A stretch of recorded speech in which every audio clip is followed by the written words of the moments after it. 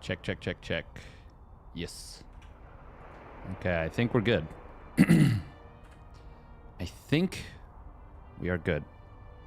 Oh, wow, only 39 players today. Damn. But some very good... Oh, GG Machine versus Baby Marine? Oh, baby. That is a banger of a match to start things off. Also got Shameless versus Hydra. Young Yakov versus Alex.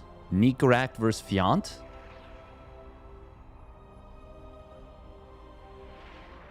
Lemon versus Seb. That's going to be a PvP, though, so... Meh. But Baby Marine versus GG Machine. Max Pax didn't show for this, for Wardy. So this is what we get this week. Ah, true. True. Alright, we are also live on YouTube for the first time in a while. I finally got it fixed back up. Fixed. Yeah, we are good on that front.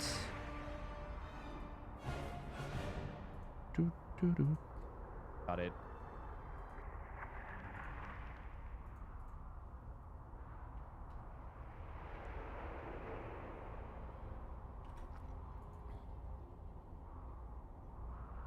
Yeah, not a ton of signups, but quality signups, I would say. Clem, Baby Marine, GG Machine, Creator, Percival, Byun, Solar, Young Yakov, Max Pax, Nikorak, Fiant, Hero Marine, Shadown, Rainer, Lemon, Seb, Showtime, Gobbo,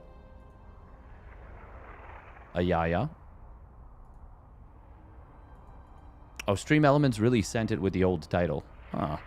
That's kind of annoying, but it's not a big deal.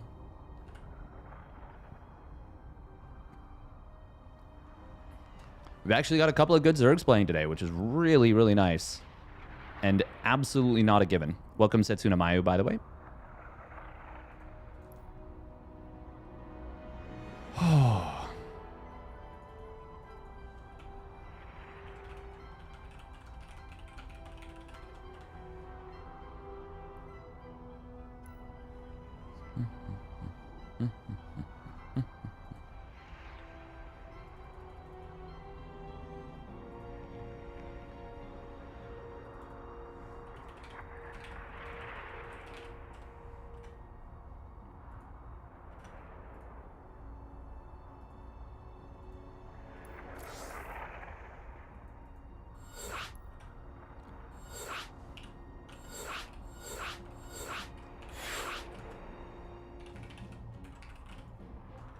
There's been loads of title issues lately. I mean, for starters, the Zerg made a final for the first time in Wardy. Is that really the first time that a Zerg made a final in the Wardy Weekly? Wait, really?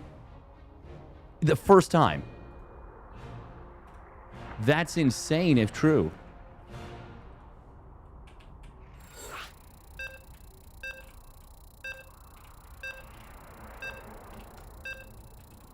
The first time ever. For the first time in Vegas Golden Knights history. That's actually ridiculous. Oh, in like 6 months?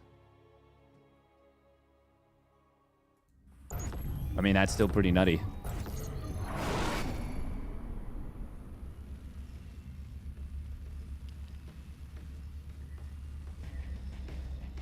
That much is confirmed. Oh man, it's been such a long time since I've streamed from this setup. Feels so weird, actually.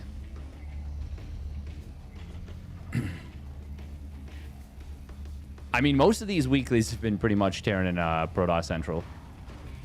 That's just kind of how it be. There's not a lot of mid-tier, so to speak, Zergs. And usually, players like Cyril just don't play. All right, here we go. Spawning up at the top right for Streamer Zone. It is GG Nope. Streamer's own GG hit his baby Marine. Wow. And his opponent, what I got crossed up with, it is GG Machine. In the purple. In the purple. Look at all that pink and purple. God, Shift was such a godsend. Such a godsend to find. Yeah, I've gotten used to looking at StarCraft on an angle, so now this looks like so wrong to me.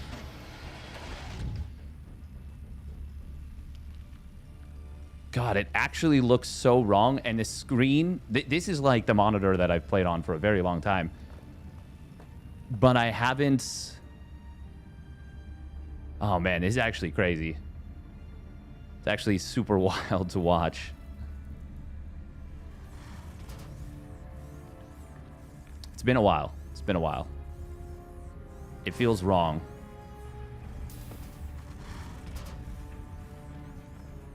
But it's nice to be back for one of these Mondays. Not a ton of them.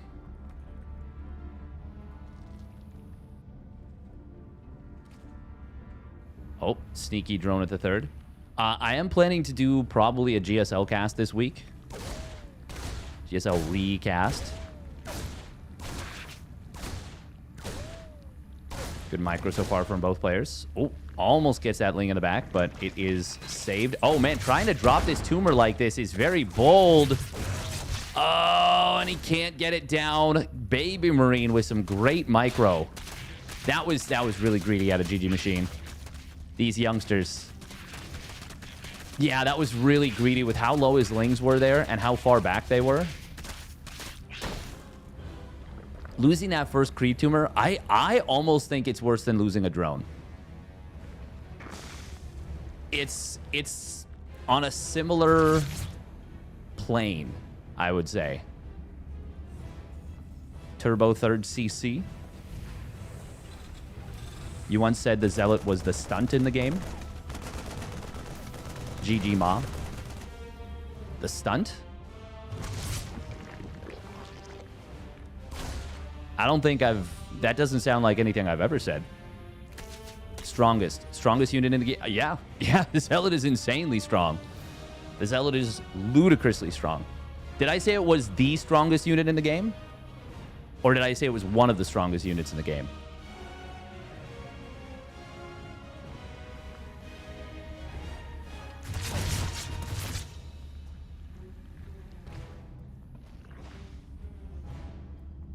Stuntman Zealots.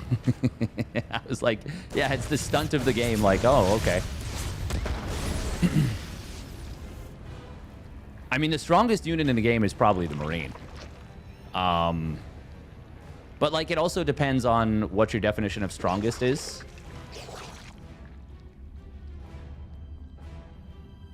The Zealot is absolutely one of the strongest units in the game. 100%. Oh. So far, not too much happening since that first creep tumor snipe.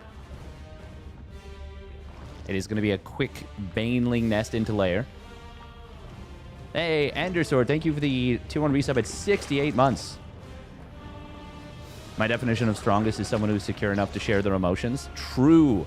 And I guess by that token, the Zealot's going to struggle because it doesn't have a mouth. So communication's going to be tricky. Single NG Bay. Okay, second one was just a wee bit late.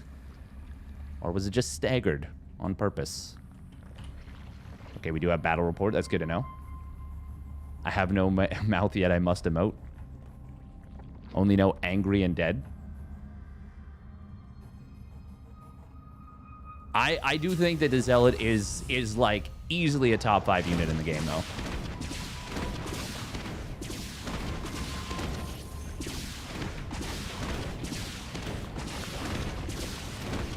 Oh my god. We are going to see the Overseer getting over here to protect this base. Ooh, a lot of damage on this one Banshee. Hellions doing a good job of kind of setting up and slowing this position down. By that, I mean, of course, going after creep tumors.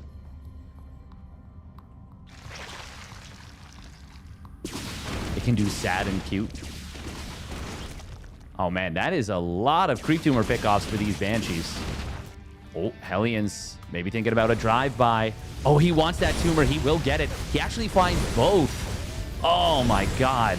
Baby Marine has killed like 15 creep tumors. Oh, he could potentially go for a snipe on this base. I think that's going to be a cancel forced out. It will be. Oh, but don't lose the Banshee. Ah, that's a big loss. That is a huge, huge, huge loss. Supply block coming in, but a really fast, and I mean really, really, really fast hive getting set up here.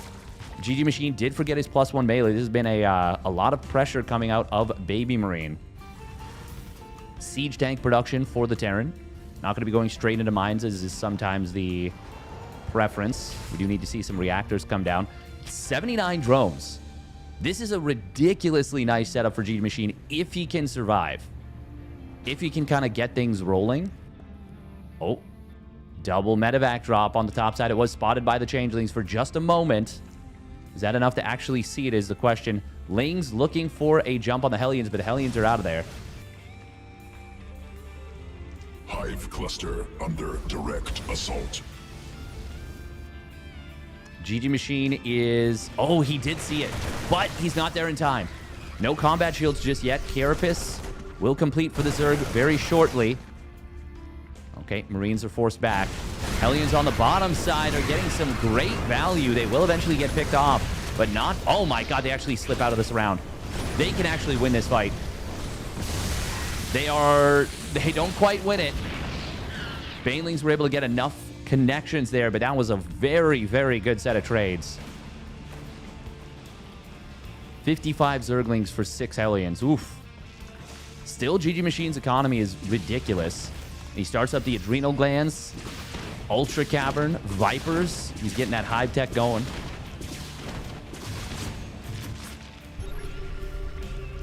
Oh, yeah, the Queen is absolutely not the strongest unit. I mean, just in terms of cost, like...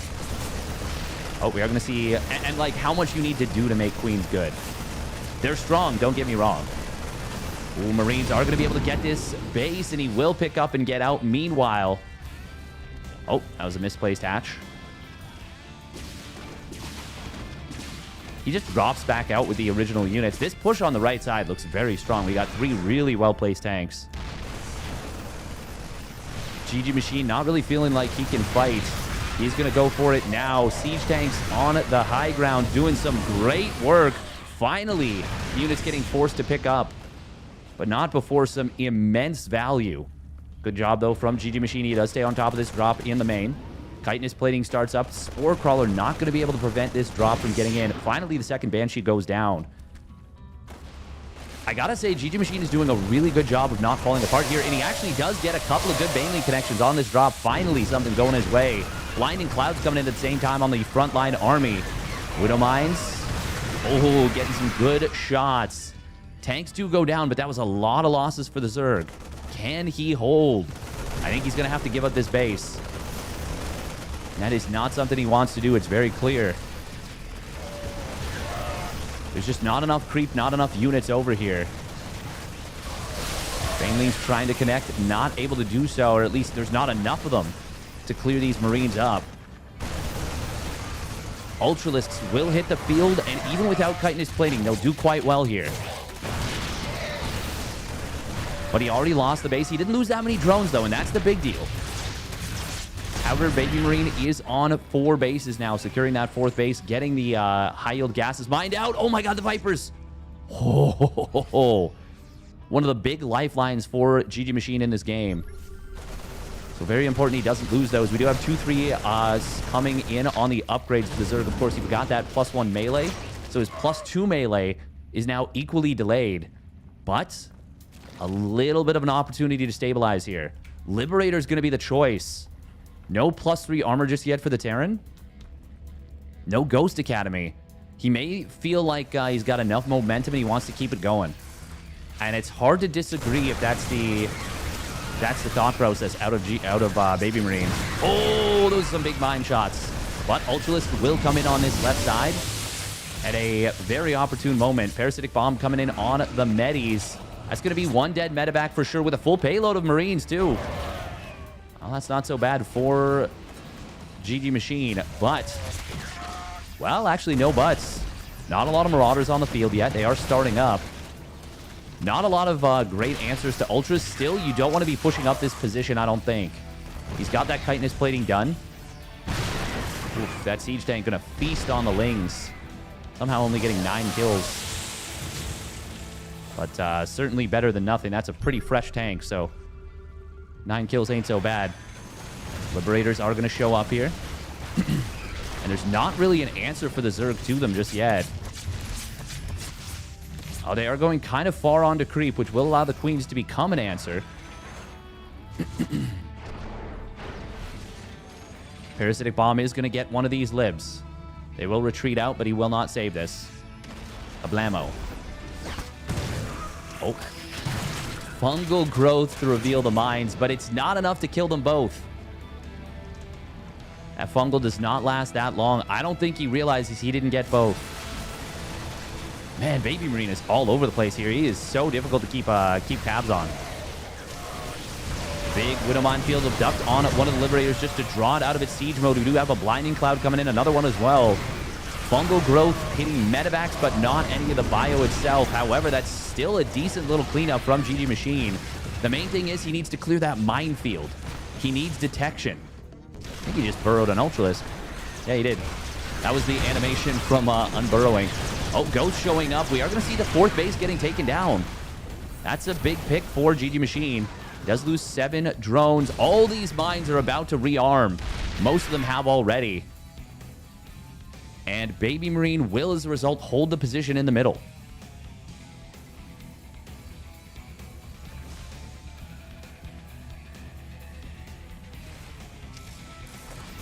You lose if you don't make drones. Oh, a little friendly fire, killing a medevac, wounding up a couple more. Oh man, these Overseers are just getting clomped. Yep, that's a word. We got a Shark Fester in the back. Overseer does get sniped. There's just no detection here. He needs detection. He's got 6 Ultras, now 5 as one of them dies to a Widow Mine. Over top of a fully used minefield. There's another Overseer showing up. Snipes coming in on the Ultras. There's the... Oh, Vipers. No, he loses both Vipers. Oh, a brutal little sequence here. Fungal growth on the back, though. That's a pretty darn good fungal. But Shameless. Sorry, GG Machine. God, we're all over the place this morning. GG Machine is losing ground. Liberator on the left side getting a bunch of kills there. 9 drones and a bunch of larvae, no doubt. Maybe in a couple of units as they popped out. Yeah, Baby Marine's got this one at this point. He's maxed out. He's resecured this base in the middle. He took a 5th. He's got a bunch of command centers ready to morph into orbitals. Ling drop getting set up by GG Machine, but this is far too little too late. Baby Marine playing an immaculate game number 1. Breba. Oh, he did finish up his +3 armor, by the way. You gotta hand it to GG Machine, though. During all this, he's still got some decent creep on the left side. And he never crumbled, per se. But, oh, that's a nice scan, finding one of those Shark Festers. Even now, well, I mean, if he lands a monster fungal, maybe. Oh, there's a big fungal. We'll catch a good amount of these units. Bailey's getting some good connections behind it. But even with that mega jump, this is not enough. And once again, the Widow Mine field is just ridiculous. Oh, lane drop in the main base. If this had come in like 2 minutes earlier, could have broken the momentum when the supplies were still a lot closer. But didn't happen that way.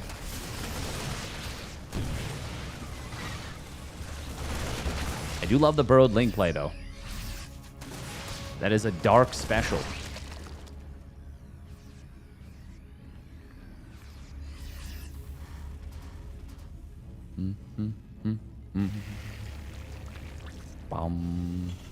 Baby Marine during all this securing a 6th base now on the bottom side.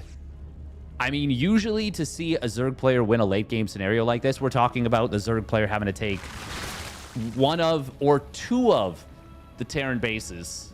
We're not even at the point where, you know, GG Machine's been able to take his entire... his side of the map.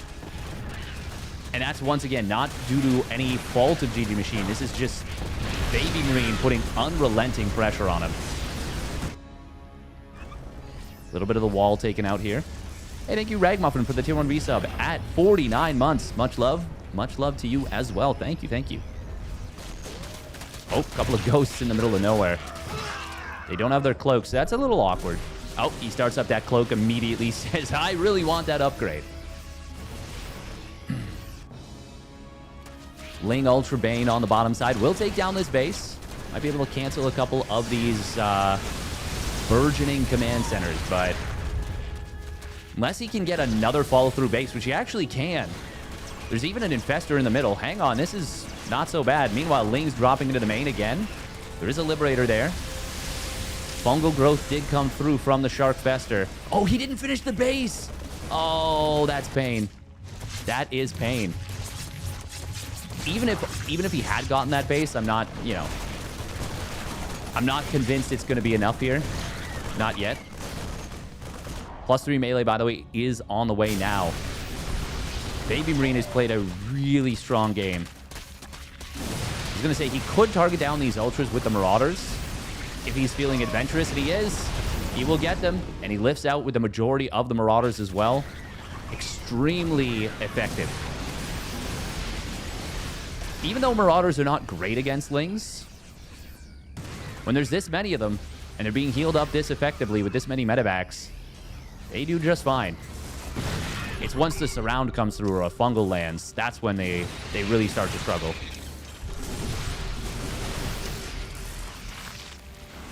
Obviously, you'd prefer Marines to clear Lings, but Marauders will do acceptably in a pinch.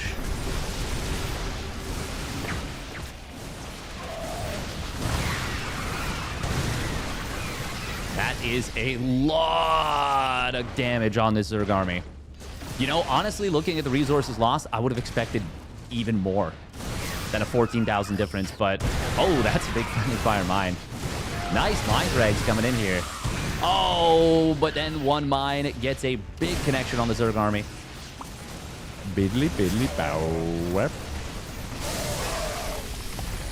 Decent Bane connections there on this army. GG Machine is staying in this game, but you can see his supply is just dwindling more and more and more. That's a lot of dead mules right there. I feel like he has to know that this is a losing proposition.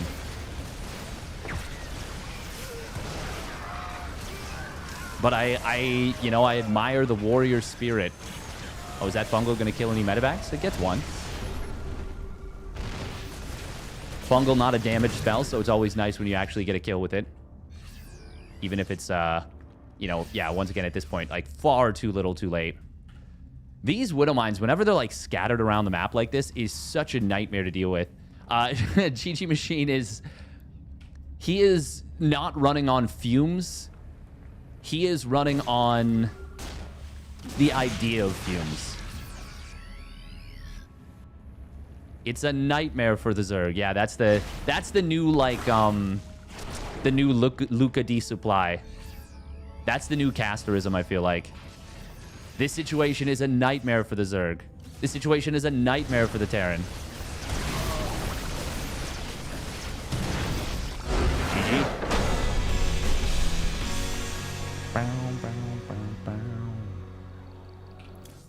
He's projecting fumes so he can run on pure mental power alone.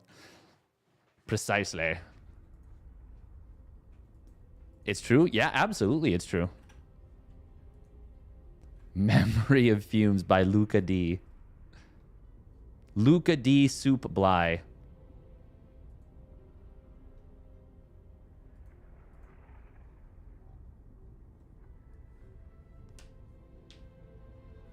Oh, chilly down here. That was a pretty banger of a game. Pretty banger. Bit of a banger. Bit of a banger. That's what we're going for.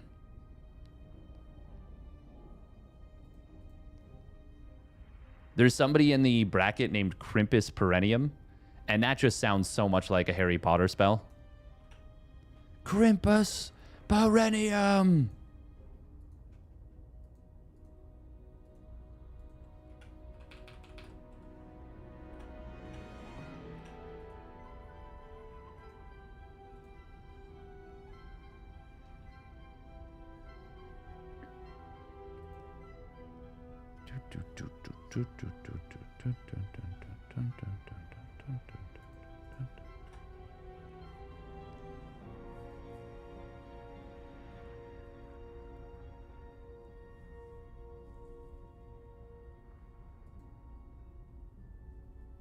Does he have the balls for it?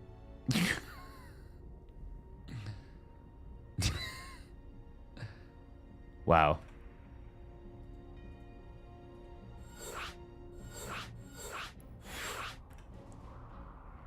Brilliant timing.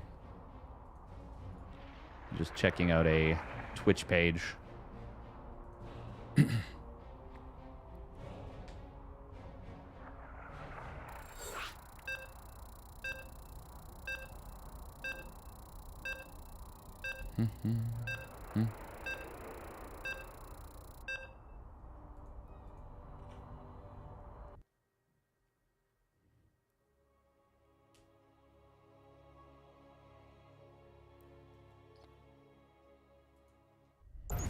Hey, thank you, Sipnet, for the tier 1 resub at 15 months.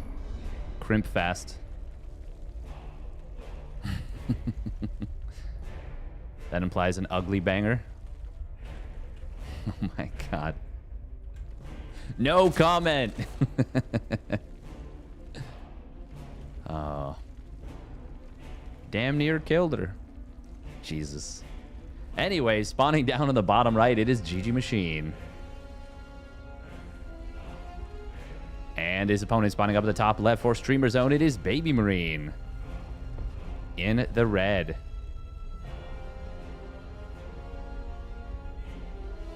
Never have my perineum crimped. Yeah, you don't want your perineum crimped, do you? Yeah, that's a bad time. Whoa, pool first.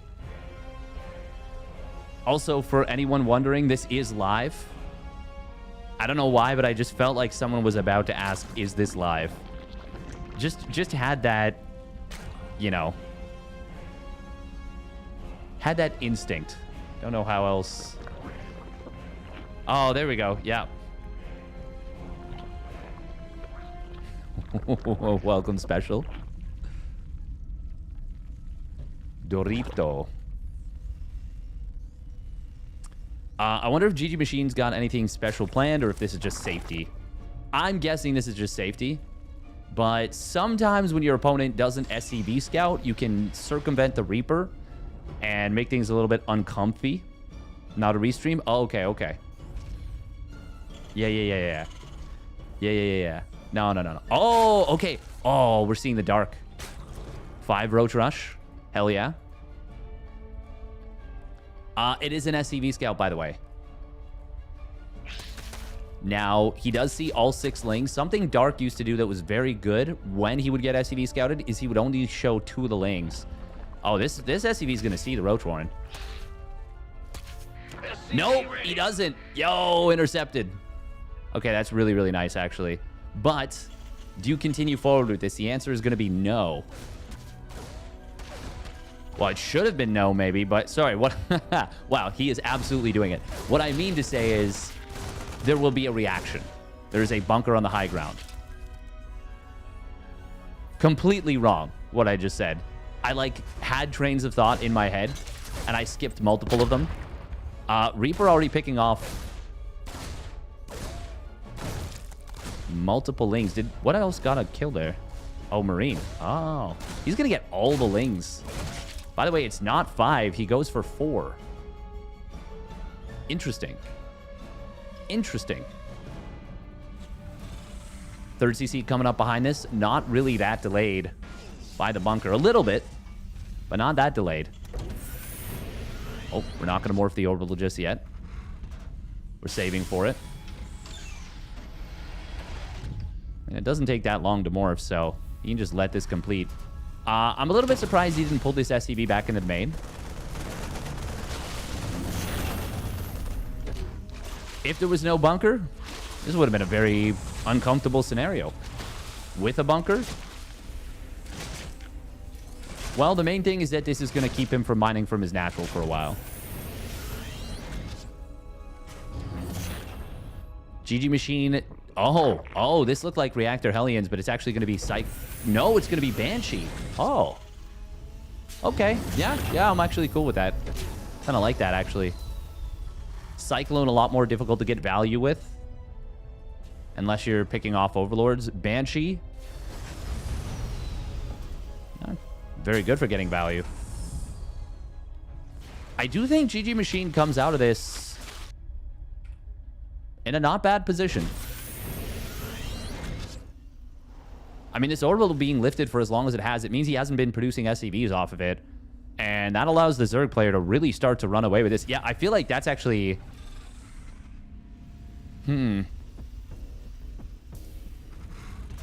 Yeah, like, this is a long time for not having your natural expansion mining.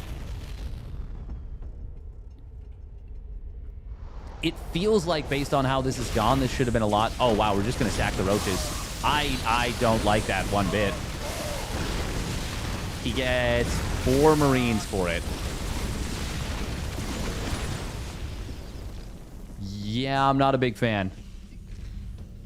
Not a big fan of that sack. Man, if he had gone Cyclone, look at all these potentially free Overlords he could have gotten. Ling speed will complete. We got a bunch of Lings being produced. GG Machine is up at 48 drones. There's no cloak on the Banshee. Banshees, I should say. No spores either, which is... It feels risky. Feels very risky. Oh. Where are the Lings? They do have speed completed now. He's going to need to pull these drones away. Oh, can he get a wraparound on the Hellions? They do go a little bit deep here. One of them does go down immediately. Can he get them pinned against the wall? Not quite. Look at these Hellions go. Wow. Wow. He went so deep with that. He will lose all of them, but not before getting a crazy amount of value. And he barely even loses that last one. Jeez. Yeah, that went way better for Baby Marine than I was expecting. Spores will complete, but he's still going to lose one of these Queens in the main. And once again, these are cloakless Banshees. Is that going to mean we're going to see an 8 racks out of this? Perhaps. SCV's waiting for a little bit of moolah, a little bit of cash.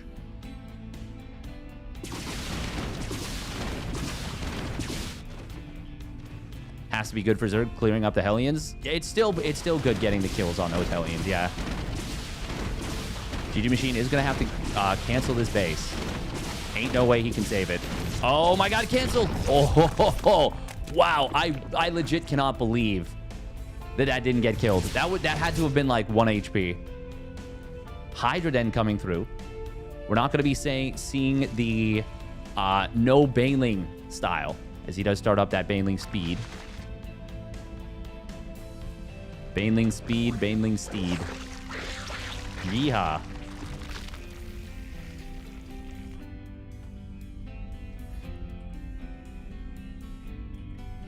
Overlord will spot this little push on the right side. Okay, I was going to say, what is that SCV doing?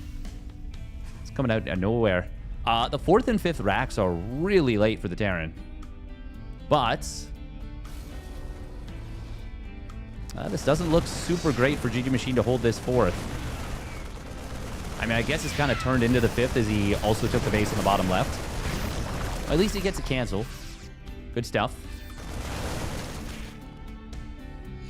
Siege tank just kind of in a spot. Not really in a great position, just kind of set up. Banshees on the left side are looking for the denial on this base. Not going to be able to get it. If GG Machine had held his fire for a moment there, might have been a really nice opportunity for a pickoff. Oh, drop into the main base coming in here.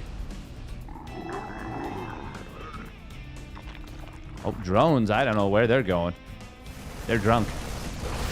Combat shields will complete in a moment, but Not in time for this engagement still. Able to bait... oh, wow. He's already got 14 kills on this one tank. Jeez. Able to bait a little bit of value there. Creep tumors will connect up these bases. Especially with the help of Dropper Lords. That's pretty cute. I say Dropper Lords. Creep Dropper Lord. Oh, man. That's going to be a lot of dead units here. Baneling's trying to find some value with an run by at the third. Gets 2 SCVs, and that's about it. Oh, target fire on the medevacs. Will take one of them down. Can he get the second? No. This will be a denial. The scan is cute to provide an extra tank shot. And that last tank shot, I think, got really good damage. It got multiple kills, maybe including a Hydra. Oh, that is going to be a cleanup on this tank, but not for free. A lot of Marines going down. Meanwhile, on the left side, or sorry, a lot of Lings going down. On the left side, it is going to be a kill on this base. And the Zerg player knocked back down to 3 bases. This is big problems for GG Machine. He's got some nice creep in the middle. But the pressure has been, once again, significant out of Baby Marine. He is really, really good at the video game. I always watch Baby Marine play, and I'm like, man, feels like he is so close. So close to being there. 2-2 started up here for GG Machine. I definitely think Baby Marine's playing better today. I wouldn't say better player overall. I would say player playing better. Because I think these guys are pretty close. Oh, that's going to be denial on the base again. And once more, knocked back down to 3 bases for the moment. Now, there is that expansion on the bottom left. Baby Marine has landed his 4th. It's not a planetary yet, though, so there is an opportunity for a little bit of run by. And that will force a lift. Gets a couple SCVs. Some bright spot here for the Zerg. Lurkers coming out. We do have the range upgrade for them coming in. 2-2 just now completing for the Terran. We'll see if he goes straight into 3-3. He's got the money for it. And I would say in a game like this, there's no reason not to. I don't think the resources you're gonna get from 3-3 from not getting it are gonna end the game anytime soon. Oh, tanks on the left getting a little bit caught out. The Marines were out of position. It's a pretty decent cleanup here for the Zerg. Abducts on the medevacs could be really nice, but it will pull back from here. The supplies are favoring the Terran pretty significantly. And more so than anything, I would say cleaning up the creep right now is the biggest move for Baby Marine to secure victory.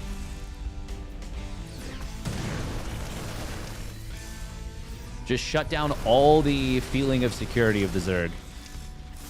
Not that there's really any feeling of security, but you can make it so that there's nowhere that feels good. Oh, I kind of want these to be hold fire lurkers. Oh my god. If they're hold fire. Oh, they are. Oh my god. Oh my god. Oh, go, go, go, go. Oh! He gets a big set of spines. Is it enough? It certainly has even the supplies out. Big run by on the right side. Got a good number of SCVs. Parasitic bomb on these medis. Oh, he's not able to drop them. Widowmine's getting caught unburrowed. There's a couple more here that did burrow up. Vipers do not want to go down. That was a huge moment. Did GG Machine have a different name? No, he's just very young.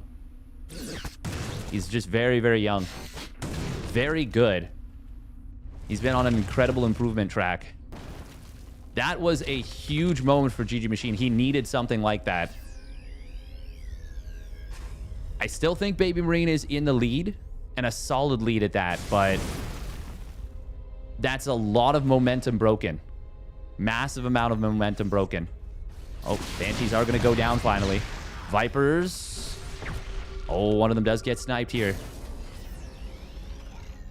That right there is a good example of why I'm a strong believer that, yeah, getting like 3-3 upgrades in a position like this. Oh, he had a Hydra lunge. He could have potentially killed one of those medis.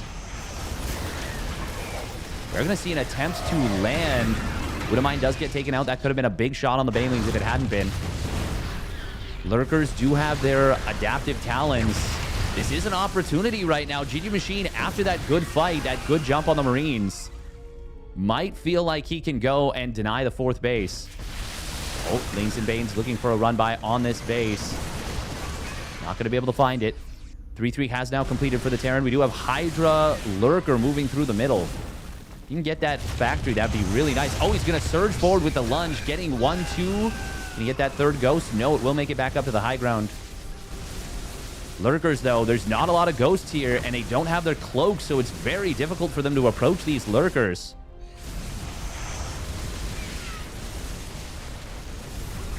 This is a strong position for GG Machine. I don't think he can hold it indefinitely. Ghost snipes are going off. Oh, we are going to see an attempt to pincer this army, and he will get the full wraparound. Lings and Hydras coming in from the back. Lurkers and Hydras from the right. One medevac gets out with not even a full payload. We're going to see another factory go down. A bunch of SCVs falling at the 3rd. And GG Machine, from a position of just massive disadvantage, got a huge jump on his opponent's army and has turned this game completely around. Baby Marine doing a good job of saving orbitals, saving command centers. But this is still GG Machine firmly now grabbing the bull by the horns. This is the Terran Nightmare. Lurkers, unscouted, get a huge jump on your army. And then all of a sudden, you're backpedaling, you're on the back foot. You're just in all kinds of trouble. Now, what does Baby Marine have going for him? Really not a whole lot. Does need to saturate these 2 gases here. But obviously, there's a lot going on in this game.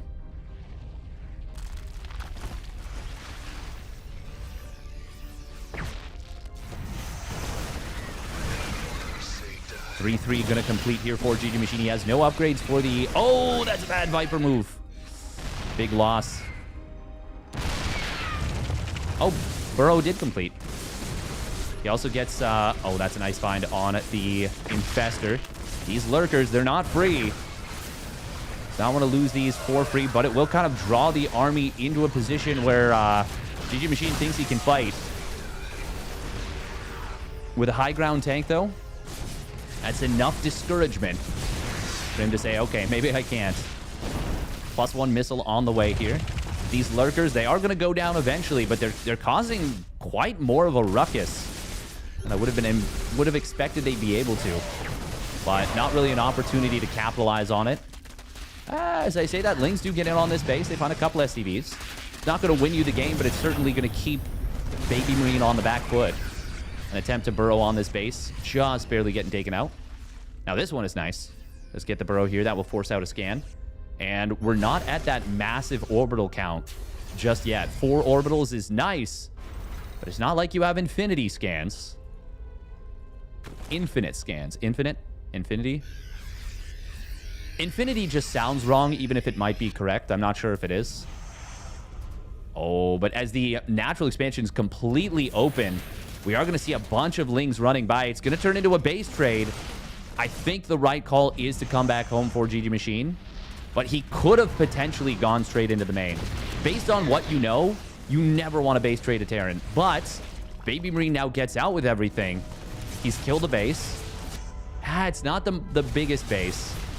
Well, look at that, burrowing the Queens. Nice job from GG Machine, good saves. Yeah, he will save this more important base on the left side, this fresher one. Army is going to kind of rotate back over here for Baby Marine. I think his best bet was to just retreat. Changelings dropping an Nidus Worm in the main. Oh, yeah, this army is very ready to fight here for GG Machine. Not at all for Baby Marine. Far on to creep. No ghosts. Pretty overstimmed. Hydra's going to lunge forward once again. There's a couple Banelings in the mix as well.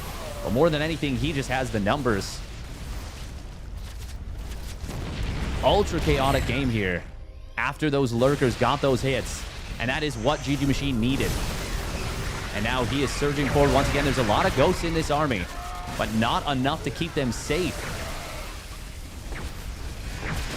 And as GG Machine snipes the third base, we have got ourselves A 1-1 scoreline.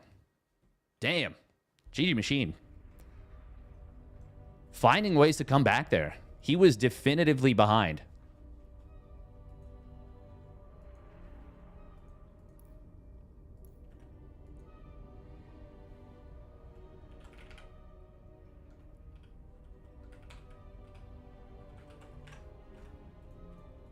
All right, Tokamak going to be game number 3. That was a great little game right there.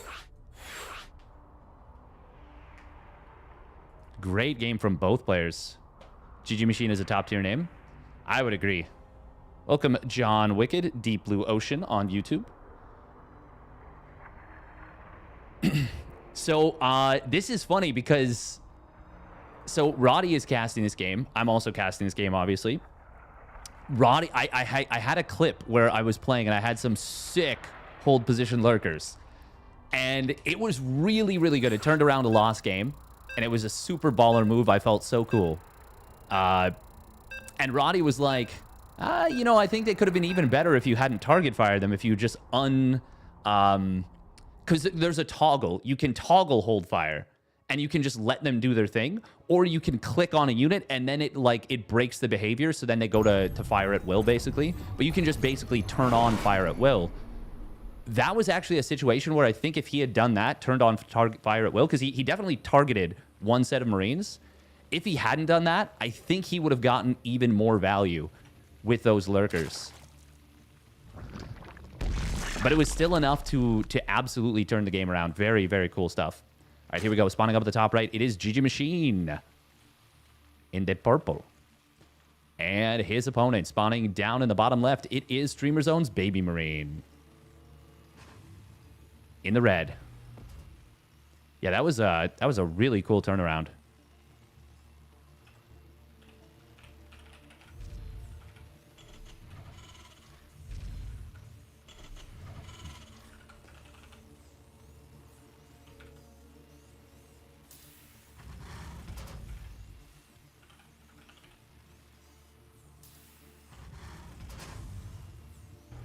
All right, Tokamak.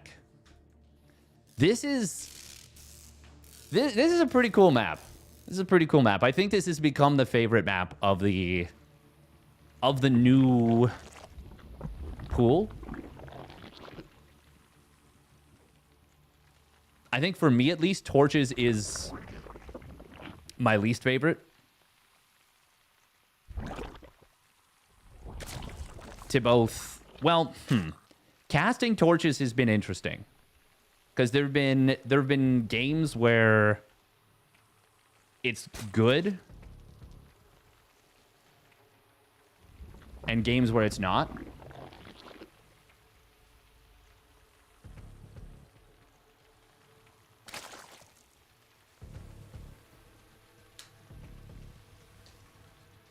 I'm just not a big fan of Torches in general.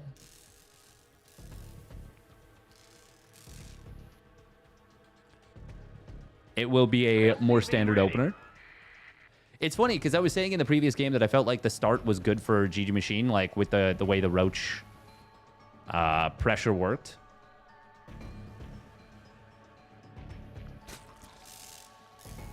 I don't know, I just think Torches is way too splittable. At the pro level, it's not a problem.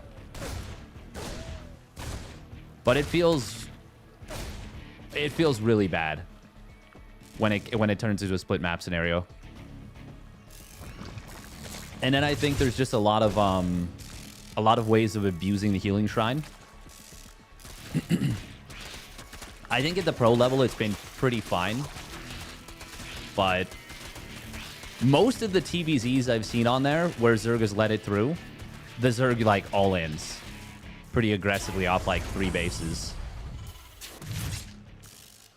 And that is absolutely an option. That is absolutely an option. No snipe on the first creep tumor, by the way. Which is kind of what set the tone for all of game number 1.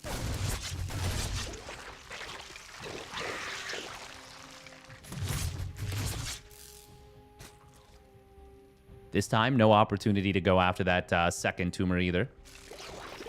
Obviously, whenever you see the Reaper going in a certain direction, you know, if it goes up here, you spread the creep tumor down here. If it goes down here, you spread it up here, which is what we saw GG Machine do. Oh, Hellion Liberator. Okay. Oh, that should be a saved tumor. And it will be.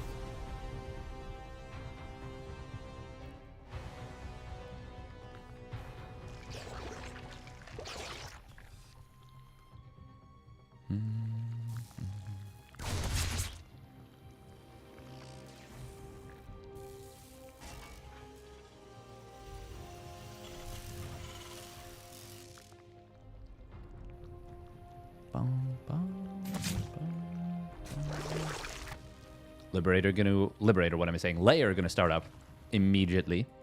That has been... I feel like it's funny because in ZVZ we've seen so much more hatch tech play. And it was already pretty prevalent. But in ZVP and ZVT, feels like you don't see any Zerg player start a layer later than like 4:30 now.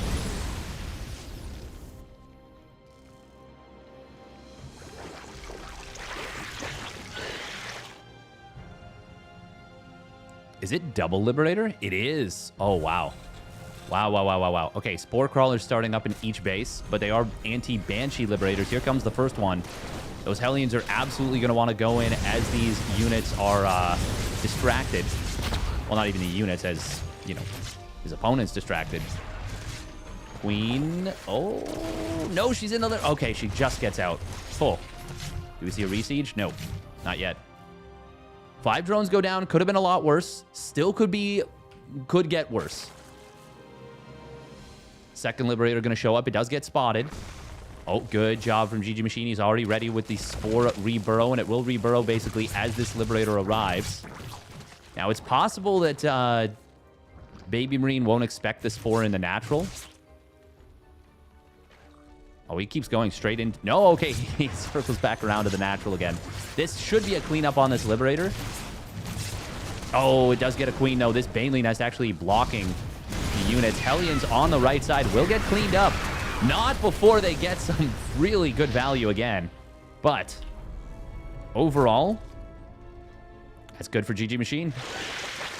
I would say great even, actually. This is his best start of the series. Both Liberators are... Oh, no. One of them has been saved. First Liberator. What? All the Hellions and one of the Liberators have gone down. Baby Marine this time straight into mines behind it. No tanks.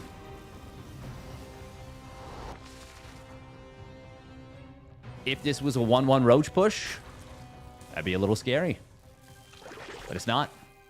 It's not that. Baneley speed, though, is already done for GG Machine. Spore Crawler is going to set up in the main.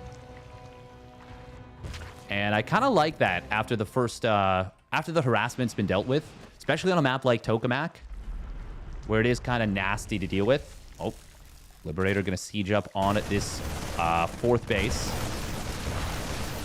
It is going to get at least a couple drones. Baneleys do get targeted down there. Baby Marine able to target down every single Bane. More showing up on the right side. They do finally force the lift off, but not before getting some very nice picks. 7 Banelings targeted down. Ooh. Welcome, Psychode. Oh, man. Baby Marine. Nice job with the target fire. The speed of these youngsters. I will say Baby Marine's 4th command center feels late a lot of the time. A little late. Not super late. Little late. Liberator up to 13 kills now, and I think they're all drones. Oh, would have mind. Oh, that's a big hit right there. 8 kills on the first mine shot, and at least 3 or 4 of them were Banes. The rest of these Woodamines, though, will mostly get cleaned up. There's no drilling claws. This is just single factory mine for now. Second one has not yet started its tech lab, so we can't get that drilling claws upgrade just yet. Liberator has finally been cleaned up.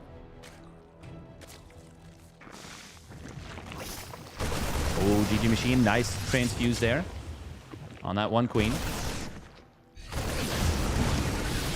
Good dealing with the mines there. As Hydras come out, there will be an option to target down those medevacs.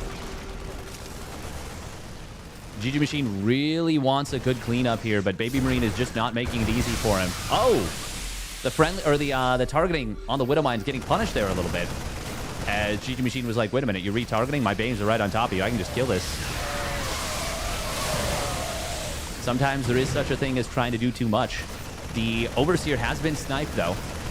90 drones for the Zerg. If he can hold this base, deal with this push, we do see some great splits coming in from Baby Marine. GG Machine says, I can't hold it. There's a 5th base on the right. Or, well, another base to fall back to, I should say. Hey, welcome, Droptimus.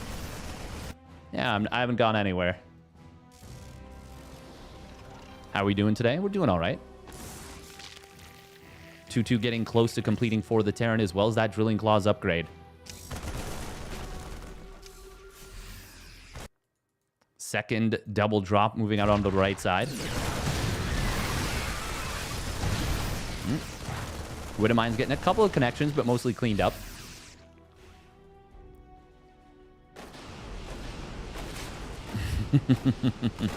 Literally gone nowhere. No Overlord. Oh, no, there is Overlord speed. It just looked like it was slow. Spore Crawler's going to reposition the main base. Oh, drones on the right, or on the left side, I should say. Wow, this army just surged right into the third base. Gets the kill on the hatchery. Oh, man, Baby Marine distracting GG Machine with the drop on the right. And just like that, everything kind of falls apart. Oh, medevac does go down. Oh, my God, these 2 Marines that were left over in the main actually do kill one of the spores.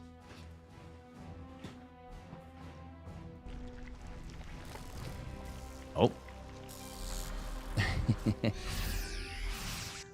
Both players trying to push the limits of their speed. They are both very fast youngsters.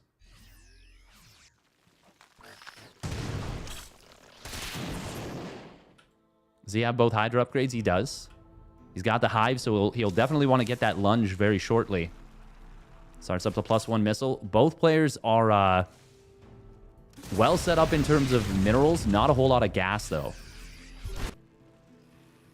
Ooh, Ling's running by at the 3rd base. Going to be able to grab quite a few SCVs.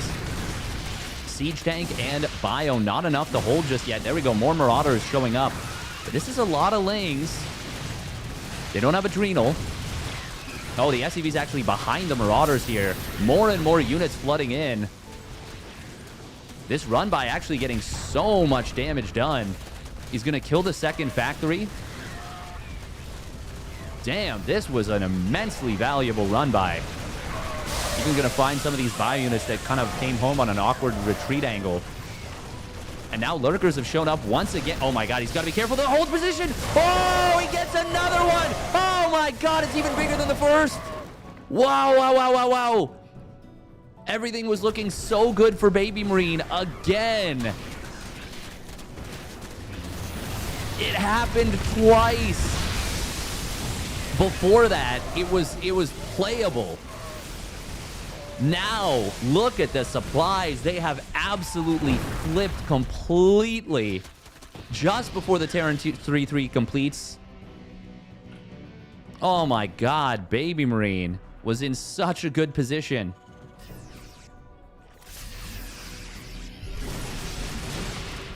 But GG Machine finds the counterattack and a huge catch.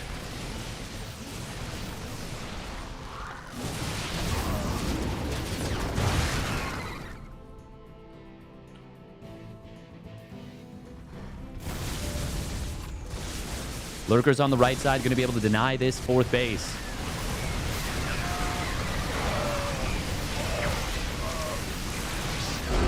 And just like that, GG Machine turning the game around. That was 2 games where he was in a very rough position. Damn. Very, very impressed.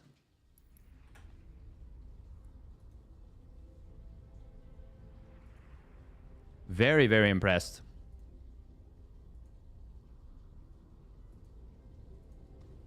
Wah. Ooh, we're gonna look for Beyond Hydra. Bleh. Oh man, Rain or Showtime? Max Pax, Hero Marine, Beyond Solar. Damn, there was a lot. Oh, Percival, 2-1 creator today. Wow. Okay, do we want Hero Marine Max Pax? I feel like Roddy's gonna definitely want Rain or Showtime.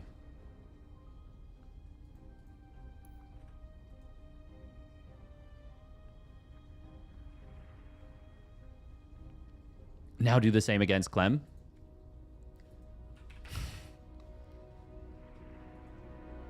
I mean, if he was able to do that against Clem, that would be bonkers.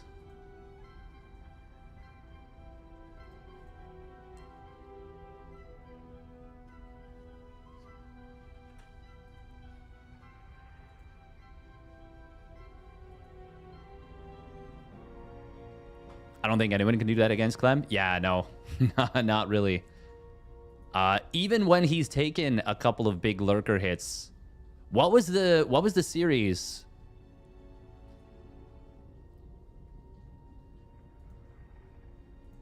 There was somebody that we were casting not too long ago.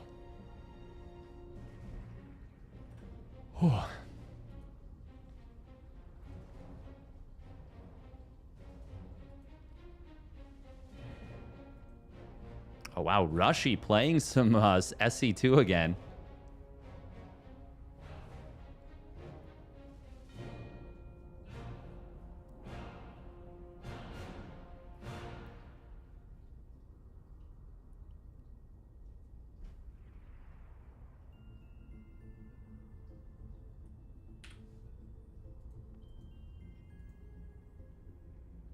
What are those things growing out of your shoulders near your neck? What do you mean? Oh, traps. Nice.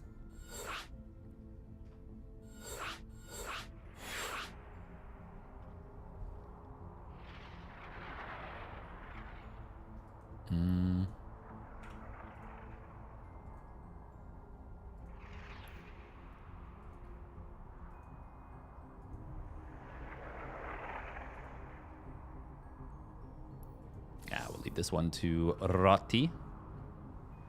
Should have that looked at. Talk to Adventurer immediately. Nice.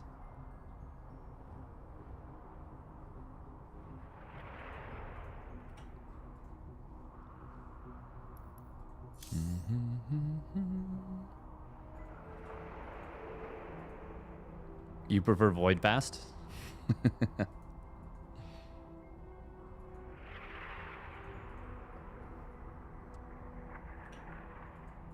I think if we can, even if we have to double book it, Rainer vs. Showtime sounds so good. Old studio has derpy and no one likes that.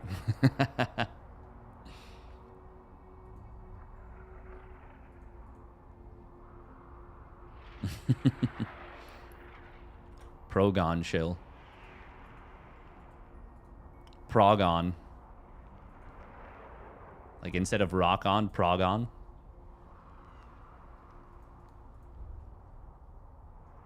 Proggies.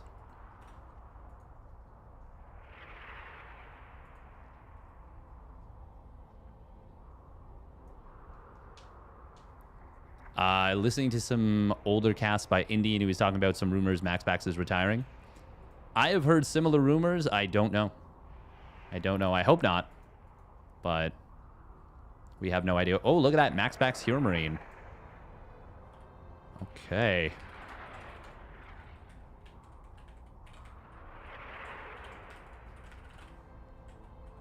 Well, that works.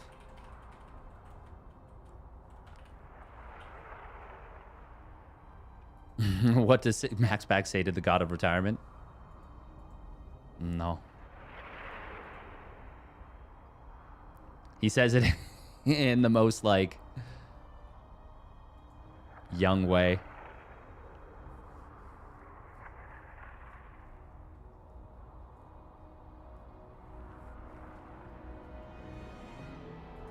Would be a bummer. It would be a bummer, honestly.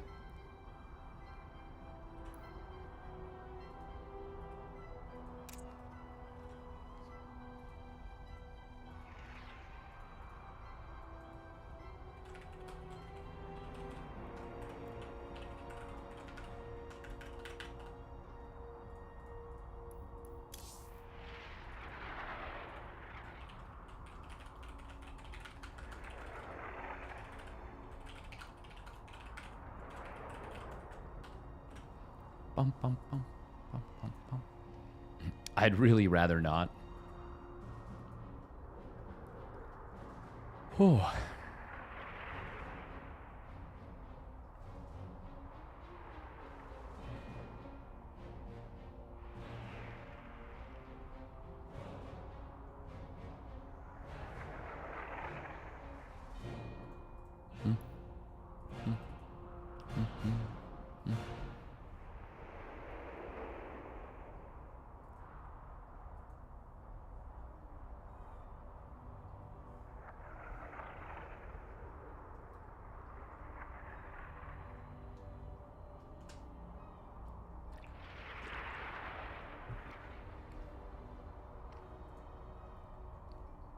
Hey, thank you, Mooka Shade, for the raid, Reno.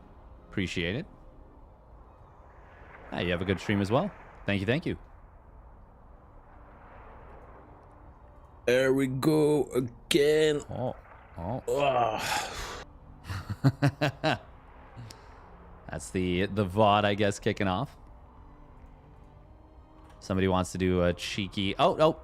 Thank you, Kabuki. We're already on top of it.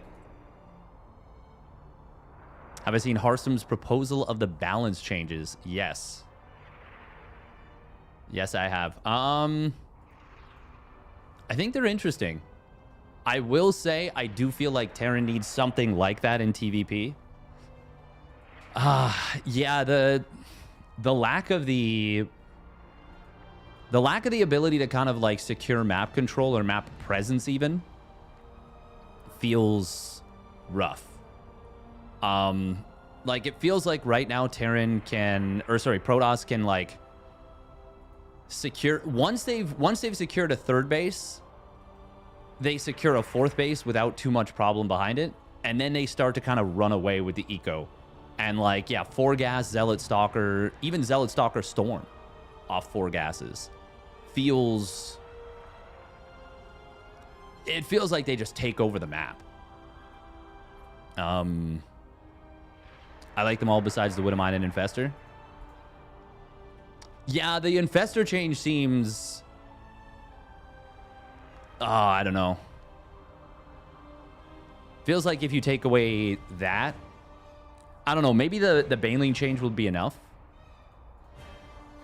to make it so that, like, Zerg players can start to snowball the mid-game a little bit more.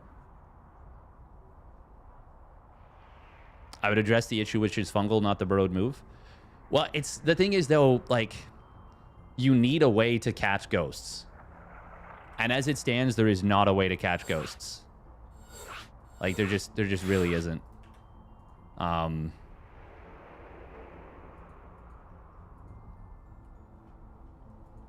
Yeah, I don't know. 50% spell defense on Microbial feels like it would fundamentally change matchups. It's a big swing of a patch, despite people being like, this is not that big of a deal. No, there's some like really massive changes in it.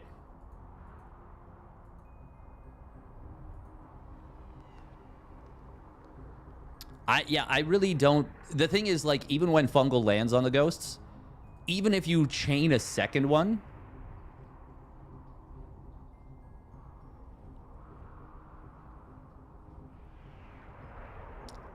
I mean, I'm kind of with you on that one, Foxer, but it's tricky too, because if it's not able to move, then you have to like as the Zerg player, you have to secure a position, burrow an Infestor there, and then just hope that they like come up. Honestly, it's tough regardless. You're gonna have somebody who's unhappy. 100%.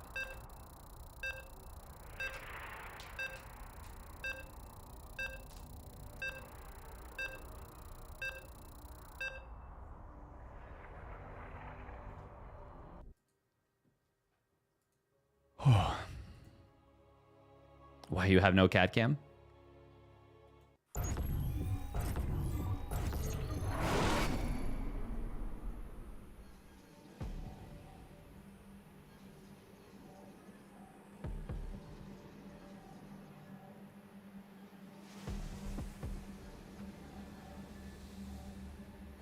I don't have the cat here, is the thing.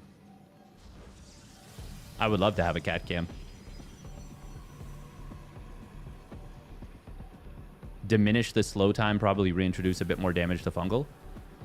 I mean, if you reduce the slow time, then you're going to have, like... You're going to have it so that you need literally 3 fungals to ever kill ghosts. All right, here we go. Spawning down on the bottom left for Storm Gaming. It is Max Pax. In the red. And his opponent spawning up at the top right for Mouse Sports. It's Hero Marine.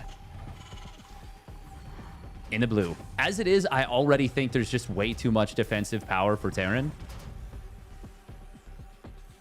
Personally, I'm now of the opinion that sensor towers should just be deleted. I don't think there's anything you can do to make them feel okay. I just think get rid of sensor towers. That's just like my opinion. No patch. Someone was just asking about Hearthstone's potential. Yeah, no, you're right. In TBT, it would be really... TBT is already so...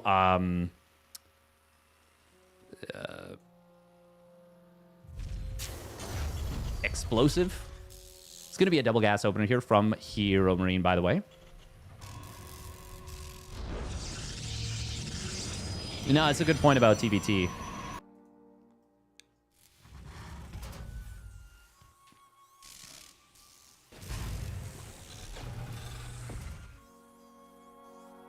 If anything, I'd be down to remove the damage on fungal and double the slow duration. That would actually be what the direction I'd want to see it go. Have it be a pure utility spell.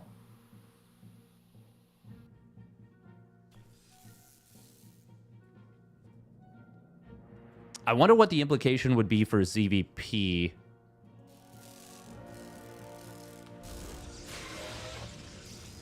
I mean, realistically, no one's using fungal for damage at this point anyways.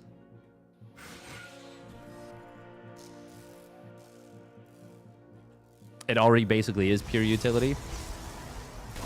Yeah, that's the thing, is like the damage is so minimal.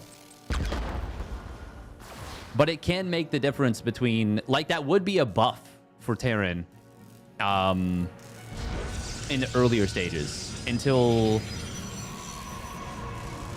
Like, any of the, like, no Baneling Infestor styles would get a little bit weaker. Because, like, Ling's trying to kill... Oh, okay, we are going to see this. This is just a dead Reaper. Just going to get sacked. Max Pax. He's going to see... I think he sees no add-on. I'm not 100% sure if he can see all the way up there. It is going to be a double mine drop. Not a huge surprise. Oh, wait, 2 mines. Is he going to send out everything? Wow, he is. Okay. Oh, Hero Marine started up a reactor. A little bit of an oopsie there. Cancels it for the tech lab, of course. Going to either be Ravens or Banshees. Now, this is one of those situations where if Max Pax actually just poked up the ramp, he could just... He could kind of bully this wall. So Hero Marine taking a little bit of a risk with the move out, but it will mean that this drop has more power, more oomph.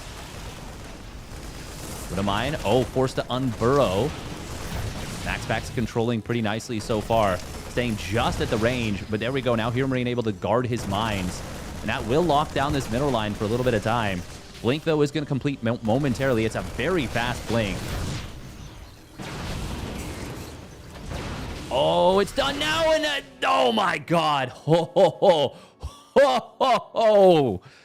Hero Marine getting out by the skin of his teeth right there. Max Pax wanting the chase down. I don't know how he just blinked those 2 stalkers separately like that.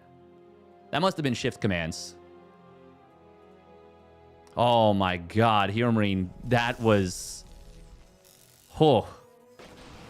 That was really, really, really close. Raven just getting missed here. Marine getting a couple of very, very nice breaks. But, well, no, he's got his tank in the natural. It has a kill.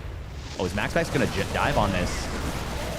No, he actually just trades out a Stalker for a couple Marines. Auto turret in the natural. Good reaction time from Max Pax. Oh, Hero Marine is not in the pocket. He needs to move. He needs to move. Oh, he's just going to lose this. He put it on hold position. He thought it was safe. Is the Raven just too bulky? Was he in the correct position? Either way, he loses that Raven. That's very painful. But he is even on workers. And that is oftentimes a good position for the Terran. Now, I will say Max Pax has that third Nexus. Did I just fat shame Ravens? Oh, you best believe I did. Viking. Gonna get taken down there. He landed the Viking. That kind of left it exposed. Oh, look at the medevac healing. Enough to keep that SCV alive, but great micro with the Prism. Very nice stuff there from Max Pax. Able to grab 4 SCVs. And he's back up to a 4-worker lead off the back of that. Now, I will say Max Pax... I don't know. This feels like a decent position for Hero Marine, even now. +1 weapons, though, is not going to be well-timed for this. Felt like Santa Claus there for a moment with the ho-ho-ho.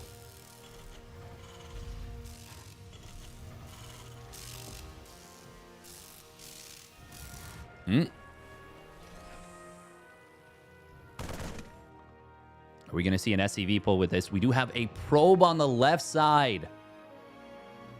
That is going to spot this drop. Oh, man, that's big. Behind this storm coming through.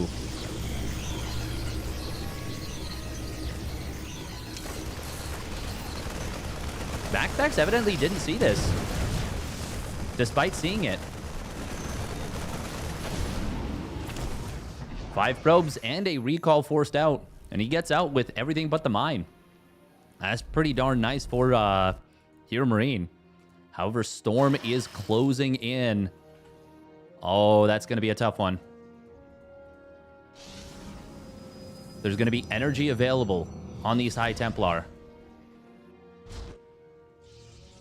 Siege tanks, though, will siege up in a strong position. Hero Marine sneaking into this very strong spot. We embrace the glory of battle. Zealots on the other side of the map are going to be able to get at least a little bit of damage. There's a third CC finishing up just now. Hope Link forward looking for the medevac. At the very least, he will be able to force these units to get taken down there. High Templar do have Storm now. Max Pax going to need to pick the fight pretty soon. Drop in the main base. Does manage to get past this guarding Stalker force. And that will be at least 1 dead Stalker. But ultimately, that does get cleaned up. It's another 5 probes going down. Hero Marine reinforcing the position, which is a little bit bold. Little bit bold. Max Pax going to pick the fight. Here come a couple more medevacs, though, and that will allow for some healing. Great positioning on these siege tanks. Storm drop is good. Very good. But there's a lot of firepower back here, and Hero Marine holds the position. Max Pax really wanted to break that, and he wasn't able to. Hero Marine, though, has not yet been able to land his third CC. Oh, wow, those Zealots actually charging past the Widow Mines. I thought for sure that they'd at very least be able to get a shot off. But they were not. Hero Marine wisely deciding, I feel, to retreat back home from this position. He is in the lead now. In a good position against Max Pax, and that is not an easy place to get. But he has not been able to knock his opponent out. Max Pax did take a 4th base during all this, and it is just now starting to mine fully. Oh, Widow Mines and tanks. Oh, that's a lot of fire there. Oh, Widow Mine. Oh. If he loses that prism with all 3 Templar inside, that might have been the game. Oh, that's a slow warp pylon. He will fix it. But as you can see, he's going to have to live with this one. God, watching a slow warp pylon is just so much pain.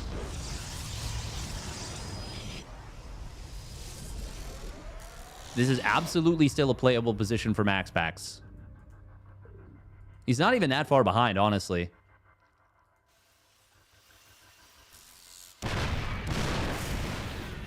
God, those tanks are just shelling away.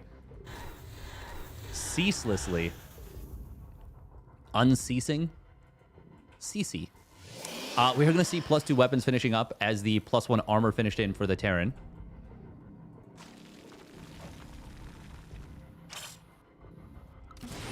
I wonder if Firmane realizes that there's 2 bases now on the left side of the map that he's not yet scouted. Drop coming in on the bottom side. This is a full energy High Templar here. That's very handy on the defense.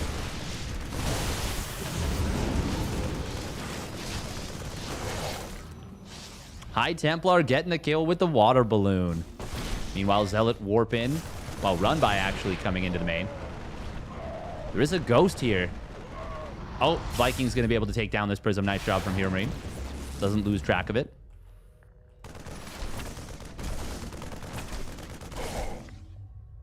No +3 weapons started up just yet for Max Pax. We do have a Zealot run by getting set up on the right side.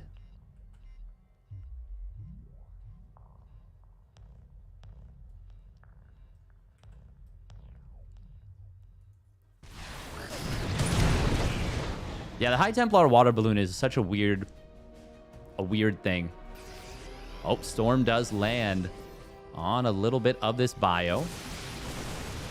Drop coming in on the bottom side once again from Hero Marine. This High Templar. Oh, another Storm? No. Looks like it's going to be an engagement. That's a big Storm on the main army of Hero Marine. Meanwhile, oh, the 3 tanks do get taken down. There's a Colossus that just popped out at this fresh, or well, not fresh base, at this 3rd base. This base is far from fresh. She's had it for a while. Like half the game at this point.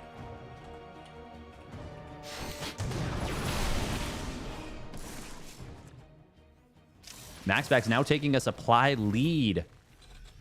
Oh, Widowmine. Oh, that hit 3 High Templar, killed one of them. EMPs will be good. Oh, this feels like a good opportunity for Hero Marine right here. He's going to take down the Colossus, EMPing down the Archon. There are some Immortals here. This is before 2-2 is completed, so the upgrades do sit in the favor of Max Pax currently, but there's just so much bio here. Storm will come through. There's another Storm available, and it lands. Hero Marine does get a good fight there. Just now landing his 4th base, though, and Max Pax has been mining off of his 5th for a decent bit of time at this point.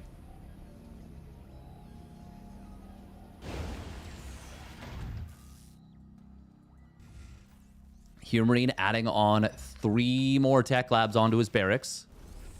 That's going to bring him up. Oh my god, he's on 6 tech labs. Wow. 6 tech labs on his barracks. I thought it was 7 for a second. That would have been insane. 6 is still a lot. But it's not that crazy, actually. I thought it was 7. Bunch of missile turrets starting up here for Hero Marine. Really wants to lock down many positions. Drop on the bottom side. Will get pushed back. Good job from Hero Marine. He saved pretty much everything. I say pretty much. He did save everything. 3-3 on the way for the Terran. We also see the +2 ship weapons that was quite a bit faster than his other upgrades.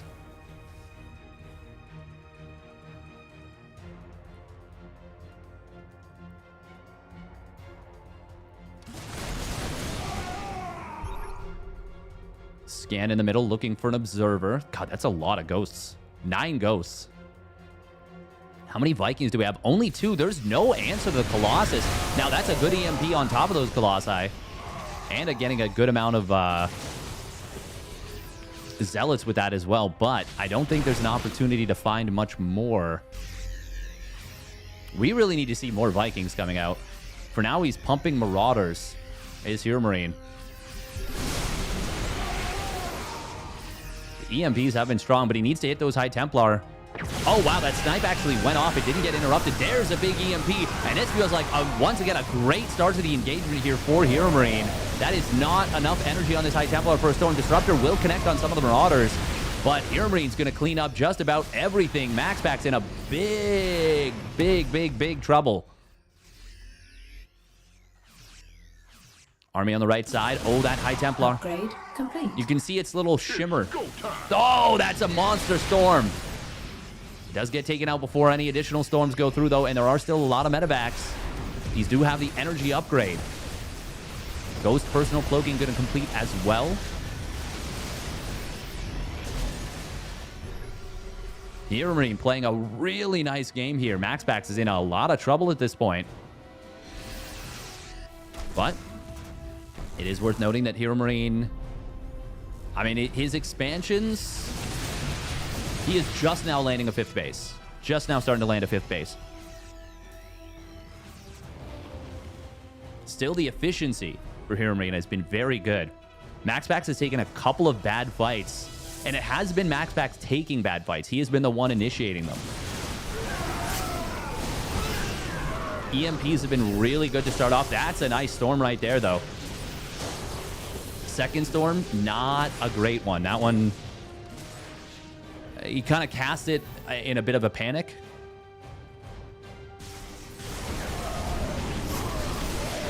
I think the biggest problem for Max Pax right now is the vision. It feels like he's never been able to get vision on Hero Marine's side. Basically, up this ramp, Hero Marine has kept the vision limited significantly for the majority of the game, and that's been Hero Marine's key to success here. Max Pax going to try and move forward. He is down in upgrades at the moment. EMPs did land, not enough to block everything. These Vikings are very low on HP, and there's not a lot of them. Still 3 Colossus here. Disruptor will come out. 4 Vikings at a time right here. Scan's seen so much of this army. Oh, what did he just snipe? I don't even know. Hold that thought, though. Vikings going to try and find one of the Colossus. Almost able to get it. Not quite. There we go. Finally getting the kill on it, but I think that was every Viking. Still a lot of Zealots coming through. Oh, we got a counterattack coming in from Hero Marine. Zealots warping in. Cannon being healed up by the shield battery. Not enough. But this will buy some time. Oh, Colossus getting low on HP. Disruptor shot connecting on 3 ghosts and another monster uppy. Hero Marine losing a lot right there. He will ultimately clean this up or at least push it back. Oh, another Disruptor shot. That's a big one there. Getting a ghost and a couple Marines, softening up the Marauders as well. And this counterattack from Hero Marine will get cleaned up. Only a couple of bio units making it out. And we might even see these medevacs getting cleaned up here. 2 of them will fall. Oh, can he get that 3rd one away? No, it goes down as well. Max Pax off the back of some huge Ruptors. Now turning this one around. Hero Marine was in a magnificent position. He started up Advanced Ballistics, by the way, for his Liberators, and then cancels it, saying, "Nuh-uh, I don't feel good about this yet." And he's lost a lot of economy. How many SCVs went down? I want to say like 15 SCVs went down in the last little bit. Oh, we are going to see the rocks being dropped here to kill some of these mineral fields. Blink to the bottom side. That was cute to snipe medevacs. Oh, wow, that Disruptor actually did kill a Marine. A couple probes going down somewhere. Oh, Blink DT's on the top side going after this. 1, 2, 3, 4 swipes, and it's a dead planetary during the main fight, but it is going to be Hero Marine taking a decent fight. However, now these DTs have kind of cracked this top side wide open, and more importantly, killed the base itself. Oh, by killing the rocks, he's able to get through here, but that's a big storm. Another storm coming through. Yes, it does, and it's a huge one. 10 kills on the High Templar. Very rare to see the Templar actually get those kills, but those were two monster storms. Wow, wow, wee, wah. It's a banger of a game number 1. DT's warping in once again. Slow warp pylon once more.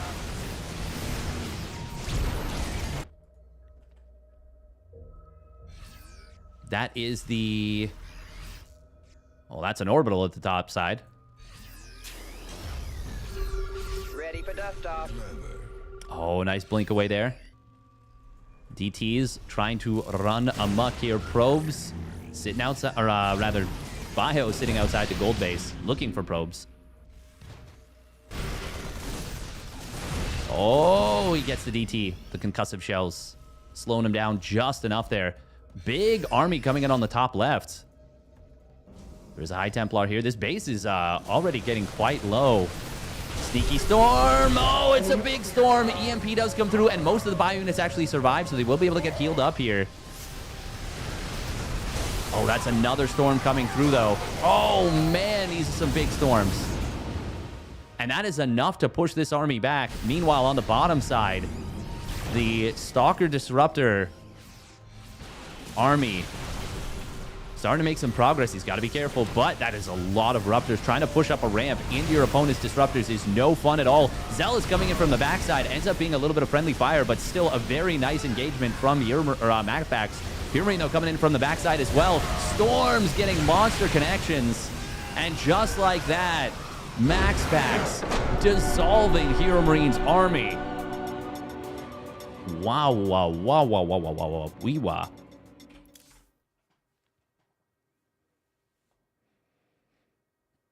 Oh. Damn.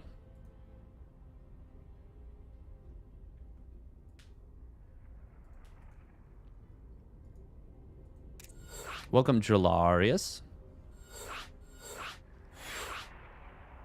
Feel like I haven't watched a weekly in ages. I know, it feels like there hasn't been that many weeklies on the Mondays.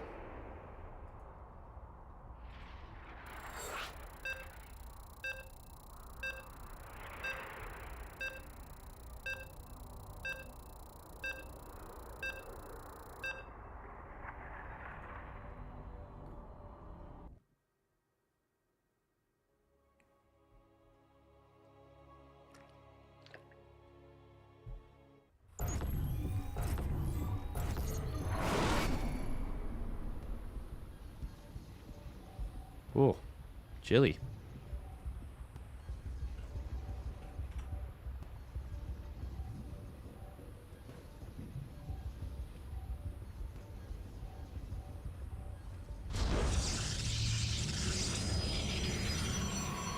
I mean, he also did have like 6 cannons and a couple shield batteries. All right, here we go. Spawning down on the bottom left for Sidestorm Gaming. It is Max Pax. In the red. And his opponent spawning up at the top right for Mouse Sports. It is Hero Marine. In the blue.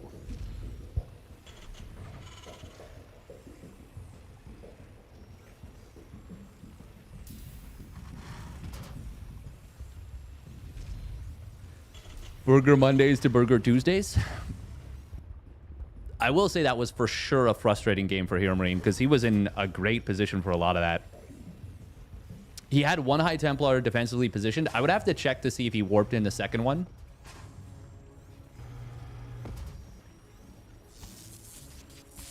He did have one already in position. But he may have warped in the second one and, yeah, energy recharged.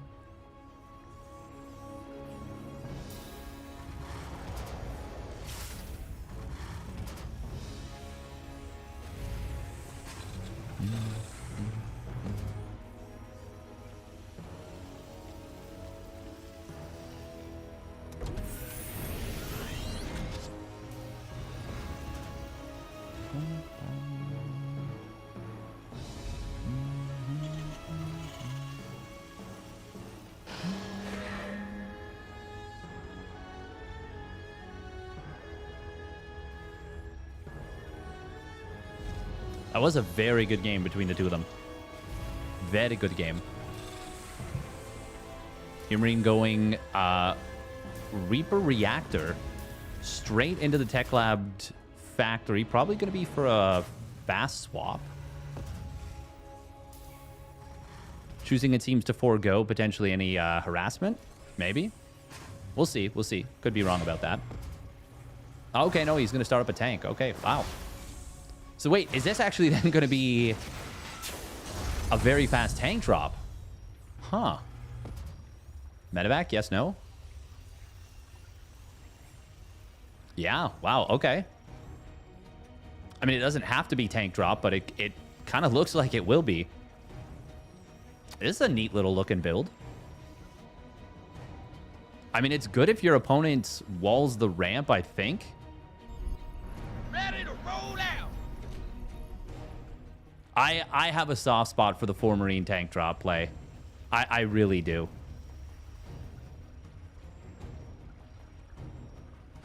I just think it's so cool. It rarely works, but I just think it's so cool.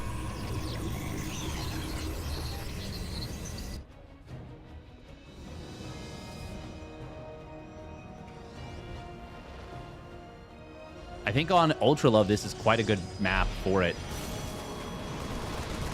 He really wants to get into the natural quickly. And, oh, that's a big set of tank shots. This does hit the mineral line. And siege tanks, of course, one-shot probes. And the way that their splash damage works, they one-shot them very effectively. Already 3 probes going down. Only 1 Marine dying. You also got a Stalker there. Reaper.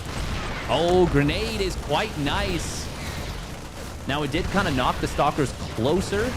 But this is good trades. That was 1 tank for 1 tank and 1 Marine. Oh, no, don't lose the medevac. 1 tank and 1 Marine for 3 probes, 3 Stalkers. That's a fantastic trade for Hero Marine. Fantastic trade. And he gets past... Okay. Oh, wow. He is reinforcing. This is pure memes, and I am so here for it. Oh, another big tank shot. Oh, it actually shoots at the Stalker. Still gets a shot on the probes, but it could have been a lot better. We are going to see a counterattack coming in from Max Pax. There is a siege tank at home and a bunker about to complete. It doesn't get finished, though. Your Marine will need to get an SCV back on that to finish that. He's focused on the other side of the map where he lands the tank in a natural. Oh, it does get targeted down, but not before getting a couple of Stalkers. I think I'd like to see target fire on the probes right here.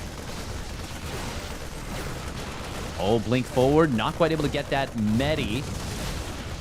Max Pax pulling back in a range of the shield battery. He did lose one of the Stalkers, but this is still going to be a cleanup. And a pretty good one at that.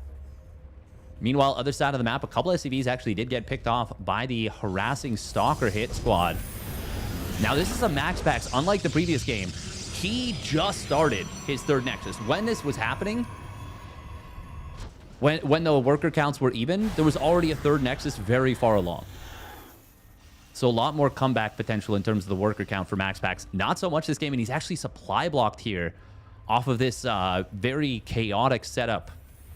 Chaotic situation. Ooh, the fact that this is lifted kind of exposes the tank, and that will be a kill on this tank. Blink into the main base. 2nd tank is going to siege up. We'll get a decent connection. Viking getting taken out as well. Target fire on the Warp Prism. He actually missed some of the target fire, so it does survive. And this is now a big opportunity for Max Pax. He's going to deny Stim potentially. Yes, it will go down. Oh, man, this was looking so good for Big Gabe. I still like it for him. But that was a very unfortunate time to kind of open this gap in the wall.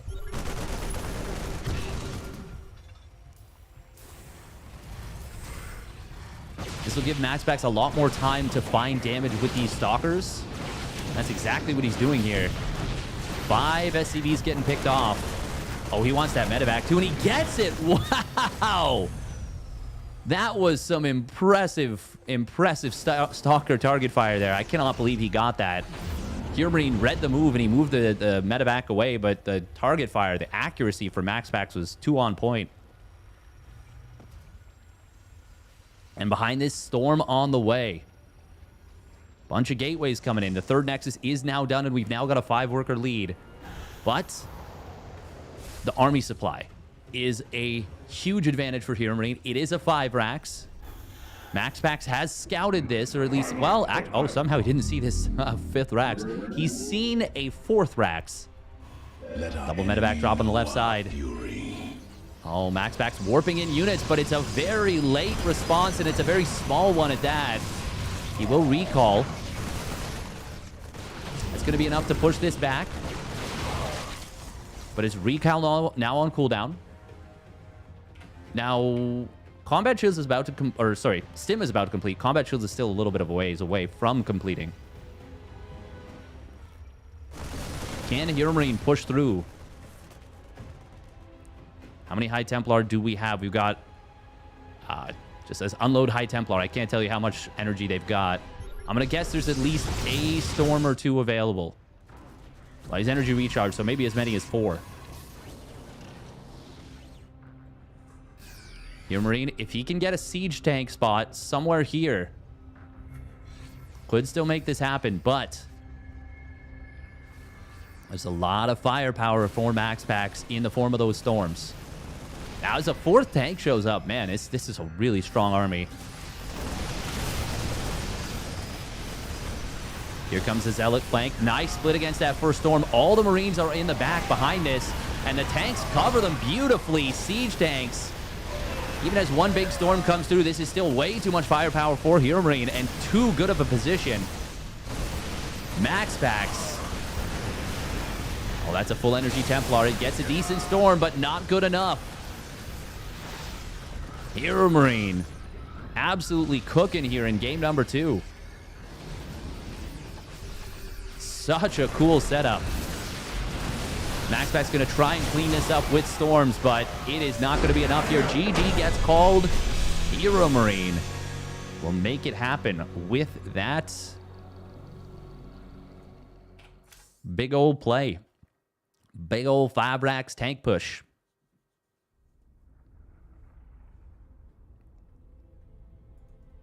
Oh.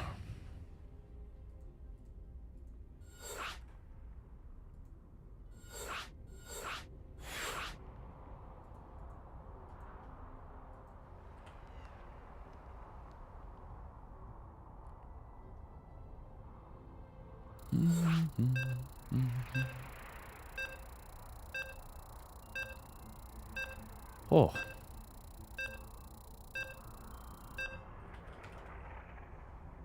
Bum, bum, bum, bum.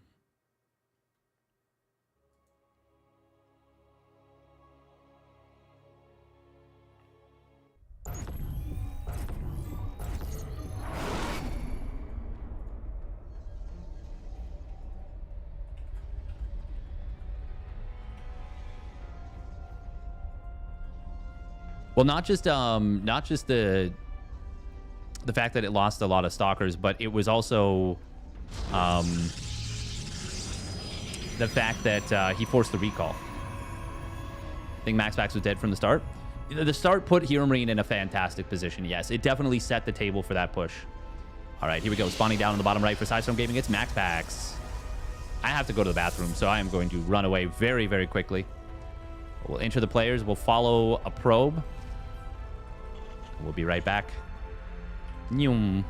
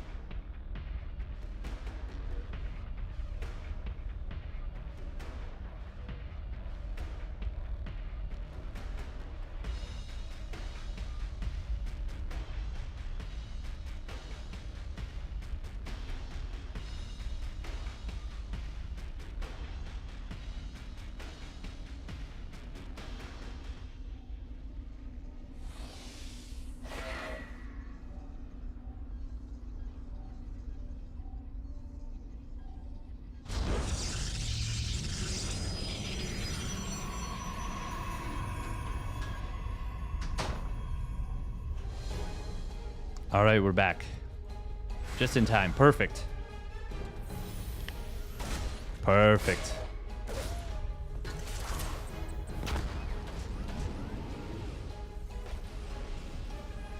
He lost a lot of mining time, and he lost a lot of stuff in the natural. Talking about the previous game. Wow, that's a pretty nice start for Max Pax here, though. Kills the Reaper, kills an SCV. Fortunately, there was another SCV ready to continue command center production, so it's not a big delay on the CC.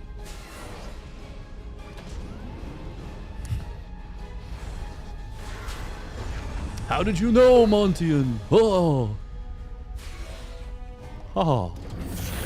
It is going to be a Hellion to help clean this up. Oh, Max Pax does get killed with that one Adept. Still good start for Max Pax. Very good start. What did he kill? Yeah, Reaper, Marine, SCV.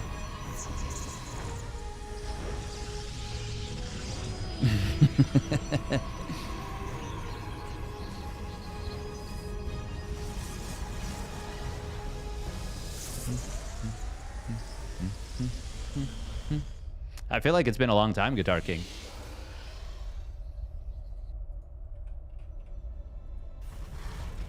Gonna be a 6 Marine mine?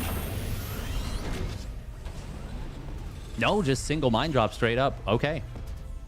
Wawawiwa. Interdasting.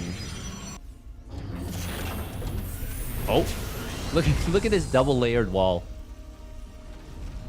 Here Marine has decided that this is where his buildings go. Anything other than that is just wrong. The anti-blink Clem build? Yes. Anti-4-gate blink build. Blink is done, though. Oh! He's going to lose that, Medi.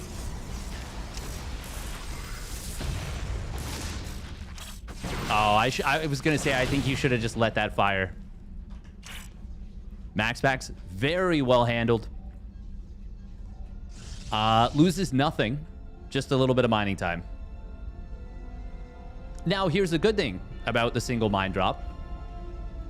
It's only one mine. Super low commitment. This is a very exposed tech lab.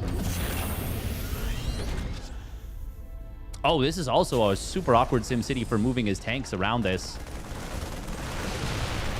Stalker's gonna drop on top of this. Wow, I haven't seen something like that before. That was fancy out of Max Pax. This looks so scary for Hero Marine. Losing the first tank, second tank. Is trying to get back over here. There's no more tank production. If Max Pax recognizes this, I mean, his Stalkers are really bruised up. He's gonna warp in more. Hero Marine is in a lot of danger. Your probes are under attack. Hellion and Raven counterattack. Hellion will get cleaned up without getting any damage. Raven's auto turret will get dealt with. There is so much surface area to cover. I do like that missile turret here. I will say that. Big fan of that.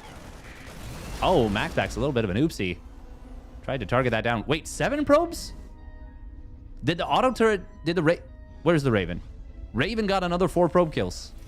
Okay. Well, now... You had my curiosity, but you have my attention now. That is a nice pullback on the Observer. Getting the Observer away. Oh, that feels bad if you're a Terran player. Oh, that feels so bad.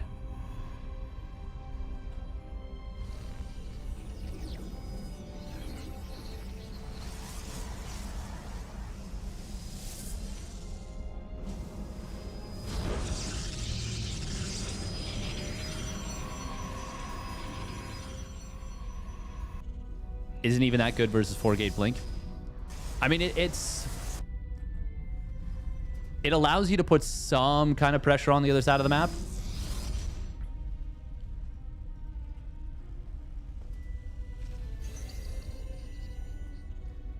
It is going to be Colossus coming in. 3rd CC on the way for Hero Marine. Max Pax has seen that. Stalkers in the middle are going to force out some stims. Concussive Shell's finishing momentarily, but he's going to get a couple of Stalkers anyways. Oh, no, just one. Nice micro there from Max Pax. Getting himself out of harm's way. Out of harm's way. One Zealot will be sacked, but it takes the Marine down with it. Oh, nice little depot right here. Actually blocks part of the entry to the mineral line. Cute moves. Cute SimCity.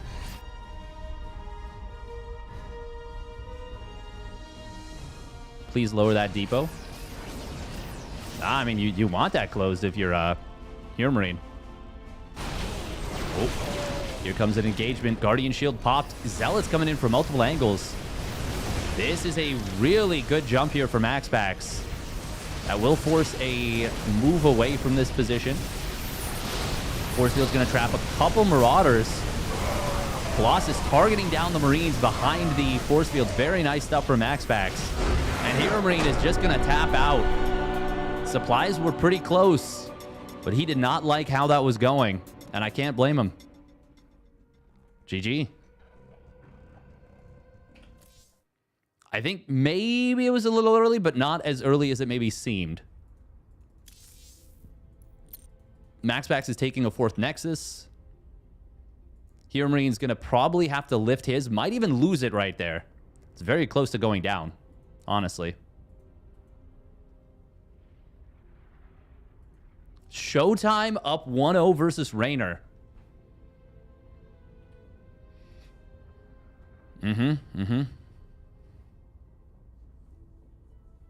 Oh, big Zealot Warping in the main at the end there, too. Ah. Montian. I know you're trolling, but you can't be out there doing a troll like that.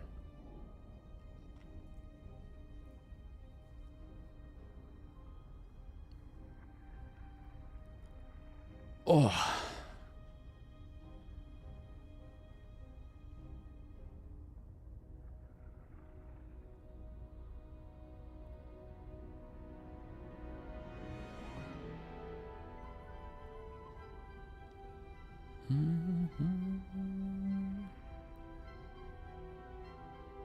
Bum. Bum, bum. What is Twitch chat for if not trolling? Like, why have it?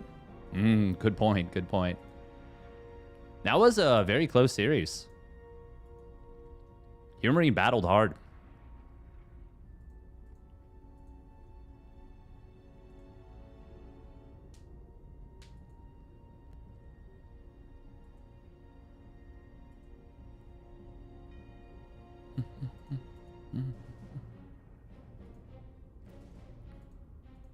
No, I've lost a bunch of weight. I have indeed. Although I gotta be mindful right now. Haven't been as on point. Nice. Good for you.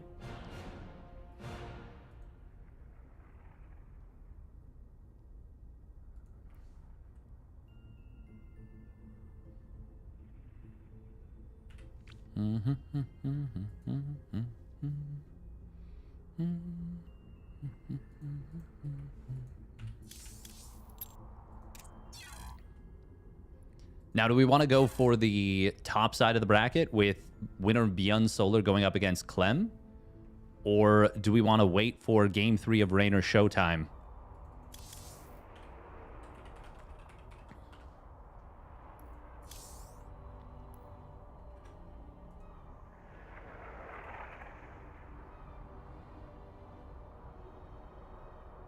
Damn, very nice.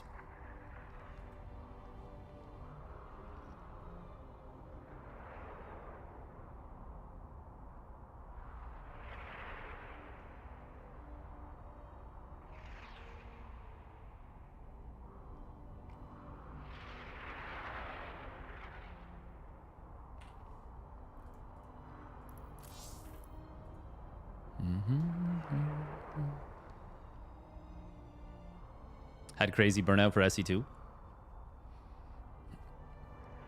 Yeah, Protoss is in a pretty good spot right now. There's that's for sure. That's for sure.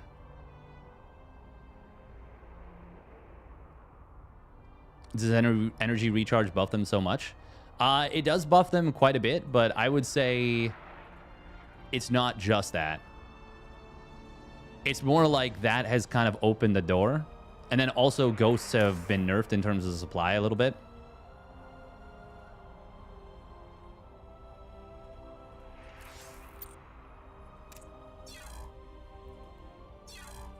I mean, we gotta go Rainer Showtime, right? We don't get many Rainer games.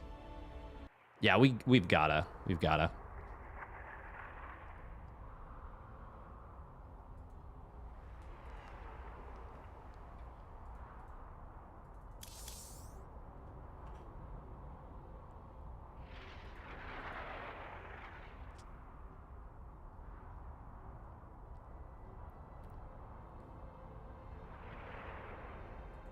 Think the goal of balance should be to incentivize active play. I would agree with that.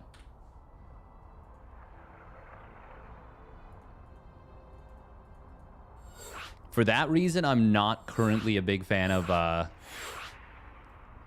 TVP. Or sorry, ZVP? No, ZVT. Wow. Although we did see an extremely active match between Baby Marine and GG Machine.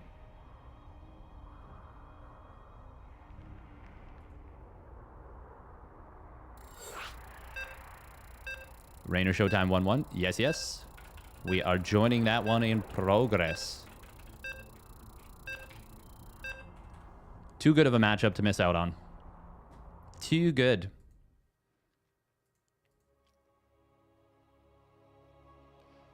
Yeah, no, I'm with you on that one, Giant Orange. I wouldn't even just say refusal to address Protoss dominating ladder. I would say the refusal to address the fact that the top 8 in the world, or the top 8 of the biggest tournaments in the world, is not the be-all, end-all of balance. And pretending that it is going to drive players away.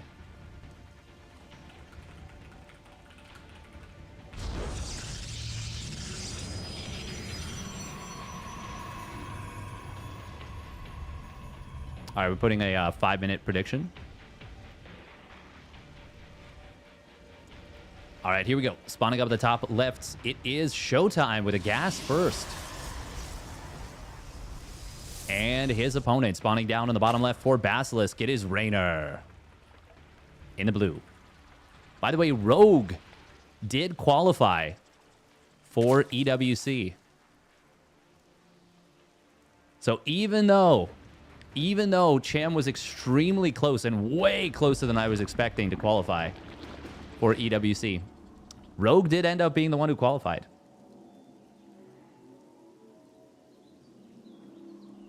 Oh, I would rather watch the 8 racks meta, but I think the 8 racks meta is, I mean, it shows that Zerg is just kind of weak.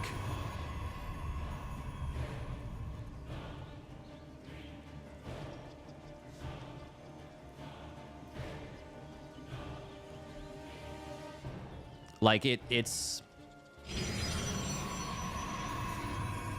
Yeah, I don't know. I don't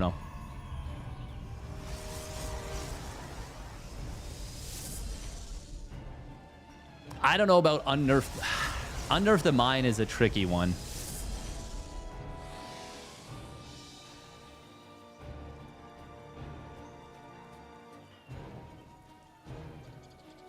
I don't know.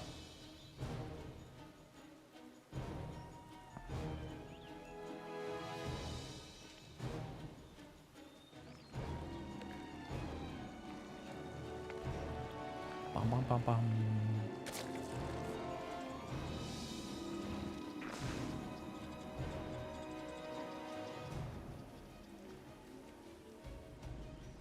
The one that is kind of weird is the Widowmine Burrow alert.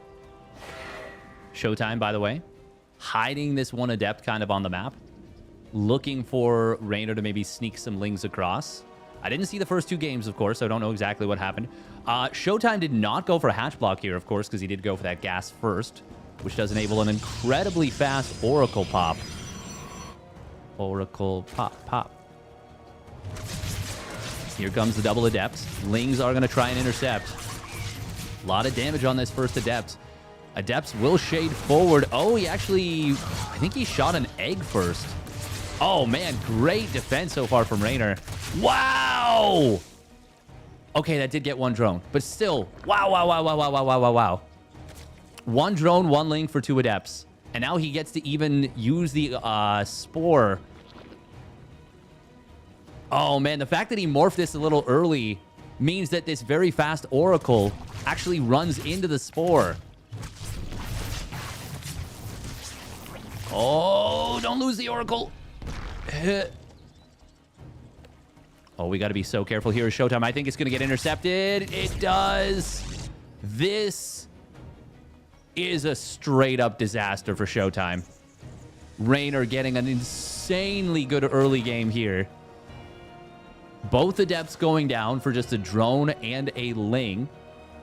And then killing the first Oracle, only losing 1 Ling. And now he gets into the main. Now, he won't actually get anything for it. That actually ends up going quite well for Showtime. Kills a lot of Lings there. Where did a 9th drone just go down? That's actually very awkward for Raynor. That kind of undoes... Well, no. Killing an Oracle is worth so much. But it undoes a fair amount of this. And now he's got to build quite a few Lings defensively to deal with this little Adept Oracle hit squad.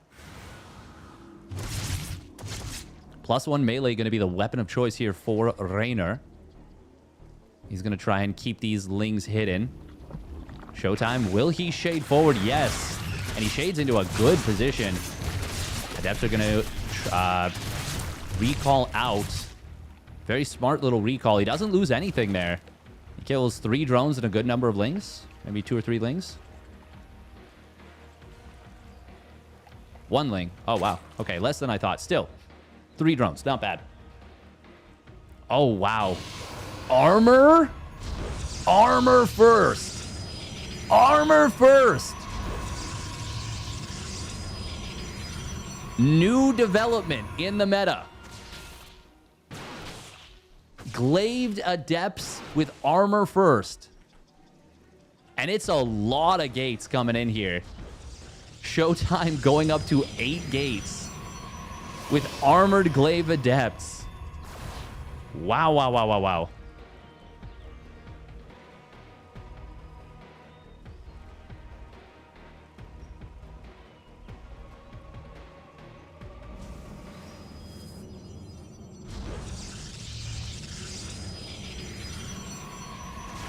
You unironically think that's a misclick? In the past, I would 100% have agreed with you.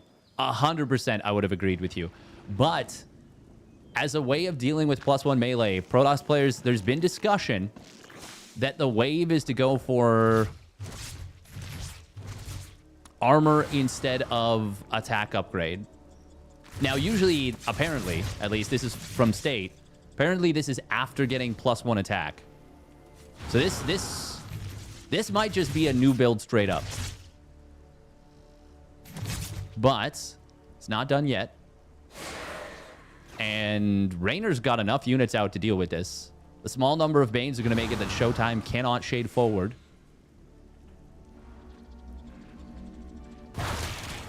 Oh, a couple of Adepts do get isolated and taken down.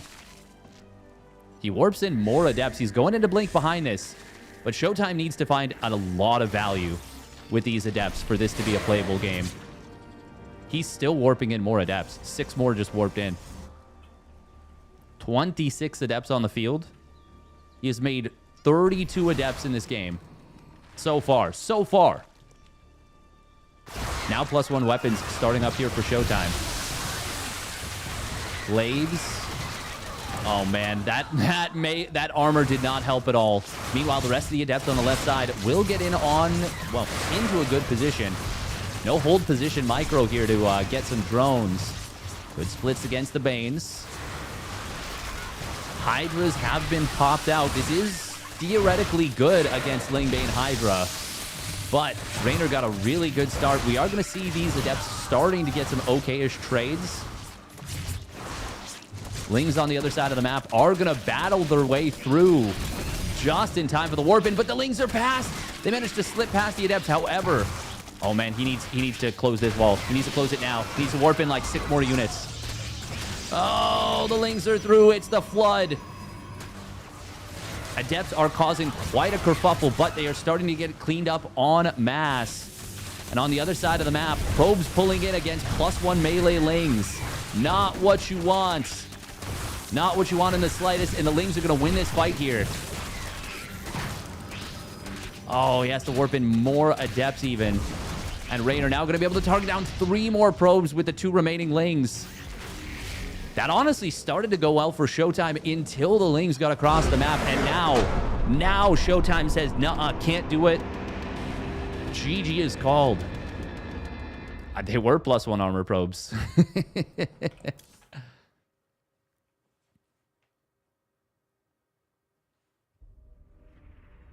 It didn't work for Showtime, but it did go as, yeah, it was a very, very rough opener. Very rough opener.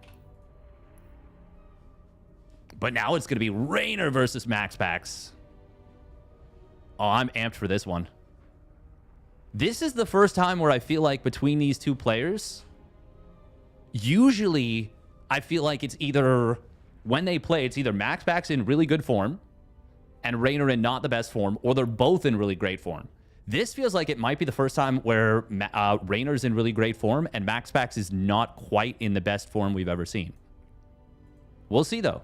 We'll see.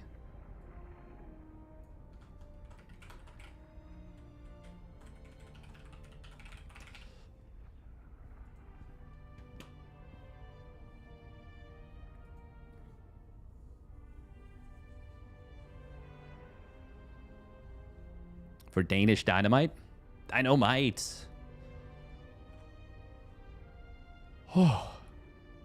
We do love a good set of Max Pax games.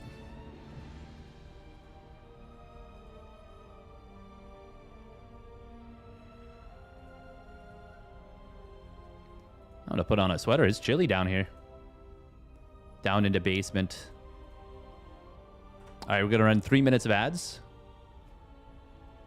Also, if you can support stream, would be very much appreciated. You got either A, turn off ad block, or B, if you want to subscribe, you got a free Twitch Prime, or a tier 1, tier 2, tier 3. All of them help. Might be mild chili. Fair point, fair point.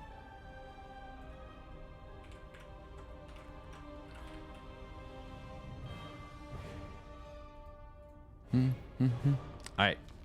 Just going to put on a sweater.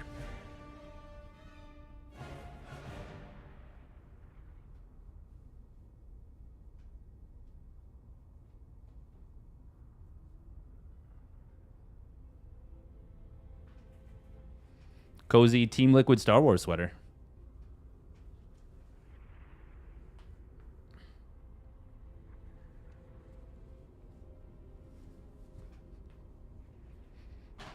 I really like it. It's super cozy. Yeah, they got the AC pumping in here. The boys. The lads.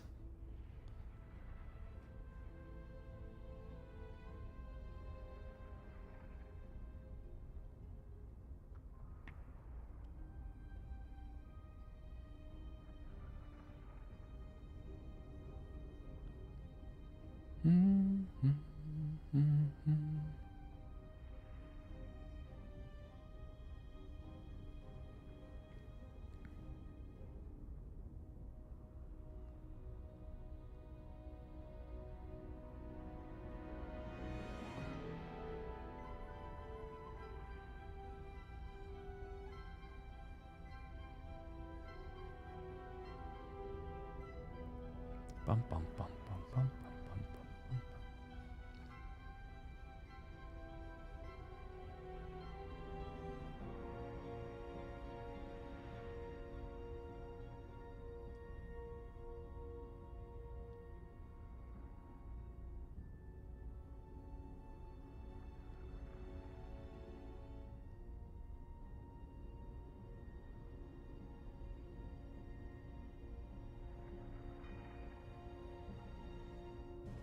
I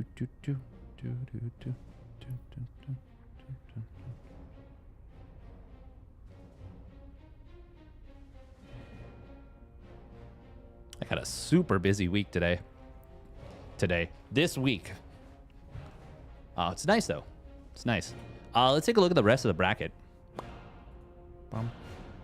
Bum. Oh wow, we're all. Oh man, the lower bracket is cooking. Looks like Beyond did take down Solar 2-1.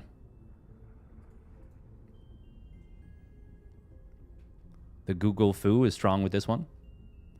Liquid always had swag merch. Yeah, it's true. It's true. I mean, Liquid has always been my favorite org. Like, they are just awesome. They are just freaking awesome. Percival forfeit the lower bracket after losing to Clem 2-0. I mean, to be fair, it is a tough go of things, and only top 4 pays out.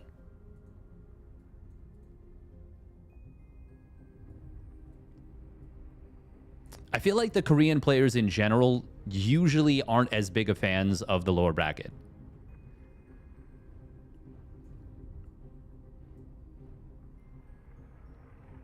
Generally speaking.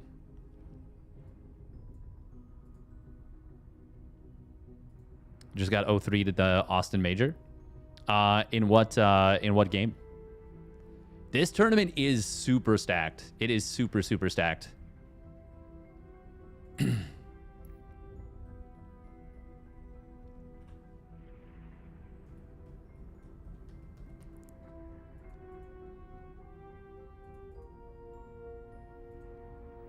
Yeah, Showtime, Hero Marine, Raynor, Max Pax, Clem, Beyond, Solar, Percival.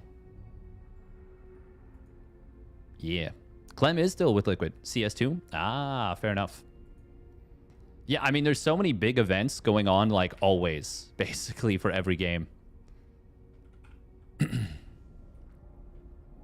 Just about always.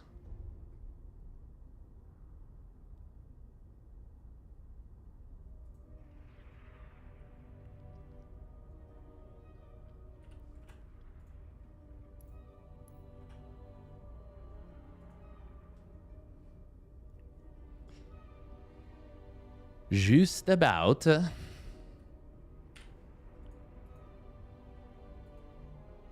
Yeah, Clem is probably the best player that Liquid is. Is there a player even across other esports that they've picked up that's been more valuable than Clem?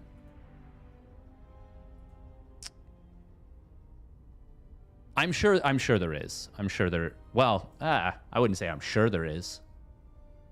Just more like there's obviously been a lot of history for Team Liquid. Magnus Carlsen.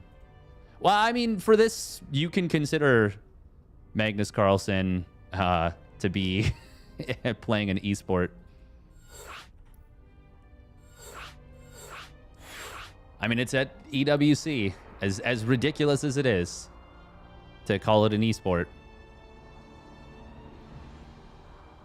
And I mean, it's a part of the Team Liquid team, so you kind of have to consider it. Magnus, yeah, probably Magnus. But the thing is, what has Magnus done for Team Liquid specifically? Obviously, if I just said, what has Magnus done, people would riot in the streets, and they'd be right to. But what has Magnus done for Team Liquid? Because, yeah, it's been a recent pickup. When they picked up Double Lift for their LoL team, it was the start of a 4-year championship streak. Okay, fair enough. Well, that would be the kind of thing that I'd be talking about then. Yeah. I mean, I will say in terms of value, Clem has been worth an immense amount just for winning EWC last year. Because that was the first time that there's been the club championship.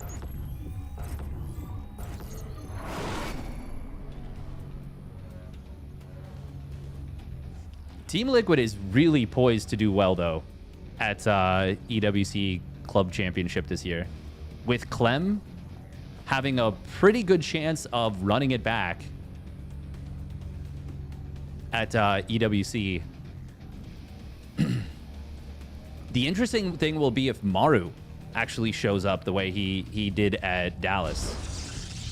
Anyways, here we go. Spawning up at the top right for Sidestorm Gaming. It is Max Pax coming in with a gas first. Ooh. No scout, maybe. And his opponent spawning down on the bottom left. Oh, no. I saw him sending a drone far forward. It was just to check for stuff. It is Raynor for Basilisk. Just a hatch. 99% of chess games are played online, so it kind of is kind of mainly an esport now. What was the prize for first at EWC last year?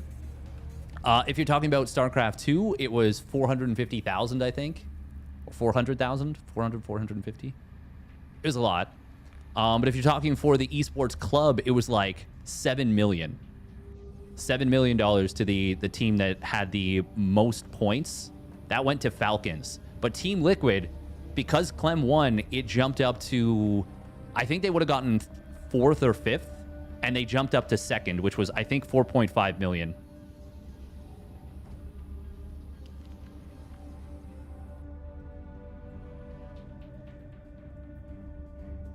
You don't think Maru is quite at the top of Terran anymore? I would have agreed with that, except that he played really, really well at DreamHack Dallas. The thing is, though, you're going to see very different levels of play from the players that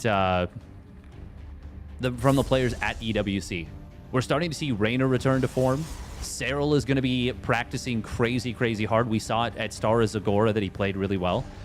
Clem is obviously going to be a lot sharper than he was at Dallas. Actually, yeah, that at Dallas, Clem was definitely not as strong as we've seen him. It is really difficult to keep the form up. Like, it is tough. It is very, very tough. No, that's exactly it. TBD forever. That's exactly what I'm saying. Is SOS making a comeback? He tried. He has tried. It unfortunately has not been. It's not been enough of a success for him to be able to do it. Did these weeklies start a lot earlier today? Nope, they started at the normal time that they do. But we haven't had a Monday night weekly in like 3 weeks, maybe 4 weeks even. The last one was number 17, and I want to say that was 3 weeks ago. But once again, maybe 4.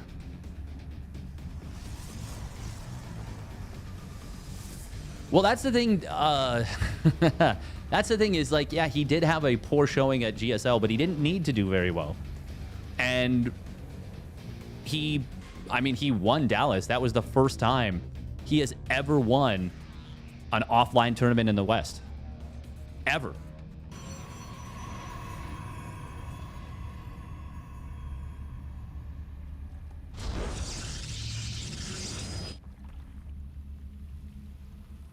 Ooh, Oracle not quite... Oracle getting in before the Spore is quite done. Only gets 1 drone, though. That is a lot of damage on that Oracle. It's kind of trapped in the corner now. He either has to recall it. Birthed queen ready. Might be able to wrestle... Oh, nice Spore Crawler Morph there. Double Spore Crawler Morph. Doesn't get the triple Spore. Triple Spore save. Very quick layer, by the way, out of Raynor. He delayed Ling speed for this. This is a super, super freaking fast layer, man. Absolutely nuts. Oh. One of the queens did move away. Max Pax getting a little bit fortunate right there on the timing. Lets him get out of the main for free. This is just double Oracle. This is a build, by the way, that Raynor did versus Mana in one of the Wardy tournaments. And it let him get Hydras out in time for Mana's modified Christiana Archon drop build. And I was just like, oh, man. Oh, baby. Oh. Oh, wow. Oh, wow, what we want. So we're going to see Overlord getting picked off by this first little push. I want to emphasize little push. Man, Raynor's, this build is insane. He's already on 66 drones. Hydra speed is on the way. This is a nutty build right now. Infestation Pit coming through.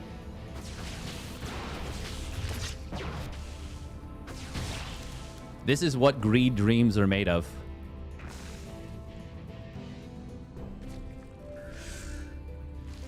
Raynor going to take a 4th base on the right side.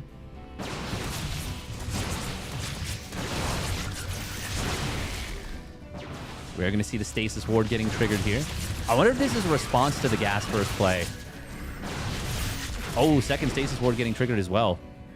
Max Pax not able to save that with the Blinky boys. Hydras are starting to hit the field. +1 missile not quite done. This is still looking a little bit dangerous here for Raynor. Max Pax actually with a lot of money in the bank. Needs more gates. Needs 4 right now. There we go. Throwing them down.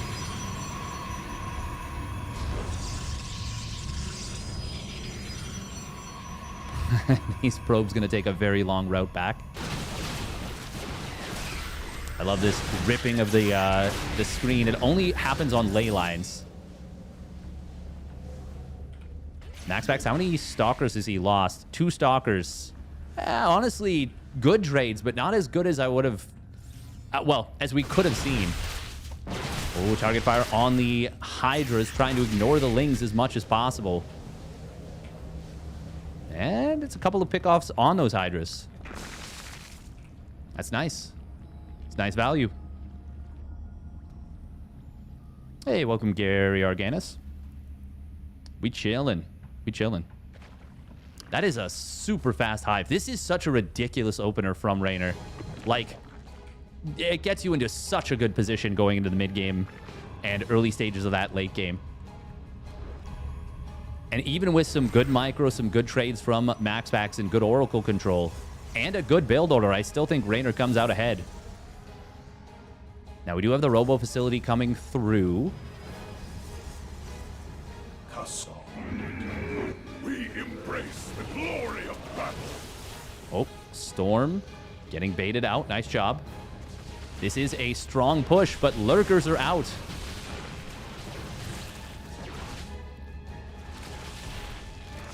Raynor not wanting to reveal these Lurkers, it seems. Oh, Storm does clip the Lings, but not going to be able to do too much. And there are the Lurkers on the high ground pushing this back. Zealot run by on the left side, Zealot run by on the right. Both of them dealt with. Both of them cleaned up. Do the Hydras? Oh, they do have speed. Yep, speed and range. No lunge starting up just yet. Nice little transfuse, getting this one Lurker back up to full. We do see a blink forward. It's just the 2 Lurkers.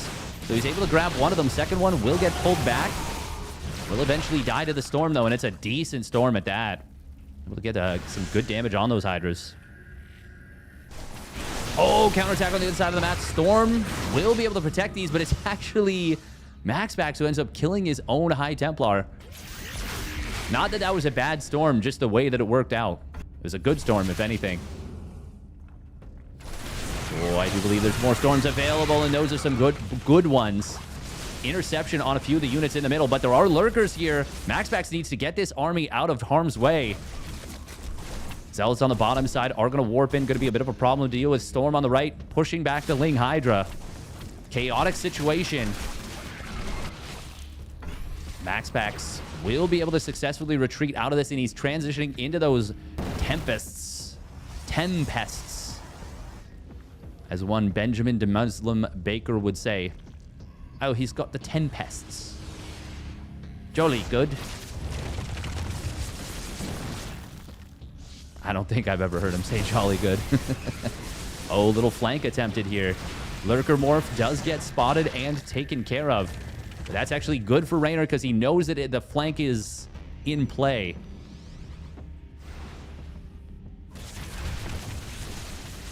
Lings trying to break through the natural. The Ling Hydra Lurker. Raynor really committing to this. Zealot run by on the bottom side. Zealot warping, I should say, is going to cause some problems. Wall will get broken, and there is a Lurker sieging up this ground army. Oh, but a nice little split here from Max Pax. Storms will get dodged. Nice job from Raynor. Always difficult to control on two fronts, but that's a big storm on the ramp. And that is a full cleanup on this position. Lings and Hydras getting into the main, as well as a couple of lurkers. Zealots on the other side, though, are causing a kerfuffle. And that may very well be a kill on the 4th base. And Max Pax is getting out the army units he needs to deal with all of what Raynor has. A lot of probes falling. Oh, that one Tempest is going to survive. Hydra's not able to take it down. And as a Warpin comes into the main base, Raynor's army is cleaned up. GG will be called. Max Pax holds and makes it happen.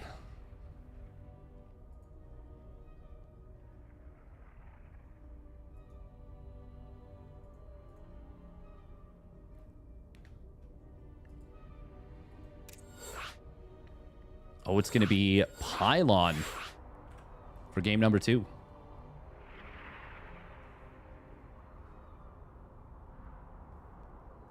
Oh.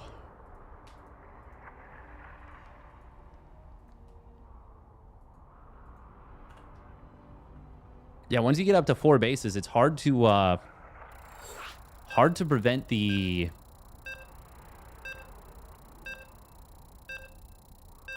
Protoss from getting out those Tempests.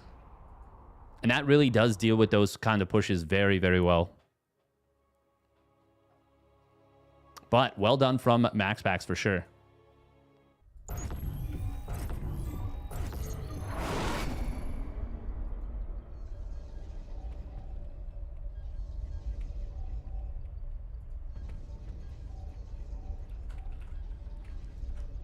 All right, here we go. Game numero dos.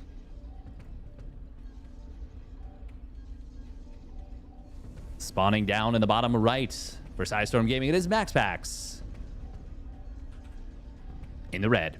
And his opponent spawning up at the top left for Basilisk, it is Raynor in the blue. Yeah, there's some nice army splitting there from Maximus Paximus. Very quick probe scout, by the way. This would not quite have blocked an Extractor Trick 15 hatch, I don't think. But it easily blocks an Extractor Trick 15 Overlord.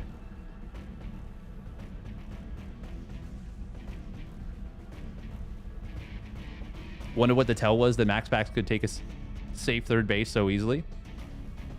Oh, I mean, that's just pretty standard these days. Off the Oracle, you just always take a fast 3rd. Oh. That's just the way of things. To be fair, I wasn't paying attention if it was like a 330 3rd or a 345, 350 3rd. But it's quite common.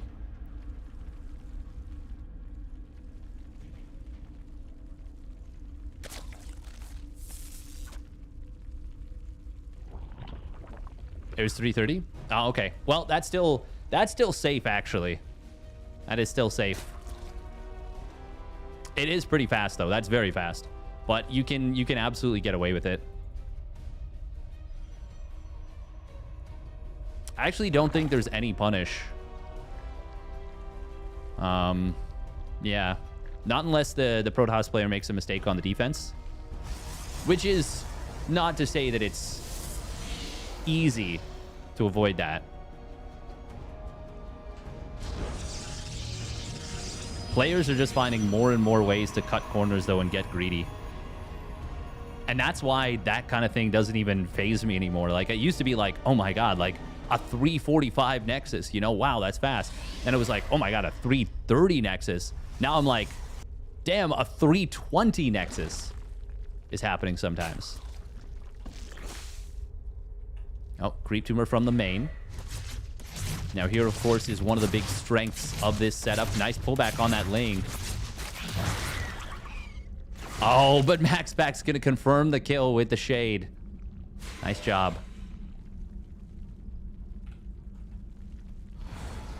May not seem like the biggest of deals, but these little moves, they can enable a lot.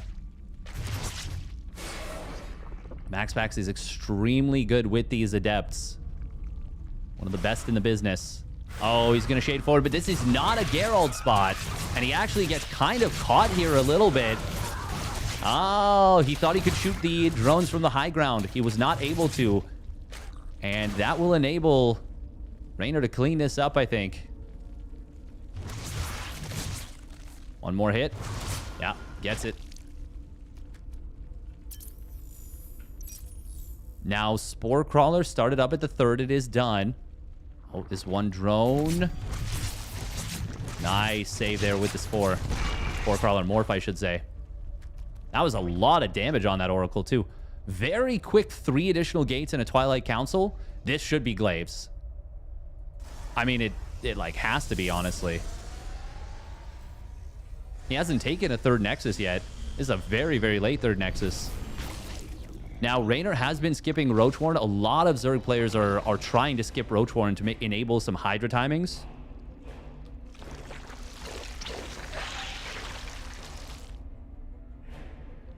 Uh-oh. No Queens of the Natural just yet. They're trying to scramble their way over there to cover this.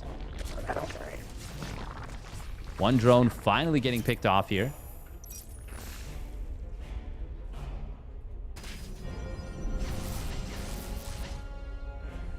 It is a relatively fast layer, but not the fastest. Still, there's the Roachwarren.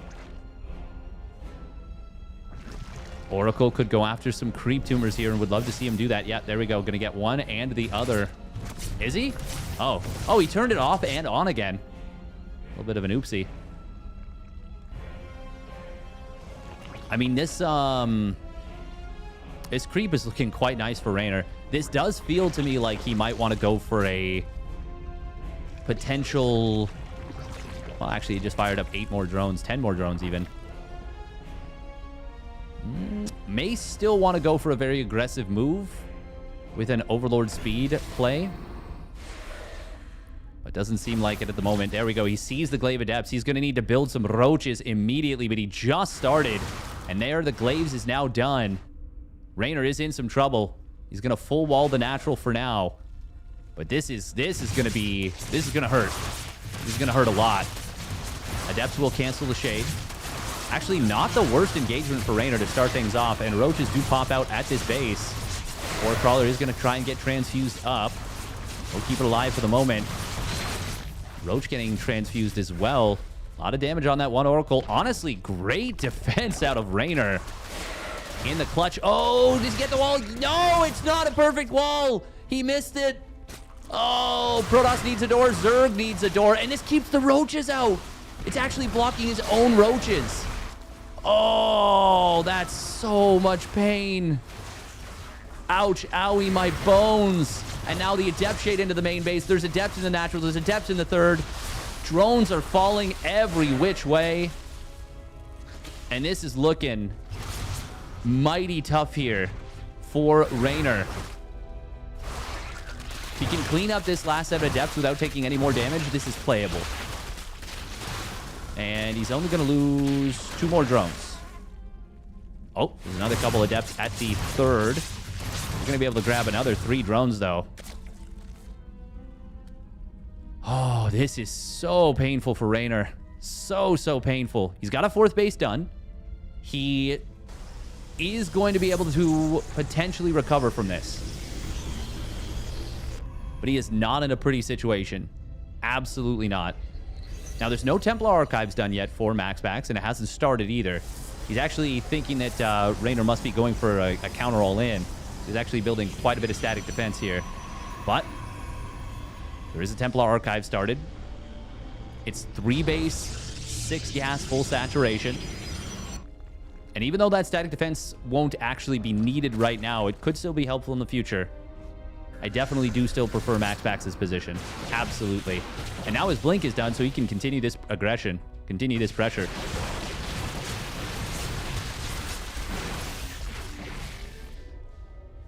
It's definitely not an enviable position for the Zerg, but it is playable.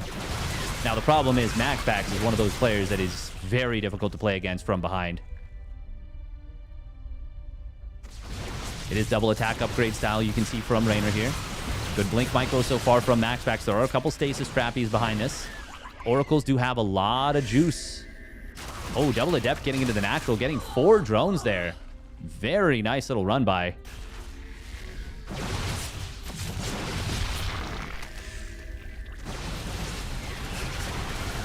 Raynor trying to defend, but this is tough. This is very, very tough. Corrosive Biles, only catching a couple stalkers. There is a counterattack on the other side of the map. These are +1 melee lings. They got in just before +1 attack finished. It has finished now with the warp in a good Sin City. He's going to be tough. Stasis Trap. Grabbing a good number of lings here. There's still one more Stasis Trap and a ton of Oracle energy. Trades for Max Pax are quite good here. Ooh, that's a blink back. That's all the Stalkers blink on cooldown. And with that, the lings try and wrap around, but the Oracles are doing very great work. Very great. Yeah, that's a weird way to say it. You know what I'm saying. Outstanding work. Still, that was enough to push this army back finally. However, as much as anything, it's Max Pax saying, yeah, okay, I've done enough. I can back away now. 13 drone startup for Raynor. Both players are going to start to macro up and saturate their 4th bases pretty much in step with one another. Hive and a Hydralisk Extend coming in for Raynor, so he's going to be able to go into those lurkers. Max Pax. No Fleet Beacon just yet. But that is the next piece of tech on the menu, I'm sure. Oh, aggressive blink forward. Not right into his opponent's army, but kind of at range. So he's able to grab one of those roaches for free. Oh, big ling wraparound. There is a lot of storms here. There's also a nicely placed stasis trap. Corrosive Vials. Oh, they are going to... Oh, that's a big stasis trap.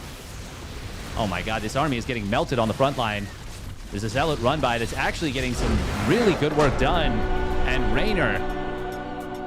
Oof. Not able to defend against that Storm Blink Stalker Charge Lot follow-up. Max Pax takes the 2-0. Oh.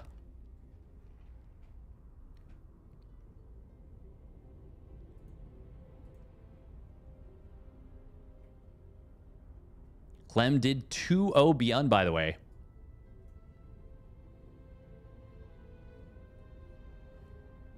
Oh, it's Hero Marine Showtime in the lower bracket. Winner faces off against Beyond. Those are best of ones. Or we can continue with Clem Max Pax. I don't think Raynor is that far from his peak. That was just honestly Max Pax. Like, it's really tough.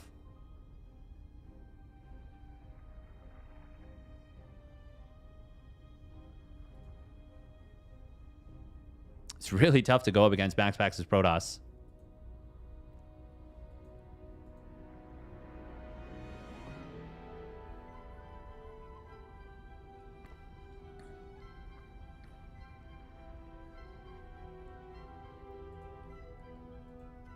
I was going to say the only thing that Raynor did that was like really, yeah, rough was the small misplacement of the wall.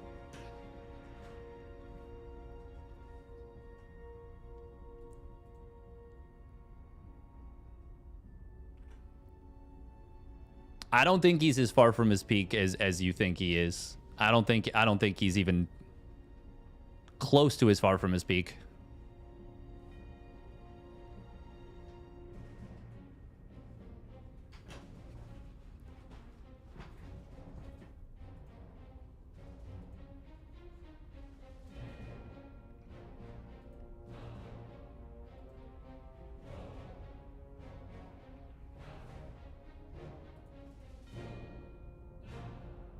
Seb beat Solar. That's crazy. I mean, we could go Raynor Seb. Oh, Showtime beat Hero Marine, which means it'll be Showtime Beyond as well. Well, we'll see what Roddy wants to go for.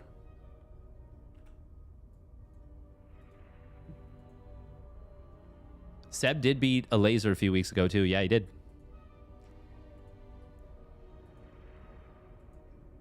Steadfast is quite a fast player. His blink stalker aggression is very good.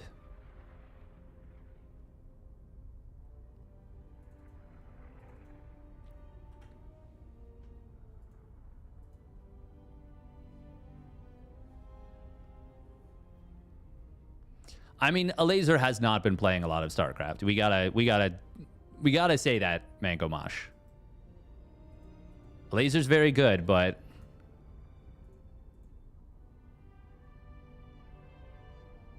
okay, Roddy's gonna cover Raynor. So yeah, we're not gonna miss out on Clem Max Pax.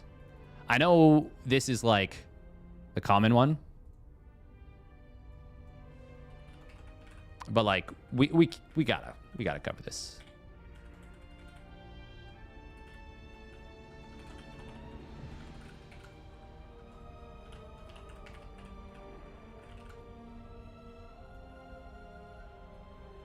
Darn, Roddy stole Seb.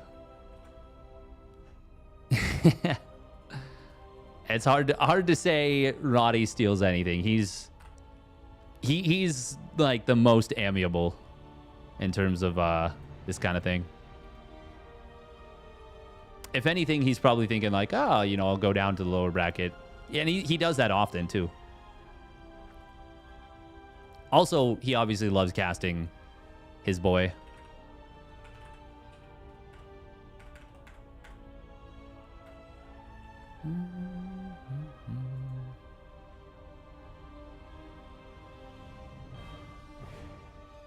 One meme that came up, white bread and vanilla ice cream got mixed up.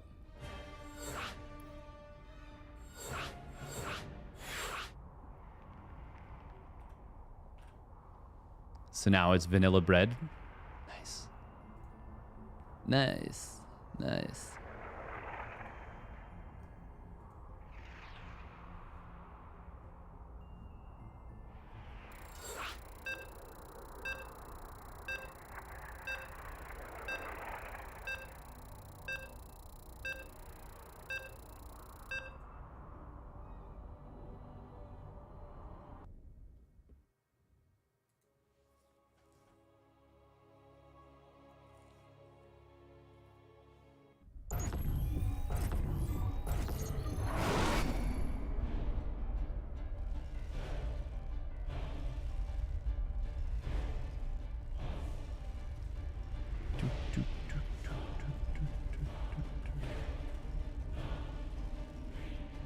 All right, here we go. Spawning up in the top left, it is Team Liquid's Clem. Melem. And his opponent spawning down on the bottom right for Storm Gaming, it is Max Pax. In the bleu. Vanilla bean, honestly, yeah. Vanilla bean, proper vanilla ice cream can be very good. I don't eat ice cream anymore. But yeah, proper made ice cream, vanilla ice cream is good.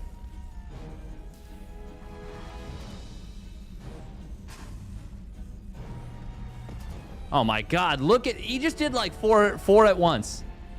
Clem, that's not reasonable. Look at this, look at these clicks. Look at this. What?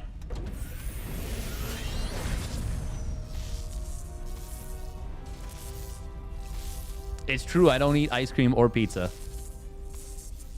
Shame. This is illegal? It actually is. You cannot do 4 at once. That's insane.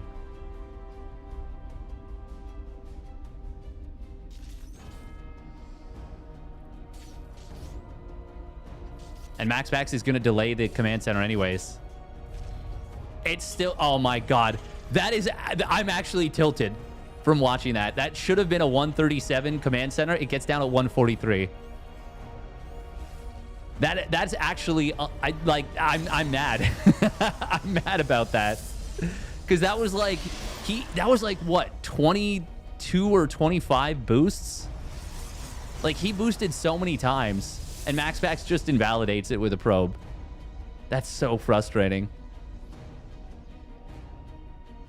Oy, oy, oy. You don't eat ice cream or pizza? No, I just don't eat, yeah, I don't eat, like, super unhealthy foods anymore.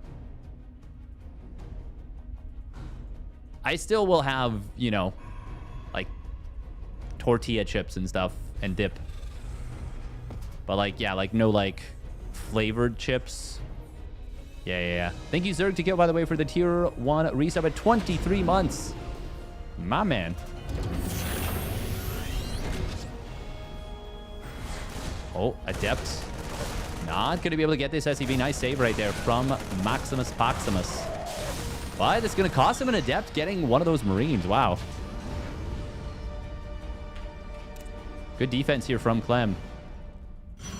Good trade for him. What do you mean with super unhealthy food? Like, well, okay. Super unhealthy is relative, yeah, for sure. But I try to avoid things that have sugar, like added sugar. Reaper gonna get into the main. Will grab it himself a probe. And he's out. Did he see the Twilight? No, but to be honest, Max Pax has been opening pure Twilight pretty much in this matchup for a while.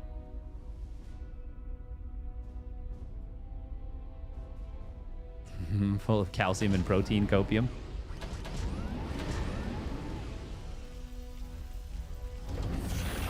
If you make your own ice cream, you can control the sugar. That's true. If I were crazy, I could make my own ice cream.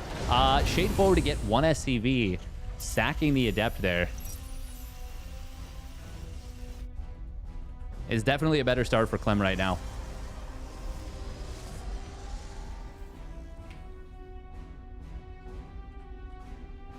It is going to be the 3-gate blink play out of Max Pax.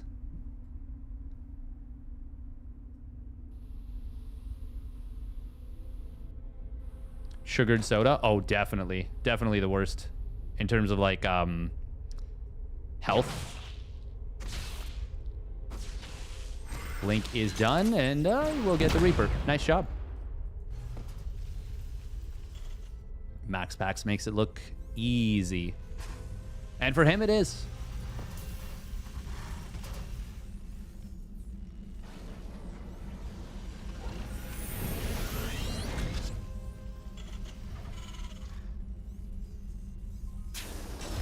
I mean, I'm not going to judge anyone for, like, you know, eating whatever. I'm just, for me, I was like, yeah, I don't want to do this anymore. I want to, not that I was eating that much sugary stuff. Well, sorry. I was eating like a fair amount of candy. It was bad. Not like a crazy amount, but enough. We do see the Stalkers coming into the main base with the Prism. We will be able to grab a couple of workers. Raven on the other side of the map has gotten 3 probes. Oh, that's going to be a lot of damage to the Prism. No, he gets away. Gets away. Only 2 hull damage. Could have been so much worse. Do we start a Viking now? Oh, no. He's building a reactor. So obviously not going to be getting a Viking out of that.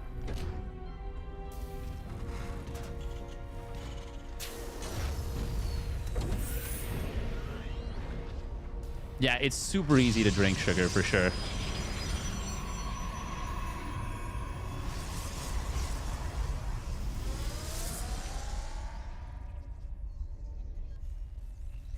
Oh. The Marines kind of left this. I guess he thought there was a recall.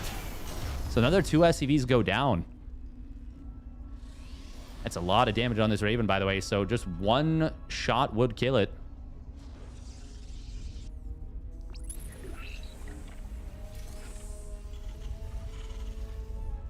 Battle report. That's nice. Raven. Oh, it is going to be able to get another 2 auto turrets down here. Quick reaction time from Max Pax, but it's still going to be 3 more probes going down. Recalls the Warp Prism out. Was there a Viking made? No, he just was trapped and he wanted to get out of here. We do see the scan coming in. We'll grab one of those observers, but it's going to be a little bit of kiting going on for Max Pax. Oh, a little bit of a miss micro there. Cost him a 2nd Stalker. Marauders leading the charge. They have stimmed, so they're a little bit low on HP, but Medivacs will be able to juice them up. Now, if the tanks can get sieged up in this position, Would be difficult for Max Pax to deal with, but that's a nice jump on one of those tanks, able to prevent that siege up. Getting the kill. Raven got F2'd, it looks like, from the back, and it will go down. Sentry getting energy recharged here. Trying to buy time for the Colossus. He does not drop the force fields on the ramp, so that's a ton of bio units getting up here. And that might be Clem's... Well, that might be Clem's key to victory here. No energy recharge for this shield battery. These units are a little bit overstimmed, but the Colossus is not out yet. It's just popping now. And Zealot's getting melted. We do have a counterattack on the other side of the map, finding some value, but Clem is bursting through. And he is going to be able to target down this Nexus. Colossus not able to save it. If that Colossus were out about 10 seconds earlier, maybe. Or, on the other side, if Max Pax had just bought 10 more seconds of time, i.e. if those force fields on the ramp are a little bit earlier, doesn't let his opponent up the ramp like he did, could be looking at a very different scenario. That is going to be a cleanup on the medevac. Colossus, though, will go down even as Max Pax starts to clean up the army. It is too much, and GG will get called. Well done by Clement. And thank you very much for the raid, Big Gabe, Hero Marine. Thank you. GG's earlier.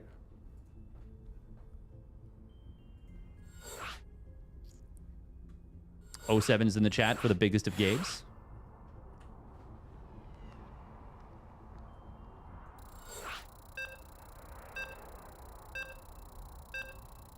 Oh.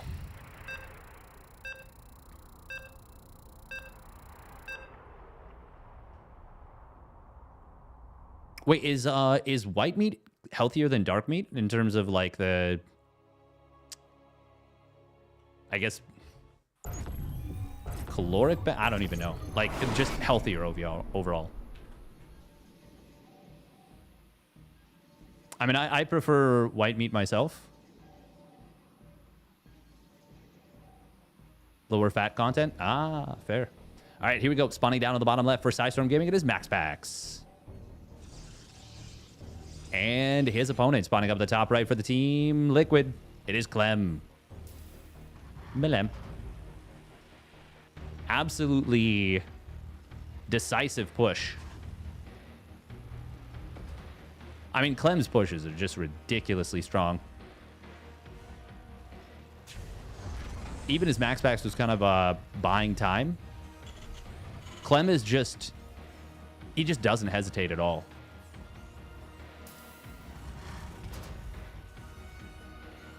Check out Rebel Ice Cream. The thing is, though, for me, I just prefer to not, like, get... I prefer to not get the taste for it.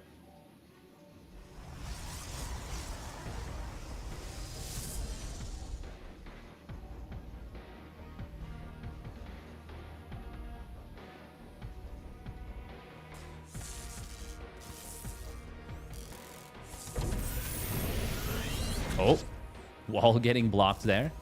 It is going to be a double gas opener from Clem. Max Pax really trying to bait out the... or not even bait out, but trying to, like, just be a nuisance on the SCV trying to build that wall.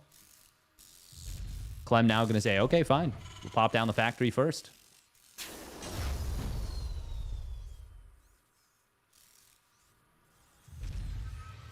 Feel like he's supposed to pull 10 of the boys with that push.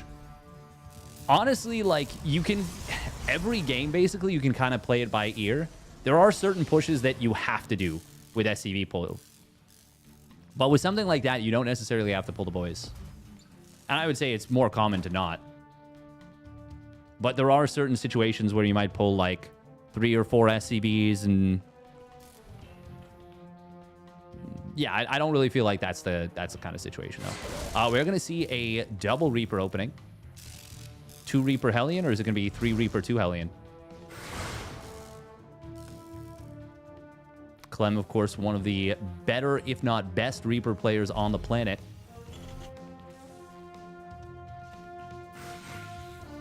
Although, it's funny, I was watching Roddy not too long ago.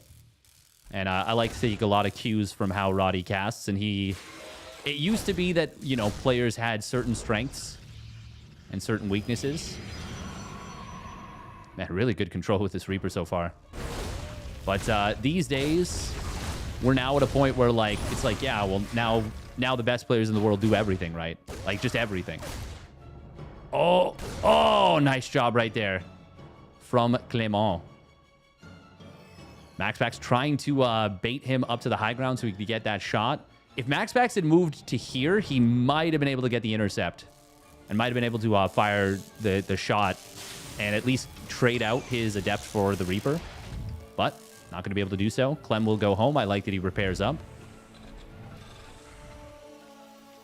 No point in my opinion at least, no point in running in with that low HP Hellion when your opponent's already kind of seen what's coming. Because you know Max Pax is going to respond. Whether that is this with a full wall or, you know, a shield battery at the front or something like that. Oh, can this Adept get... it does get a pick off. Will it get away, though? Nope. That is Hellion traded out for the Adept. Once again, a good start for Clem. Double mine drop into the natural. While the Reapers are kind of distracting at the front. He's actually just focusing... Okay, he does pull back there. The mine will find a Stalker, and it gets a probe, too. Second mine getting just a single probe, or I guess that was the first mine. But he's going to get out with this mine drop. That's quite nice for Clem. Double mineral line pull. Look at that, 1,200 minerals per minute advantage for a moment. That's because, well, both mineral lines were not mining for a moment. Great value out of that double mine drop. I feel like we don't see mines get that much value these days. Part of it, is, of course, was the Reapers distracting at the front. They will get cleaned up now by the Blinky boys.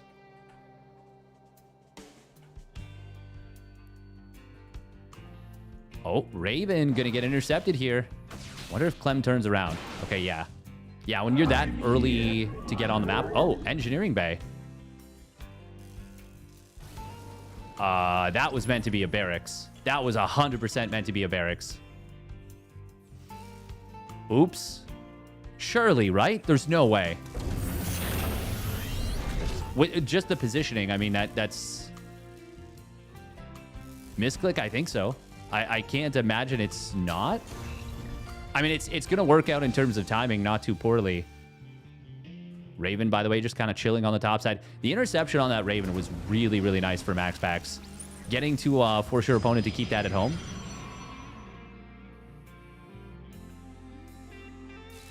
Well, I don't think you would build the engineering bay here is the thing. Oh, that is nice that the Raven is able to spot that observer. It did get a full scout, though. Oh, look at that. Clem, upon getting scouted, says, okay. Or upon killing the scout, says, okay, cancel the last tank. Start with a third CC. That's cute. I like that. We don't see that kind of trickery very often, so it's nice to see those kind of plays. Although Maru was doing that, like, every single game with, like, fake cloaks. In TVP. We saw that at DreamHack Dallas. Like, basically every game, he was doing something to misdirect his opponent's scouting. Which is really cool, because the greatest strength of Protoss right now is the scouting. Oh, single Marine drop going to get sent to the right side. Storm will be done for Max Pax very shortly. He did use energy recharge very early. So if Clem does elect to push, which he likely will, there is going to be that energy recharge available again very soon. Oh. Let our enemy know our fury. Oh, nice unload right there. Very mature decision from Clem to not try and just zip in. He's got to, of course, wait for Stim, though. That wouldn't be very useful. Now, there's nothing actually intercepting this drop. Or, sorry, not drop, this push. So it is going to get a good portion of the way across the map kind of for free. But it seems like Clem says, no, I don't want to... I wanted to distract you more than this. And he backs away from the initial push. Max Pax is adding more probes during all this, and we'll take a fourth Nexus at the pocket.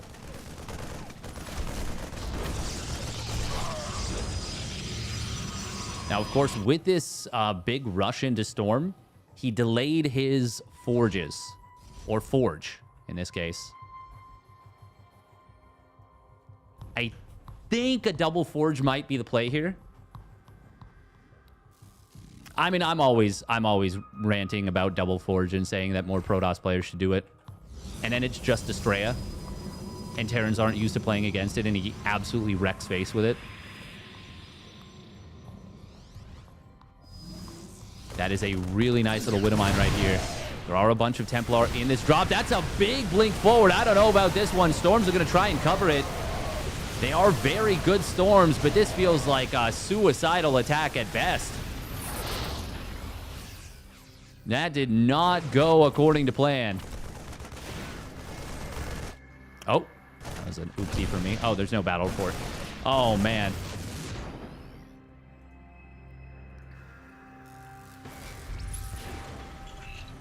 That was a very expensive attack. Raven survives, so it's going to be able to kill that Observer. I mean, Max Pax is in such a brutal position now. How do you possibly climb your way back out of a deficit like this? Second Energy Bay. Yep, second Energy Bay. Armory done. Clem needs a little bit of gas. He can't get the 2-2 upgrades just yet. He just started to mine these gases from the third. That was something else Maru was doing. Even in the macro games he was playing, he was not taking his gases at his third for, like, very long periods of time. Extremely long periods of time. God, this Raven surviving is so nice for Clem. Is that... Oh, that's an SCV trying to repair up the Raven. Oh, the poor SCV. He just wanted to be a repairman. Transition to double Robo Colossus, trying to come in here for Max Pax. But he's going to need to make this happen with Storms. That's a good Storm. But there's a lot of medevac energy, and they are very healthy medevacs too. Immortal on the bottom side will get covered by a really nice Storm. Oh, he loses the Prism even as it gets another good Storm. Now I think Clem can just maybe just bottle his way through here. There's double Storm High Templar in the back. First one is very easily evaded. Second one doesn't even come close to connecting. Zell is going to get on top of the tanks, but there's still a fair amount of bio here and so much healing. Not a lot of HP, and with this last stim, will that be enough? Reinforcements flood in for Clem.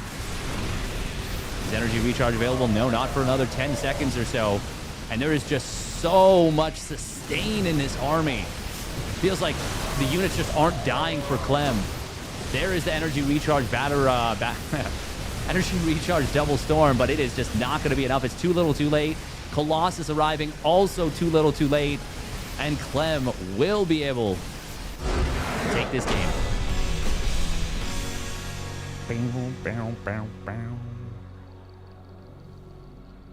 Well done.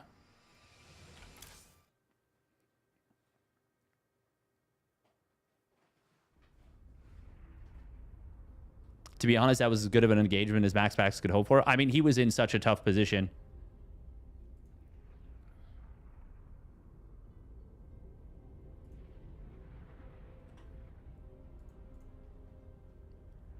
But the big place where he lost that game was the initial attack.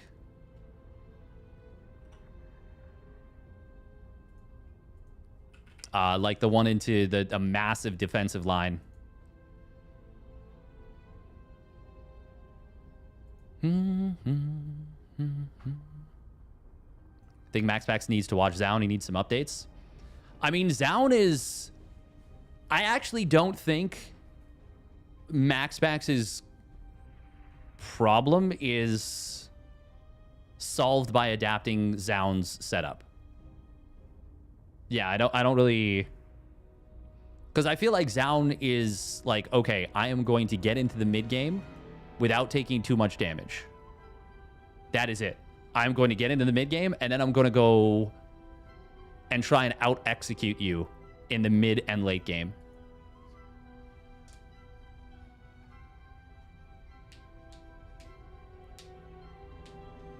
I actually think, if anything, maybe mixing back in Stargate play again. I actually think the biggest thing for Max Pax would be playing more like Hero. Now, for a player like Max Pax, who is so systematic, it's tough because Hero is so instinctual and intuitive. But I do think that would be the... Yeah, that would be the big move.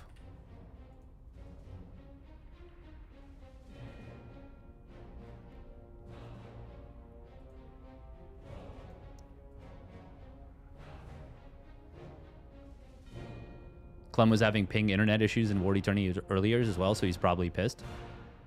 May very well be.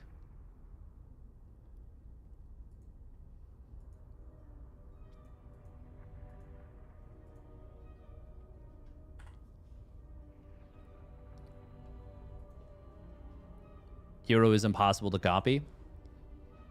I do think the ideas of Hero, though, can be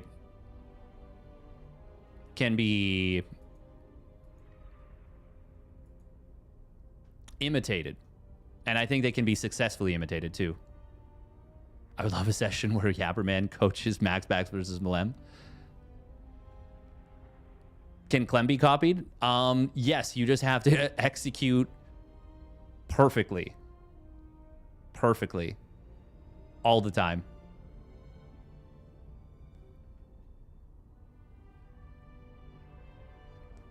The thing is, Clem doesn't do anything necessarily super crazy mind game wise. He will make strategic decisions, he will mix things up, and he will do different builds. But he doesn't do like... He doesn't do some of the stuff that I was talking about that like Maru was doing with, yeah, like fake cloak or setting the table, I like to say. General, just wild mix-ups.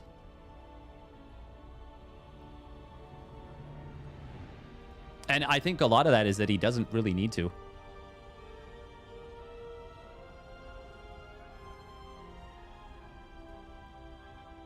It's cool to see, though. It's cool to see.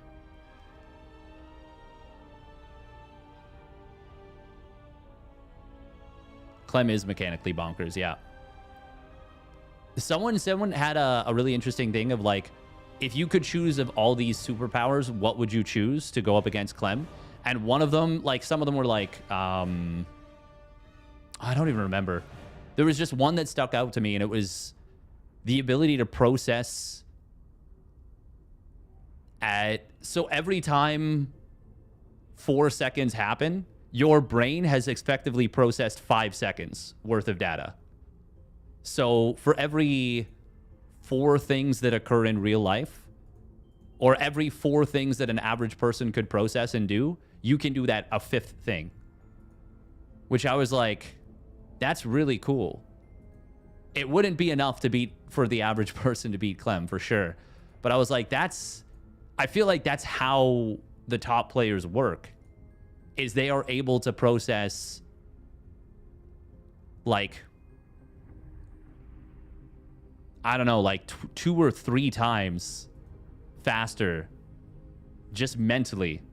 Like they can just task switch at a speed that is much, much higher than the majority of people.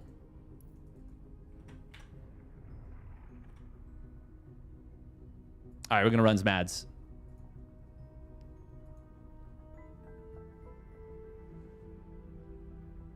Is Clem the boat?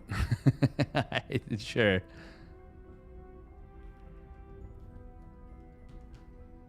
Clem is the worst player for you to try and copy. I feel like the best player to try and copy technically is like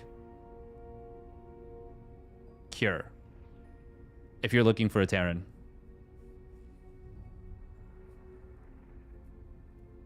Getting away from the superhero worship, there are ways to do tasks more efficiently that most people don't know about.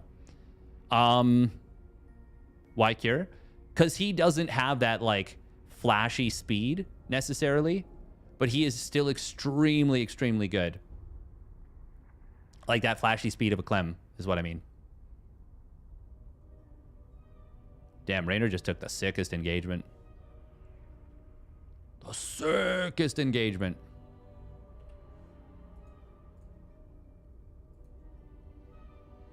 I like copying BN because I'm an ape.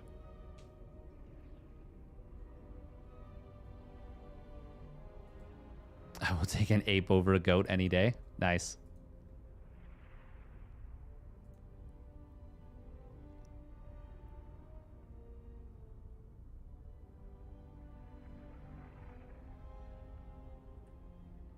Do do do do do do do do do do.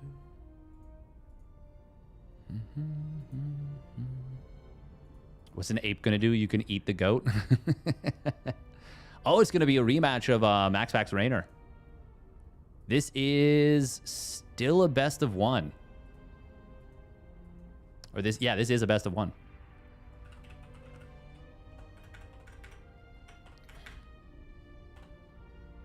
Man, this has been a very, very fast tournament so far. Rainer versus Max Pax, ZVP, best of one. Losers bracket finals. So whoever wins this one will go up against Clem, and Clem will have a 1 series advantage. So the way that it works, for anyone wondering, is whoever has...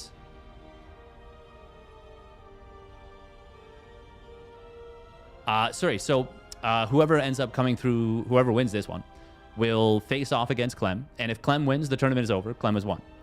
But if the other player wins, that first best of 3, it will go to a bracket reset and a third best of 3, and then winner of that will take the whole tournament. And the way that they do it is that if you... So for the second best of... Well, I guess the first upper bracket, pre-bracket reset, super weird to say it. But for that first one, whatever maps are vetoed out and played cannot be used in the second series, which I think is a very nice little, like, additional bit of flavor. Best TBZ in history is this tournament bracket every Monday? It used to be. Unfortunately, it is not anymore. By the way, thank you very much. I has Burrito for the tier 1 resub at 44 months. 44 months of never seeing ads on this channel? Hell yeah. Could you explain that again, but slower? No. So there is a winner bracket, loser bracket. Clem is in the winner bracket. Whoever comes out of the loser bracket, Clem and that player will play a best of 3. If Clem wins the tournament. If he loses, it goes to a bracket reset and another best of 3. And you cannot use the same maps from the first best of 3. That actually was a lot better of an explanation. Cleaner. Think of the follow, never last. So Max Pax has to beat Clem twice, basically. Max Pax or Rainer, whoever takes it down on the first one. Yeah.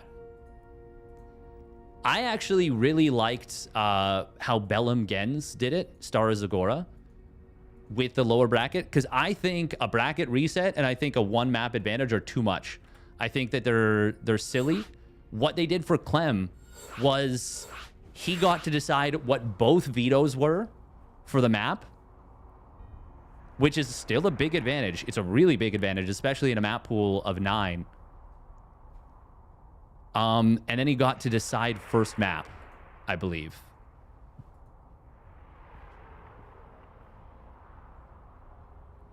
Oh, 100%. Tankins, Matt. 100%.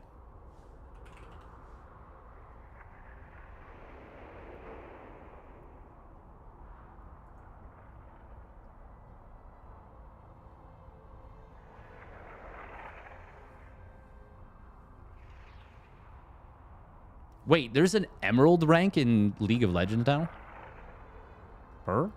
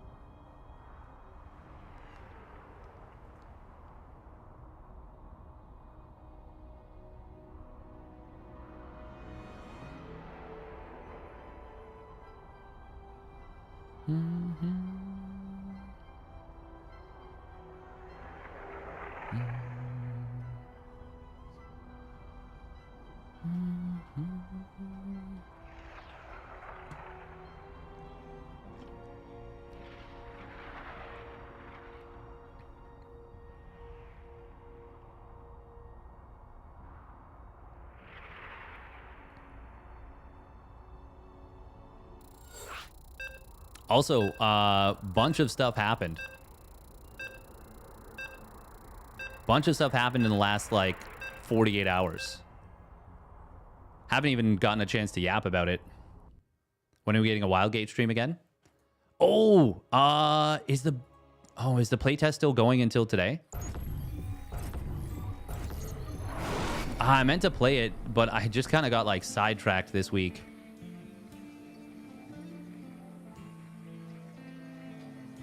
Did we find out what will happen with Firefly? Yes, that is one of the things that happened.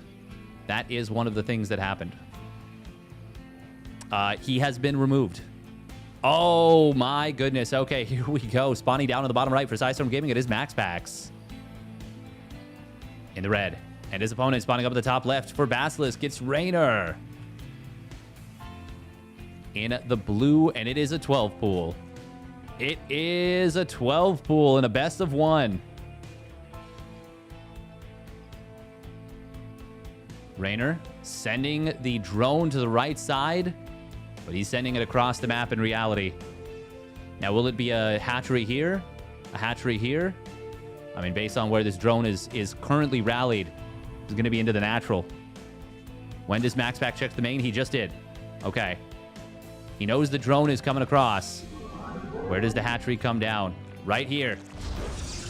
Ooh, that is a lot of surface area on the outside gate. That is so much surface area. This is a free kill on this gateway, basically. How many lings does Raynor commit to is the question. Oh, wow. I think this is really bad for Max Pax here. Now, I will say, with where this is going to be, he's going to be able to re-wall behind it, I think, pretty easily. And he will be able to squeeze out at least one Zealot. Okay, it all comes down to where he re-walls after this. Because once Raynor kills this gateway, I assume he's going to leave this hatchery building for a while. I would say, oh, with where it is, I might even want to say you want to leave this up. You want to let this finish. Adept starts up. This is where you would cancel the hatch, by the way. Okay, he is going to start up a spine. Oh, yes. I am so on board with this. This looks so good for Raynor to start. This is not a wall, by the way. Oh, Lings are going to get the wraparound on the eve. Not quite. Okay, but we do get into the main. Now, here's the tricky part, actually. You've left the spines exposed. Nice cancel. One shield battery will get canceled. This actually limits the surface area on this one spine. Oh, it goes down. No cancel. That is an Adept surrounded. Shield batteries are going to get depleted, but will allow him to survive long enough to shade out. Second spine crawler should manage to complete, maybe. Lings are needing to rally out here. There is the spine completing. Oh, the Zealot, it's caught! Okay, he does readjust it. Oh, that was actually really big. If he hadn't fixed that, that would have been a disaster. Probe starting to fall, but most of the units have all been taken down. This is a defense for Max Pax. This is 100% a defense. Probes are going to start to fall against these Lings. Queen can actually tussle against these Adepts pretty nicely. This might still work, actually. There's only one gateway worth of production. Oh, God, that Adept surviving is huge.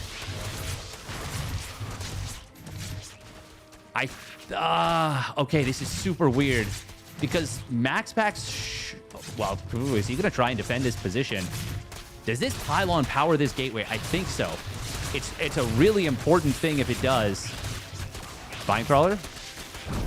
Okay, it does. Oh, if it didn't, that would have been disastrous. He actually finishes Warp Gate. We're going to see a surround on one of these Adepts. He does get the kill there. Warp in is possible right now. If he had not gotten Warp Gate completed, that would have been a disaster. Cancellation on these drone or Lings. Spinecrawler going to try and complete. I like this usage of the Adept Shades by Max Pax. Robo Facility starts up. Raynor, I think he should be canceling this spine. He's going to let it finish. He already had this position secured. Warp Gate completing is so huge. It is so freaking massive. Cybercore does restart before the gateway goes down. Good job. Max Pax waited to the last minute. Last second, really, or last, well, maybe 10 seconds to do that. Max Pax is supply blocked here. He's trying to build an Immortal. Interesting that it's an Immortal, not an Observer. Chronoing into a supply block, not super great, but it's not the worst thing. He's in a very good position. Another Spine Crawler being built. Raynor's committing to holding this position, and I don't think he can. There's no Ling speed. He's gasless. I think this is a fantastic position for Max Pax. If there was no Warp Gate, I would not feel that way, because I don't think he'd be able to clean this up super, super easily. But as it is, I think he can clean this up super, super easily. Twilight Council on one base. Okay. Max Pax confirms it's gasless. He knows no Ling speed is coming. Reposition on this Spine Crawler. That Immortal putting in work. Might even be able to kill this before the inject completes. Patry, I should say. Here comes the wraparound attempt. Oh, that's good positioning for Max Pax. Maybe not the best force fields, but they will still wall this in. Or wall this out, I should say. Yeah, Raynor is... this is not going to work. Nice transfuse on the Spine Crawler. Missed force field is actually a big mistake. But it is not going to matter here. Raynor will be defended, and Max Pax will take the game. And he will move on to face Clement once again. Should Raynor engage earlier? I don't think there was ever an opportunity, really, to. I think I think Max Pax handled that just way too well. Max Pax played that so beautifully. Not a single lapse in the defense. Well, actually, that's not true. Until the force fields, not a single lapse in the defense. But by that point, he had already done more than enough. And honestly, even letting the Lings in with that third force field is kind of fine. Maybe even better. Was Clem Max Pax ever in doubt? Thought he should have gone up the ramp earlier. I don't know if there was ever an opportunity to, really.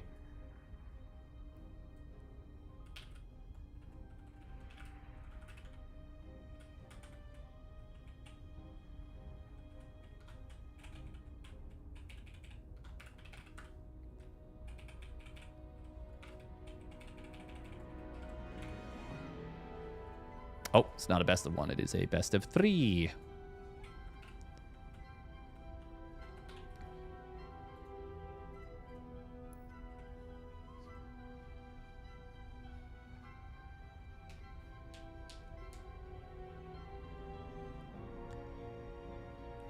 Yeah, but he had a shield battery, and it was slow Lings.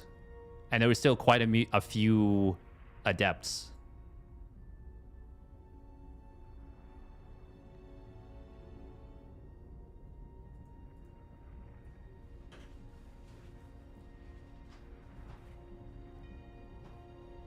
I think if you replay that with full information, I don't think Raynor wins any time. Like, I don't think he wins any time. But at the same time, yeah, that probably was his best chance.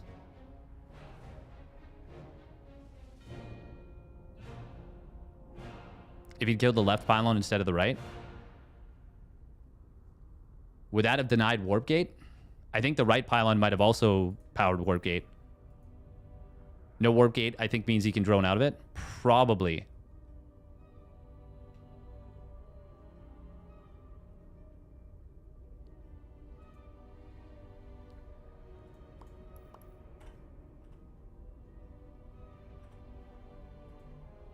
This Max Pax guy seems to have potential. Yeah. Unless I missed it. He didn't cancel the shield battery, did he? I'm going to take a look at...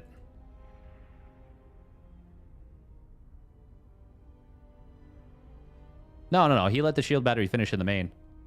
No, there was no opportunity to go up the ramp. If you guys are talking about like the 4-minute mark, you can look at the situation on YouTube. Yeah, no, there was absolutely no chance to go up the ramp. For Adept on 5 health apiece, doesn't matter. You're not getting the wraparound, 1. And 2, the shields are already full on those Adepts again. Unless you're saying before the shield battery completed. No, you have to kill those Adepts on the low ground. For sure.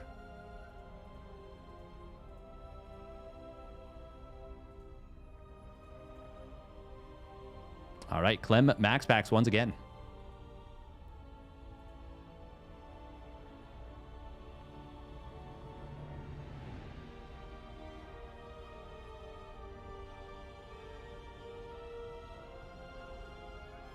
Max Pax did a really good job of shutting down the spines. The probe pull was very, very good. Like, if you lose the Adepts... The thing is, yeah, if Max Pax is on, like, 1 Adept at that point, or even 2, there might be a chance. That's exactly it, Husheng. You'll never surround someone as good as Max Pax. Yeah. Yeah. You need to kill the Adepts on the low ground. But Max Pax was incredibly good. Like, look at what happened before that and tell me that Raynor just needs to surround the Adepts. Like on creep, on the low ground, Max Pax didn't let Raynor get us around, you know?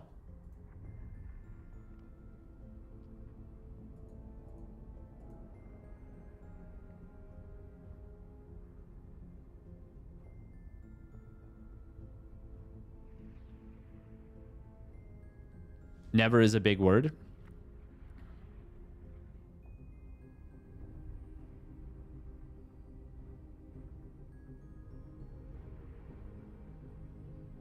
The 1 Adept surviving with 2 HP from the, not letting the Queen get the kill on it was absolutely crazy. Yeah, Max Pax's defense was so good.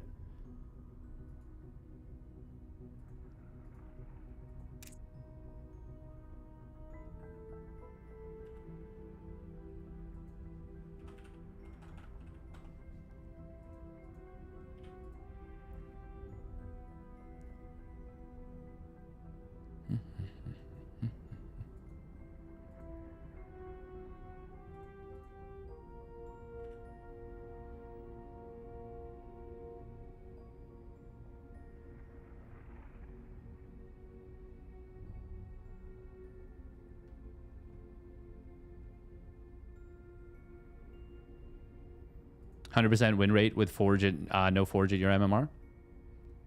It's, yeah, I could see that. The thing is, you need to control every Adept perfectly, because the key to holding that, to winning, is beating the Adepts, or is keeping the Adepts alive.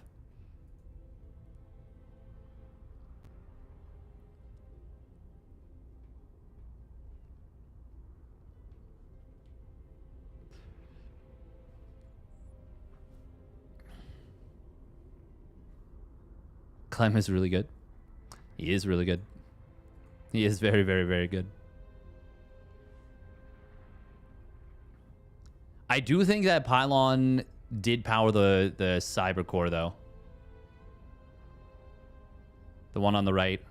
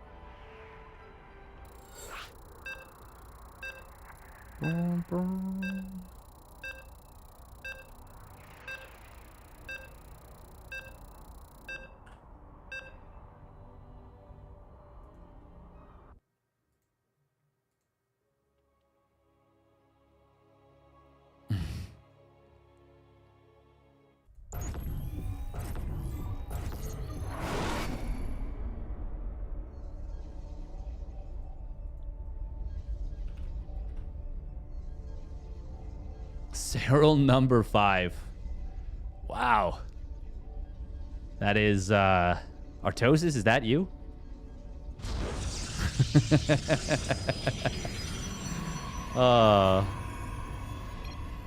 Game paused. Hotkeys? Oh, probably has Protoss hotkeys. You see trend of players and who will stay in top?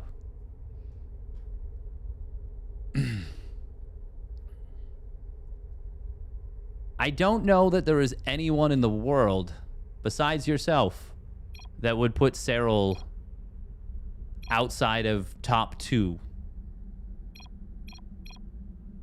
Game resumed.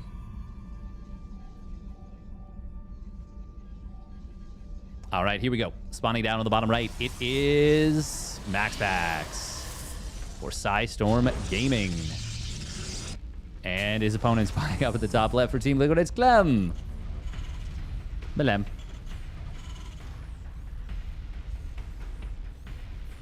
Why isn't Rogue number 1, though?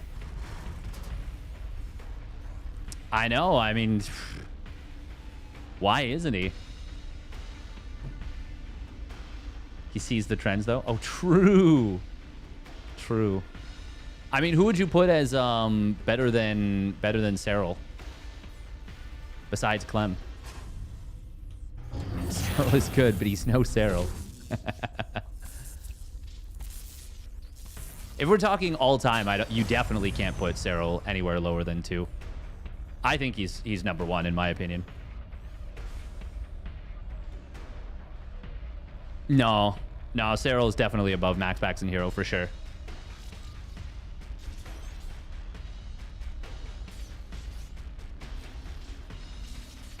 Maybe when he was in the military. Maybe.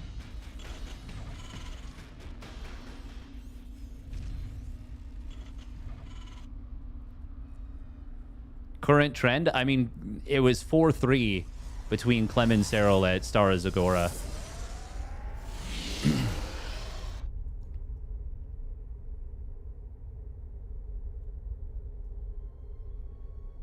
All-time and current is a very different discussion. Yeah, but I think Cyril's current form is just very, very good right now as well. I was saying current. That's why I said... that's why I'm saying Cyril could not be, or could possibly be outside top 1.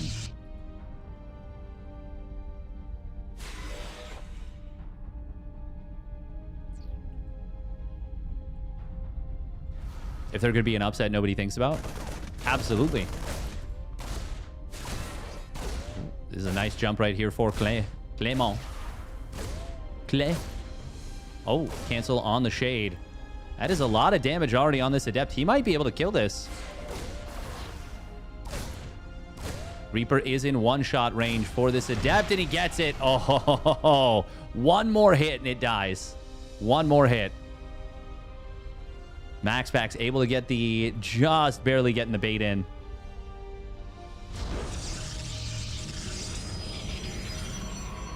I don't necessarily think earnings is the indicator. And I also think it does matter how it happened for some of the victories. Like, Rogue won some of his tournaments during the Invincible Nidus Network period of time. Maru has one of his tournament victories during the Broken Raven period of time. There's obviously a lot of players that would have high earnings from Broodlord and Fester. Although I don't think anyone puts them anywhere near high on the GOAT list. That's a nice jump there, killing that Adept. This will be quite a fast third Nexus. Robo facility. This is a 2-gate Blink Robo expand. I do like this once in a while.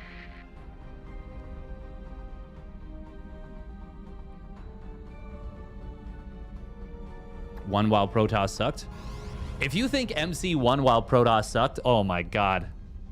Whoa. Protoss was the most busted. Protoss was the most busted.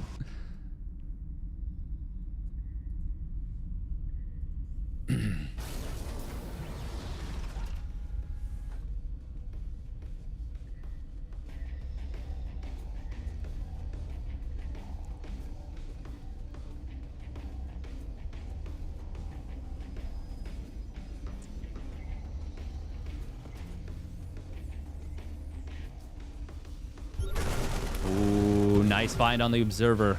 Max Pax getting caught a little bit there. This is Cloaked Banshee, by the way. It's very important that, Max Pax gets another Observer out, and he will. He will. MC1 before the Broodlord Infestor era, before people even figured out what Broodlord Infestor was.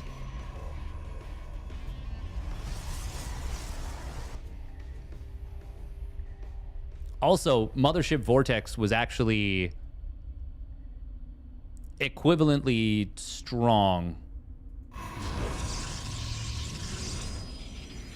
People don't realize that there was actually a lot of tools to deal with things. We are going to see a big Marine tank push coming in with the army. Force fields on the ramp. Not going to stop these Marines. They will stop the tanks, but this is already looking very rough for Maximus Paximus. So much damage to his army. Shield battery does get, I think, killed. Yeah, that was killed straight up. Now the tanks actually are going to move up. This sentry only able to delay those tanks. Shield battery is going to use up all its energy, but it will get taken out very quickly.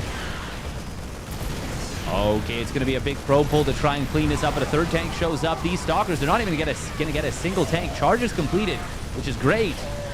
But this is so much damage already. Immortal does show up and will clean up the final tank. Actually, no, he doesn't even get that. The Zealots have to do the final cleanup. Charge lots will be able to clean up these units. You know what? That actually went way better for Max Pax than I expected. Look at that. He even pulls back that one Zealot. Nice job. But so many workers died for that. Still, I am legitimately impressed that Max Pax even lived, let alone cleaned up the army and saved the base. But that on its own is not enough. Not even close. He needs to find more value. And Clem knows that he's got his opponent in a very, very tough position. Oh, he's actually going to drop these units out, looking to flank. It's a little prism drop that was attempted to be set up. Max Pax is rebuilding probes, and he has resaturated this base quickly. Like, very, very quickly.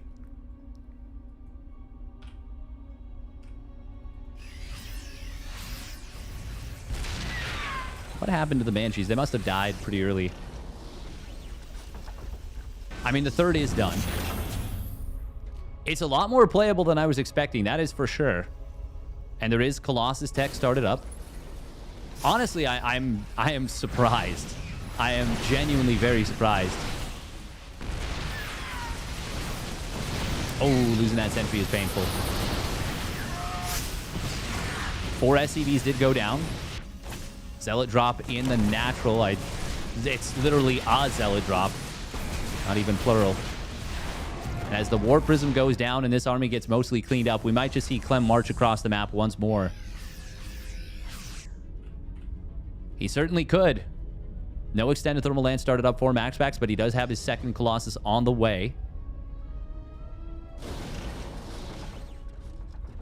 That Observer obviously giving excellent vision. Does Clem see it? With where he was putting... Oh, no, this is an anti-Zealot run-by squad. Forcefield's going to try and come in, but Clem knows he's got enough to just dive the Colossus, and he just takes it down. The supplies got even for a minute, but don't think for a moment that this game was actually as close as the supplies would have indicated.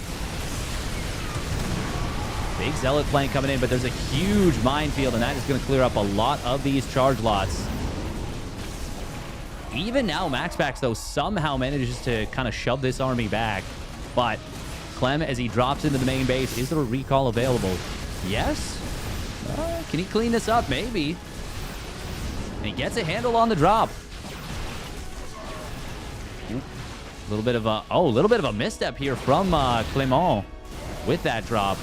Max Pax starting to put pressure on Clem. Max Pax actually slightly out multitasking Clem there. Just ever so slightly. And now it's a 4-base Protoss. Okay. He's down in workers, but He's shoved this back hard enough to actually have a chance in this game now. Oh, if he can get this medevac. Oh, Max Pax. Okay. Oh, but Clem flooding in with another bunch of reinforcements will confirm the kill on this base from earlier. And now Clem retaking a huge economic lead. Going to take the gases at the third base. Has a fourth command center already on the way. 2-2 starting up now, and this army coming back in. Max Pax was going to try and counterattack, maybe even try and intercept these units before they got back home. But unfortunately for him, well, actually, maybe very fortunately, well, he does manage to get one of the medevacs. It's only a 5-army supply lead at the moment for Clem.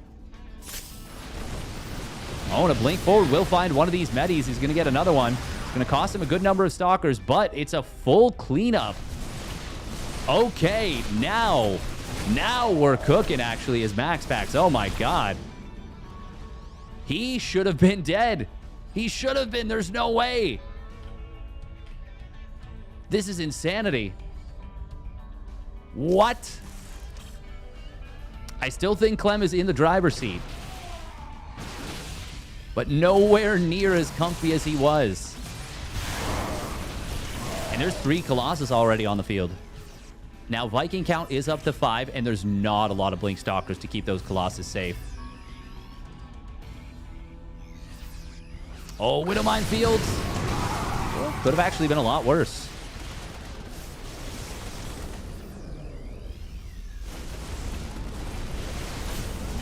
Bunker at the natural. Ooh, it is going to get taken down. Command center is landed here. Kind of soaking up some fire.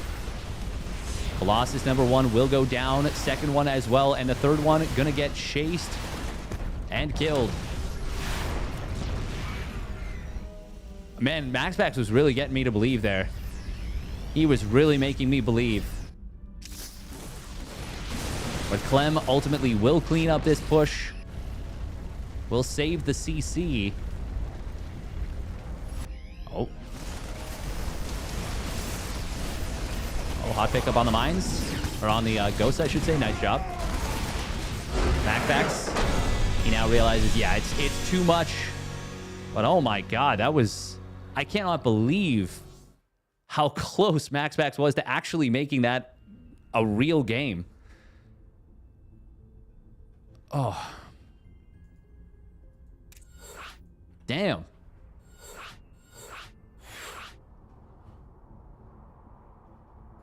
Why do Protoss players bother with Colossi? Because they're quite good. They're quite good units.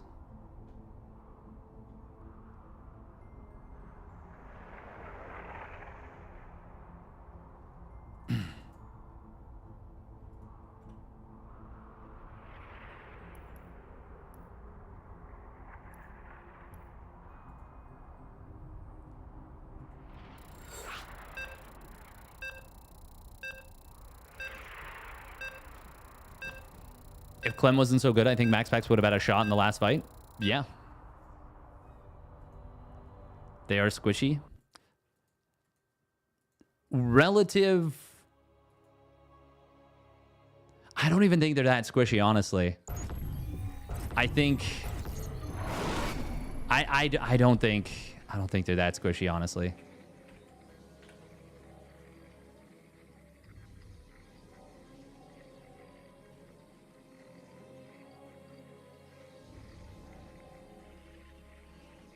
All right, here we go. Spawning up at the top left, it is Sidestorm Gaming's Max Pax. In the red. And his opponent spawning down on the bottom right for Team Liquid, it is Clem. Malem.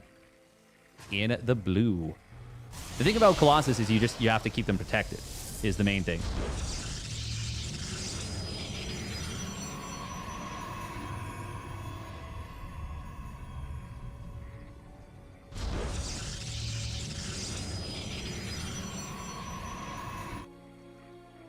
It is going to be Maganatha, named after Magnath.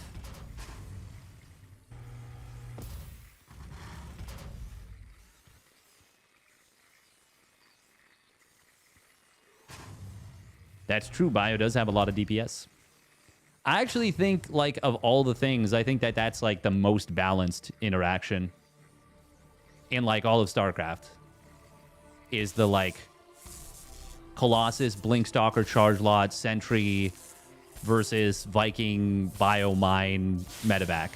I think that is the most balanced. Because there is... And I think it's one of the best ones, too.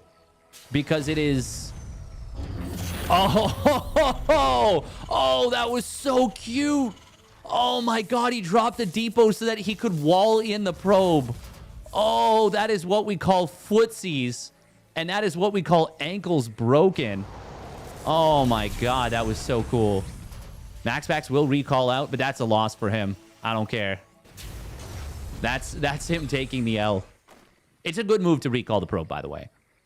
But, oh, he got caught.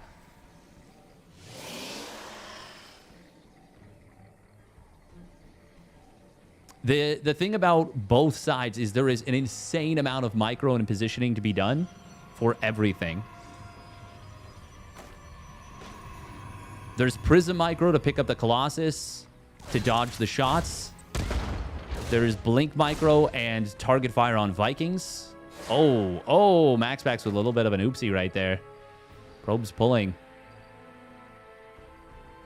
There is definitely a frustration that kicks in when your opponent does something like this. And sometimes the cracks do begin to show. It is a Stargate opener, by the way. I was saying I want to see more openings, more Stargate openings from Max Pax, and, well, I'm getting my wish. And it's no scout on it. He didn't see it. Not yet. But I think he can get it now.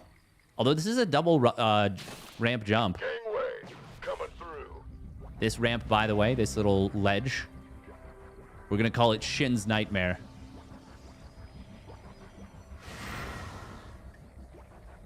If you know, you know. And I think you know.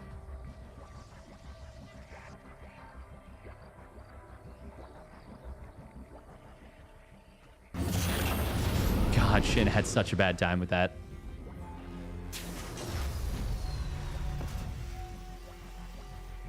Definitely seeing that ledge in his dreams. No, when he sees that ledge, it's no longer a dream. It's a full-blown nightmare.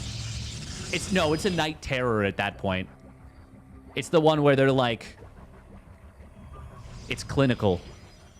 Now, Phoenix is not actually the best against a 6 Marine mine drop.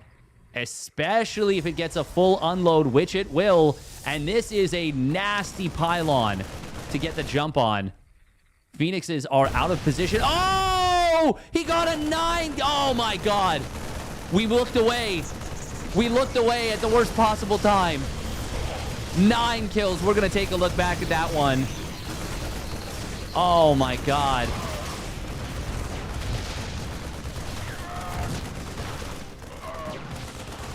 $14 probes going down in total. Oh, my God. He is not still ahead in workers. I know. I see the Kappa, but he is not still ahead in workers. Oh, no. And now Cloak Banshee. There is an observer, which is good. Truly terrible observing for me, though. But at the same time, it was also like... It felt like it made it more impactful almost as I looked away.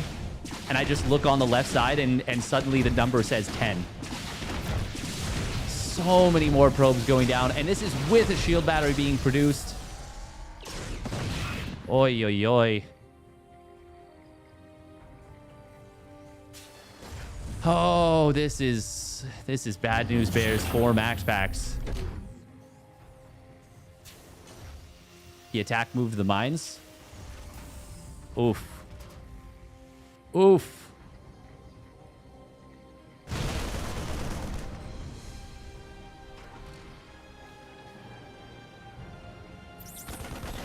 Oh, double cyclone. Not able to get a kill. But is he actually going to commit to a push here? Cloak Banshee coming into the natural. Where's the observer? Oh, it's pretty well placed. Okay. First win. for Max Pax. Oh, he tried to pull that one probe to the shield battery. Wasn't able to save it. Only losing one worker to that second Banshee is... well, it's something. It is, of course, Phoenix Colossus out of Maximus Paximus.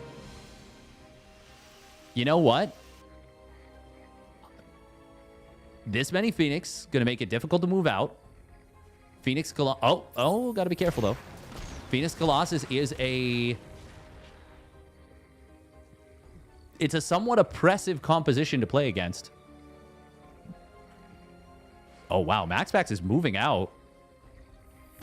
I mean, this is a very vulnerable to Colossus army, and it is kind of getting baited away from the rest of the force.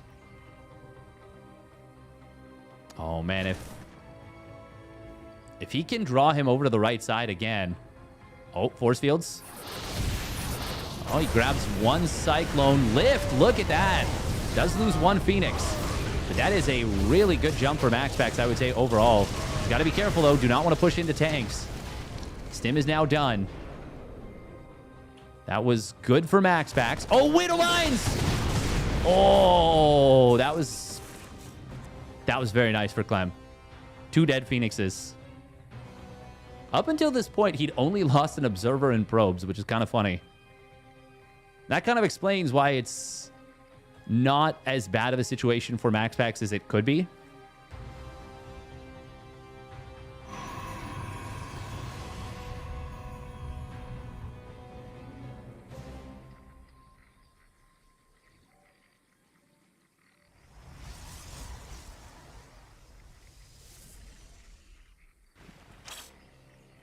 Clem is going to land his third base. He's got some nicely placed mines. Charge and +1 weapons just now started up. That is, of course, the normal transition out of Phoenix Colossus. And it's a strong one. Phoenix is all following this one sentry. Follow the leader, follow the leader. Oh, little Widow Mine at the watchtower. Max Pax is doing this on one gate, by the way.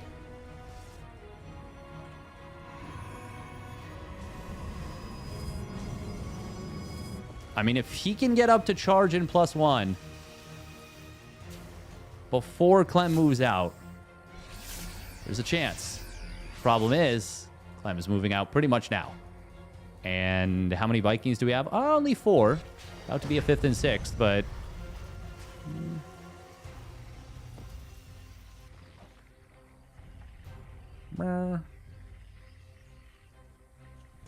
oh, lift on the Widow Mines. Does he see all 3? He does.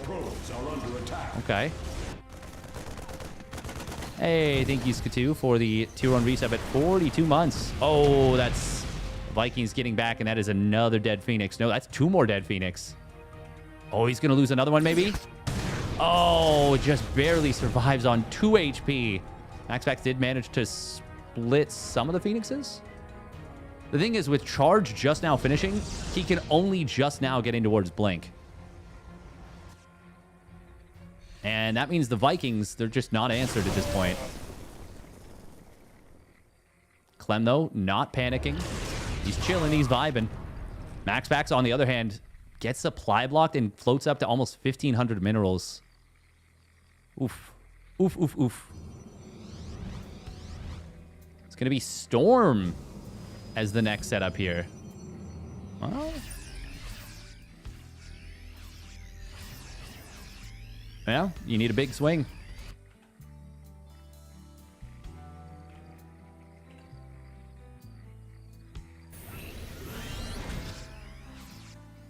I mean, I will say I'm very impressed with Max Pax in both of these games.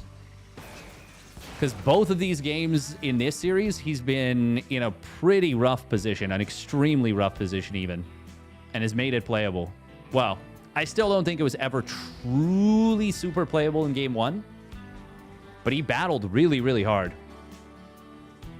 In this game, I feel it was a lot more playable. Clem, though, 4th base now up and running. Oh, well, landing just now.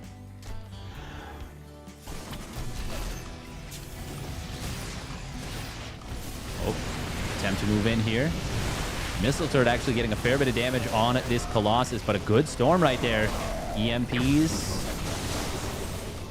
I think he just double stormed to the same location. A little bit awkward.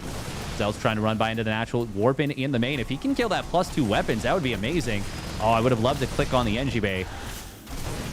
But he is going to transfer around here. Oh, these... Yeah, that's a smart recall right there. He saves the Colossus, but he's going to lose the majority of the Phoenixes. Still no Blink on the way.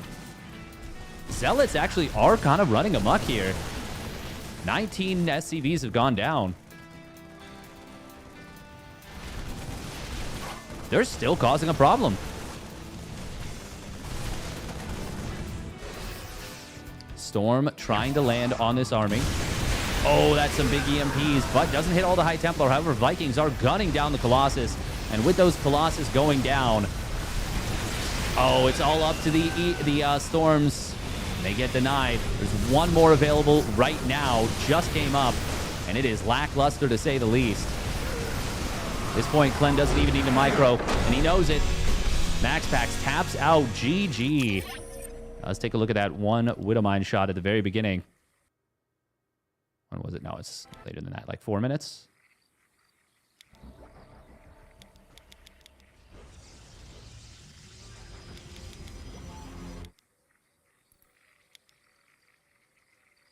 Oh, yeah. You were right. He A-moved it.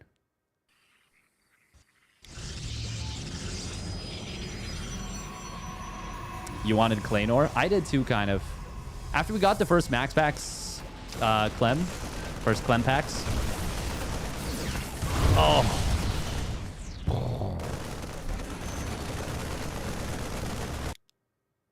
Oh, God. That's a rough one. Good job from Clem there. Look, oh, man. You can really see the explosion. Oh. Wow.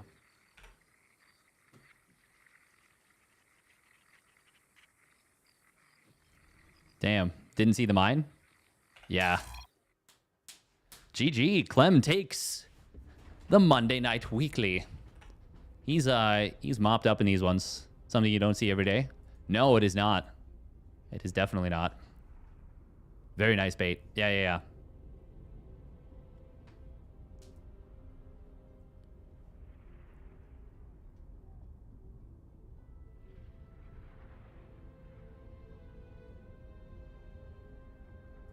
Ba-dum. Wubba-lubba-dub-dub. I love my grandkids. That was a cute one.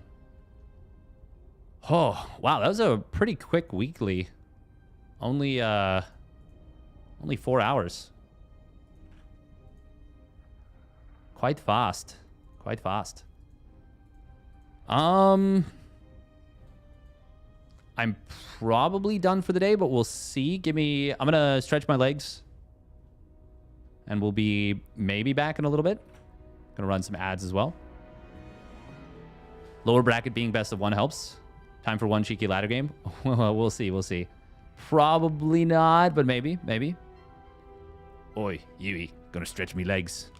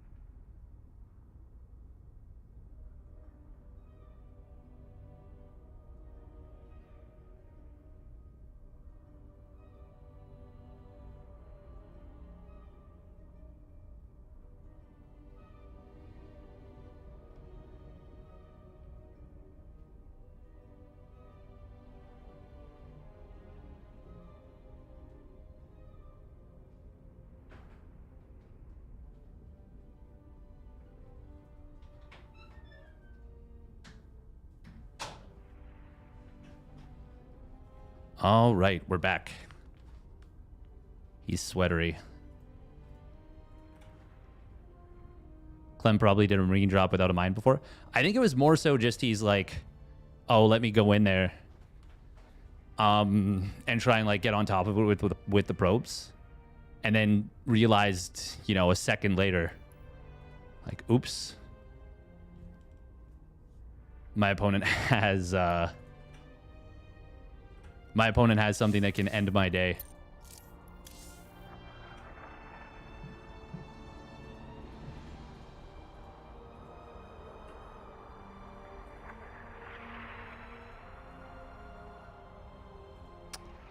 So I want to go... Wait, hang on. Is Wildgate still in... Is it still in beta? Like,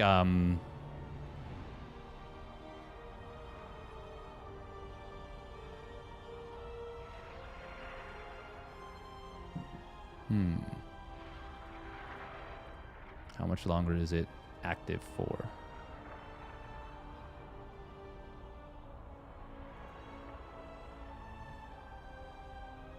Event details.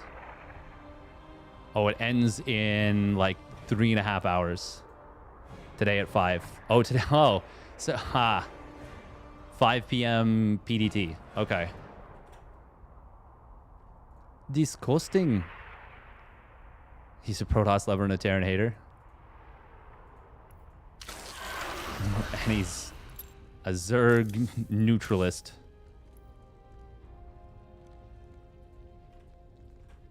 A Zerg Sadman. Disgusting.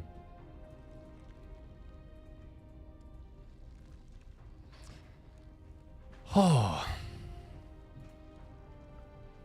Wow, wow, wow.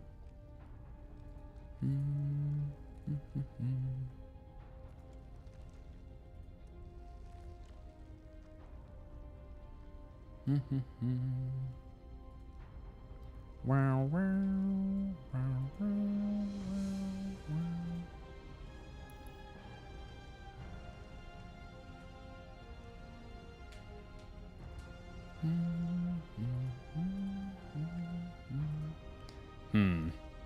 So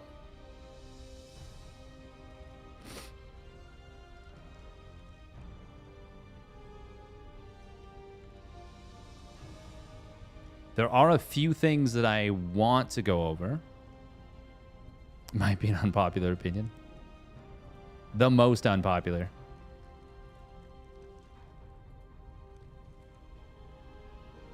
Oh. Download before viewing to avoid spoil. Oh, yeah.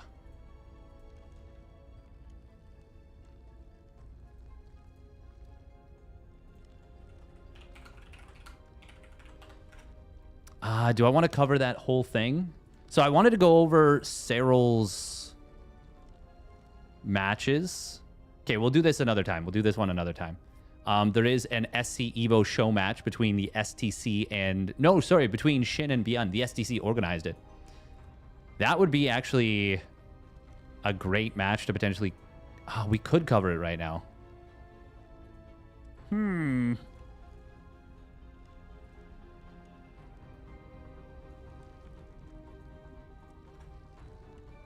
We could.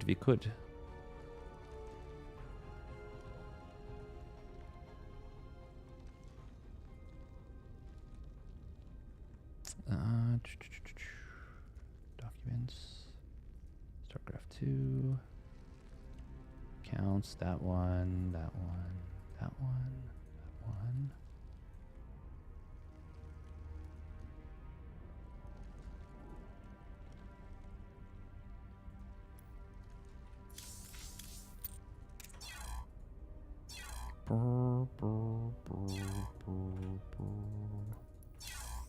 If you do think I'm an all-right guy and want to continue to see me do what I'm doing, obviously would appreciate a subby very much.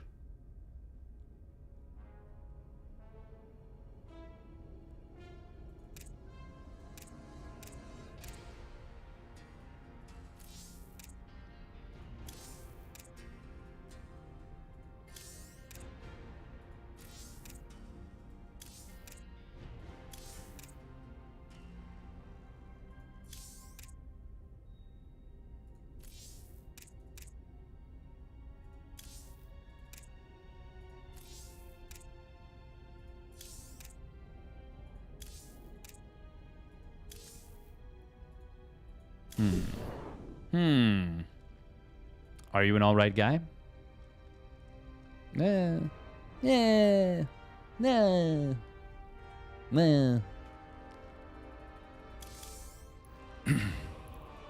You know, we'll play. Will we play one game? We'll play one game. We'll play one ladder game. Why not? What's the worst that could happen?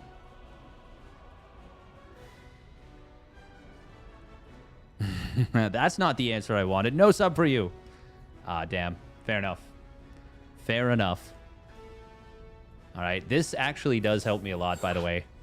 Positioning the mic like this. It makes it a little bit quieter, but it gives me, like, a better physical view of the keyboard, which is really nice. No, I am not, Fractal. No, I am not. Thank you very much, Tank. It's Max for the tier 1 resub at 20 months. Money for all right guy. Nice. Yes. Yes. Yes. Haha, we can't even joke about that. I don't want to. Yeah, let's do one Zoig ladder game.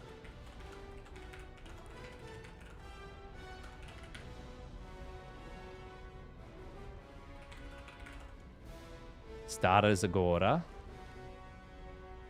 Ooh. Oh, right. Hang on before I get into a game potentially.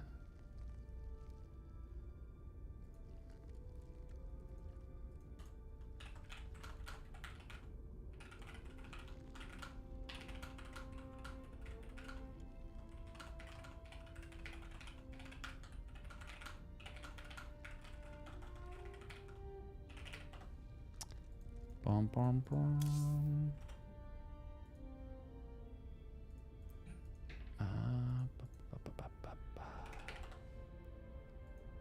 Dun, dun, dun.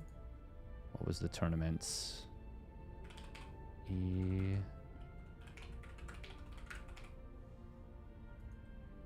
Oh, no, that's Esports World Cup.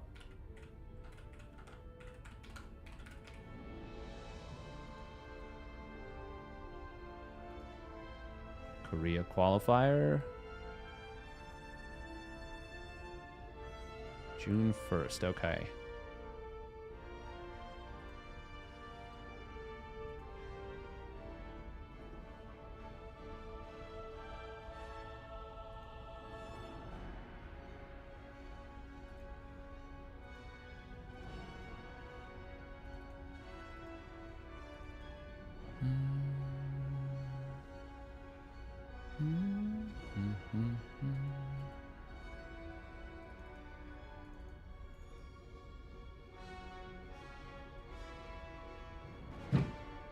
Oh.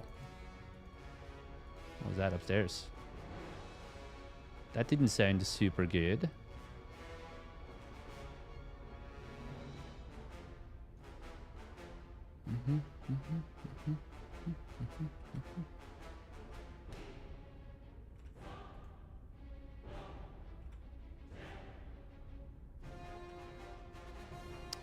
Ley lines. Last Fantasy.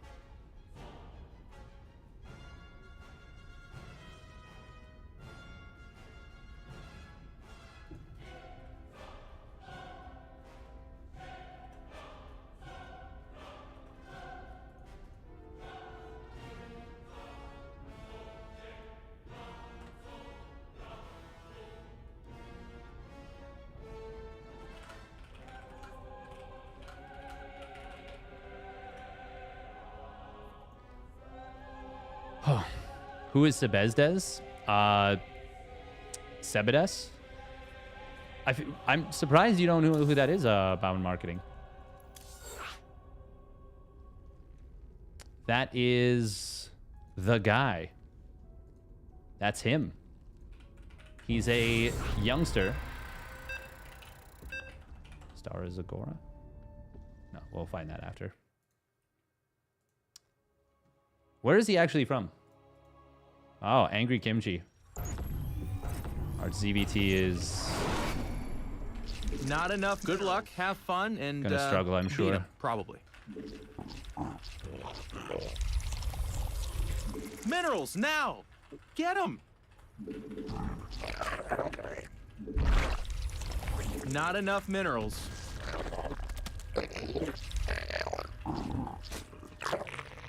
Minerals, now! Get them!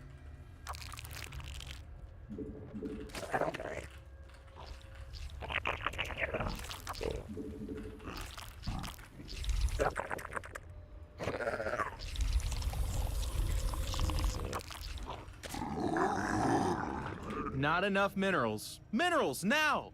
Get them! Not enough minerals. I will say this keyboard feels nice.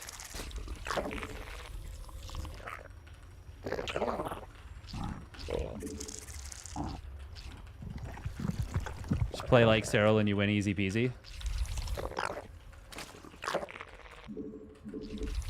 It's true. I haven't quite gotten that part down yet, though. Angry for kimchi.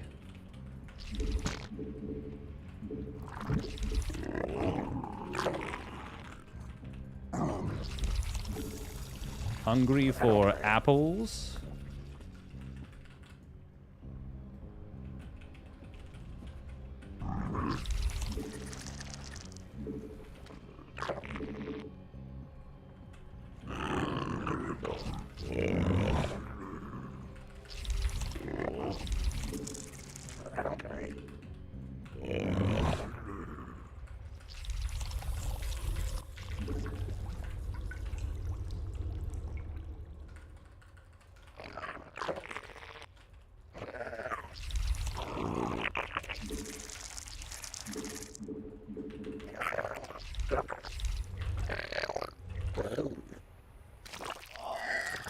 Minerals, now! Get them! Not enough minerals.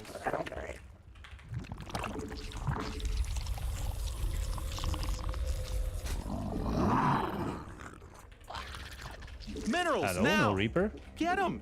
Not enough minerals. A new queen has emerged!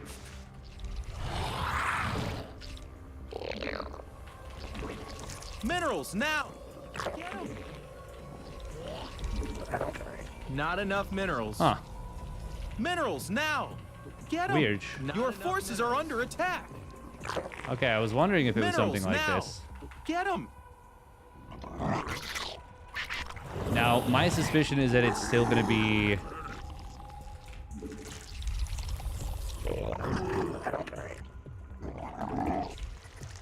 Hellions behind this.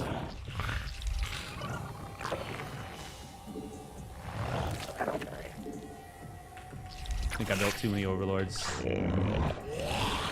you need to put down the purple stuff.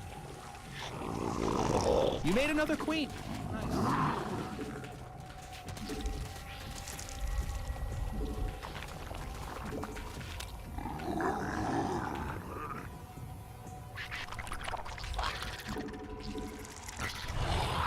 Could be Hellbats. Evolution complete. Unacceptable command. We must place that on free.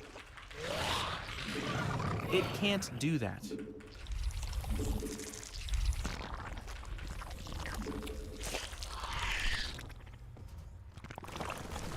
Oh, okay. It's 16 marine drop. A new queen. You made another Is queen. actually this Nice. could be a 3 racks even. That was a lot of bio units.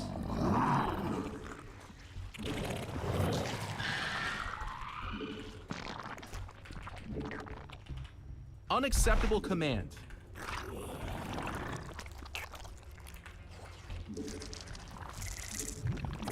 Spawn more overlords. A new queen has emerged.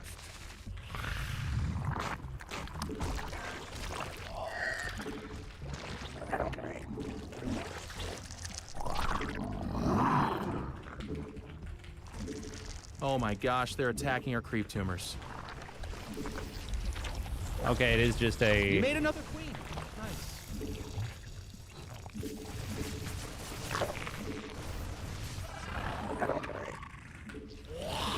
creep tumor is under attack.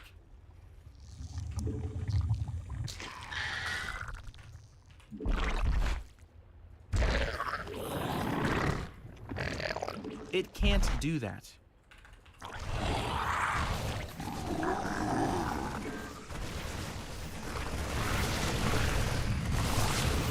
Ah.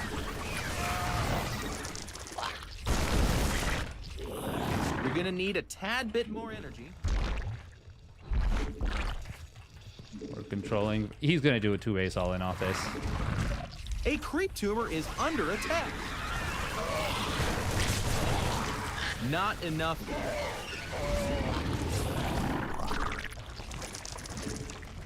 Our army be scrapping.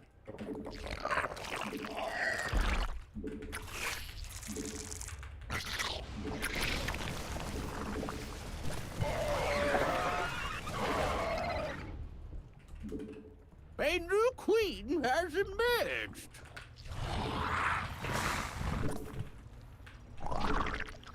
Your forces are under attack. We evolved. Stuff got better.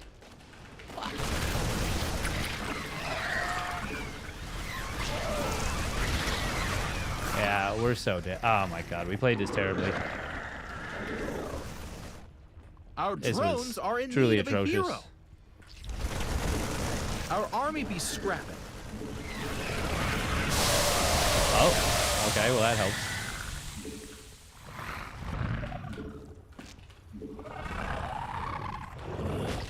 Gas, buddy. Come on, you need gas. We're still super dead though. Your forces are under attack.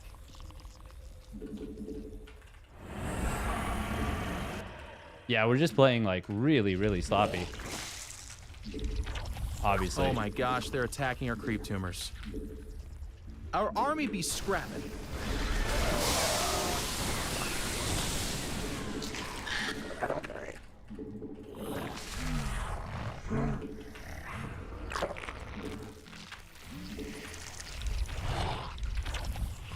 You're gonna We need a don't tad even bit have more like a energy. competent drone count either.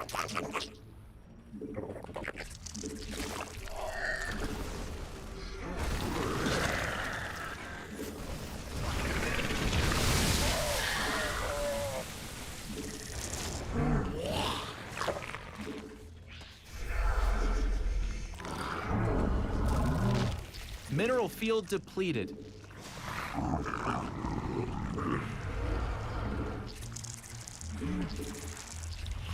I don't know how we're not dead yet. Oh my gosh, they're attacking our creep tumors. Out. We evolved. Stuff got better. I mean, I guess banelings are pretty good against something like this. The mineral, not enough. Your forces are under attack. Mineral field depleted.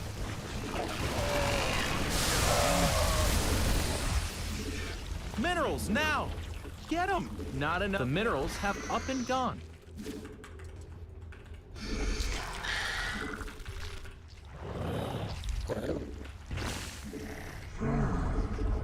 Do you not have tanks? Like,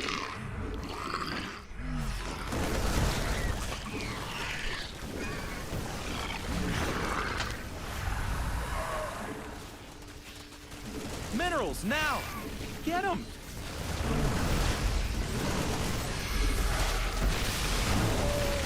Not enough minerals. what? And they're out of What? here.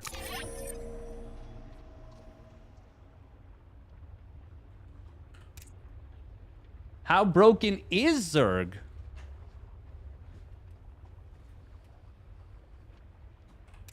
We shouldn't have won that. No freaking way.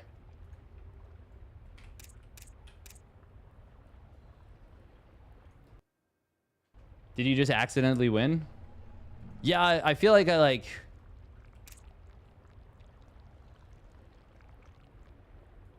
feel like I tripped, and as I was falling, I accidentally punched him in the jaw.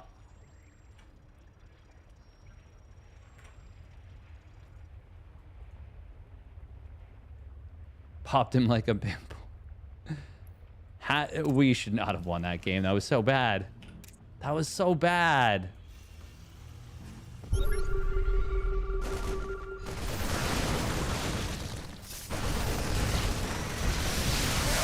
I don't know what he was thinking, though.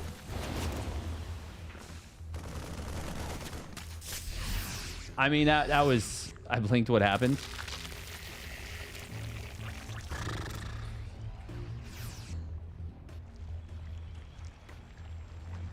The downfall of the Terran race.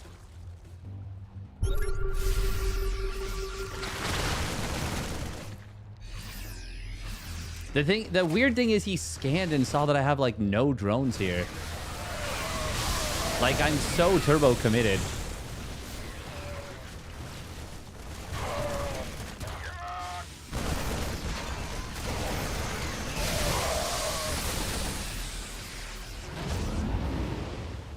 Yeah, that was weird. I don't know what else to say about that one. Always building Hellbats instead of mines. Crazy decision. Yeah, really weird one. But like just being on the map at all when you're taking a third base and your opponent's as committed as I am, it's just kind of bonkers.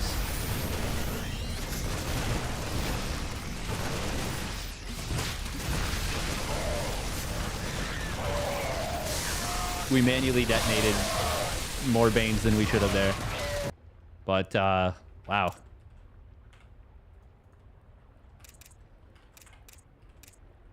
Is this what you think balance is? Sound like he's starving for gas and he can afford it. Yeah, I don't know. Weird game. That was such a bad game for me. He doesn't know how to pick up his units. The pickup micro wasn't the cleanest, but I mean, there was many things that I did that were very, very bad there.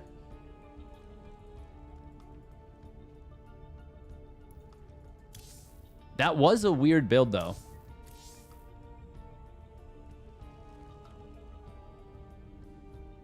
Because he had an engineering bay. He built it at 4 minutes and 9 seconds is when it finished. Or started? Started. Like, that's a really fast single NG bay. I don't know. That was just weird.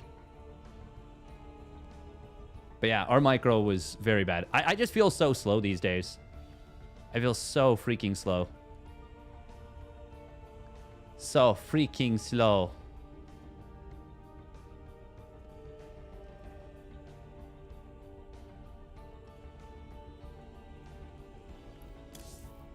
It's because we are.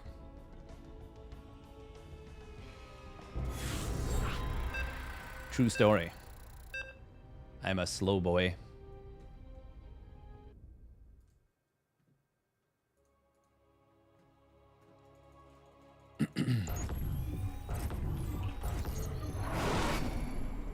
Minerals, good luck and have fun. You're gonna need it.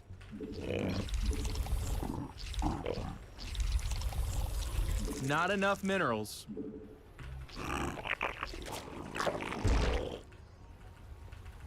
Minerals, now! Get them!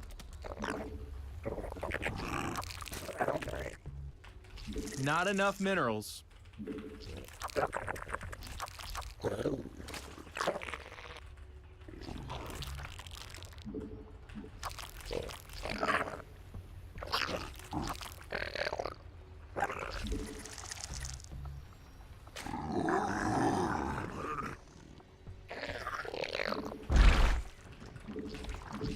We were just a little bit late there. Now, get them. Sending that down to the natural.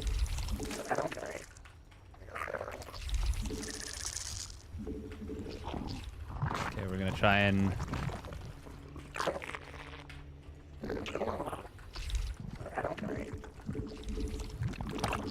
increase our speed. You need a geyser thingy to do it here. And of course, we're gonna fail. Not enough minerals.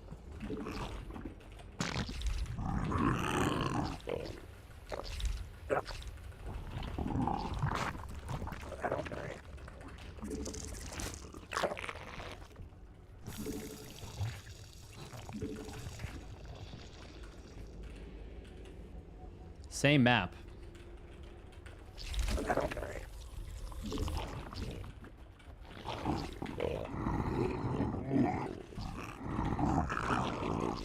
I think Vast went to Dallas. Pretty sure I saw him on the list.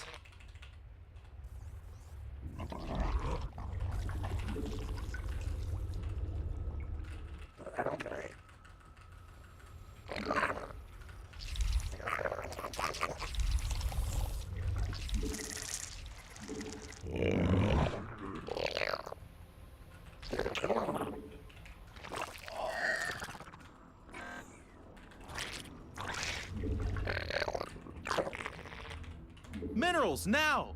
Get them. That was weird. Not enough minerals. Minerals. You made another queen. Nice.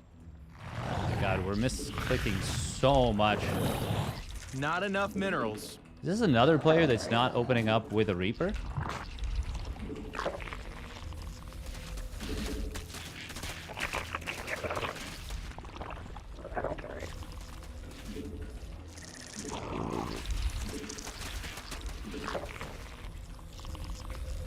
God, I'm misclicking an insane amount. I'm fat fingering so much on my F keys. Jeez. Our army be scrapping. I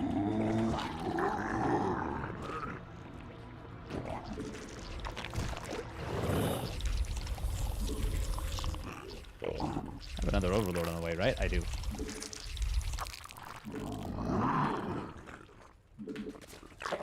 You guys have no idea how A new queen has emerged. tilted I am. Well, if you've been here before, you Evolution might realize. Yeah, you need to put that on the purple stuff.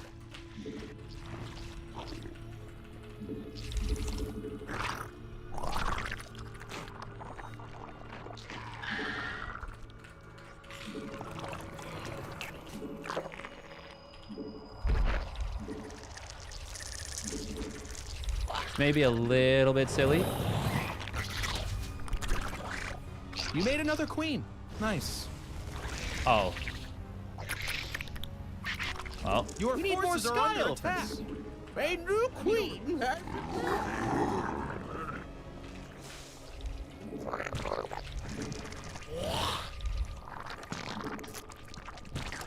It can't do that.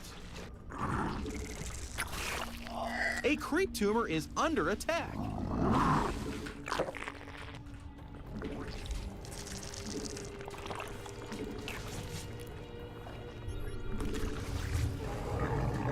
Insufficient Vespine gas.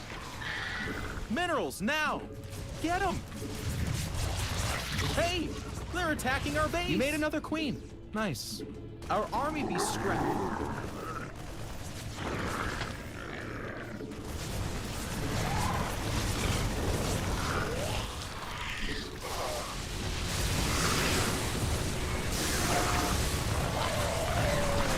A new queen has emerged! I just made a bunch more lings there. That's really stupid.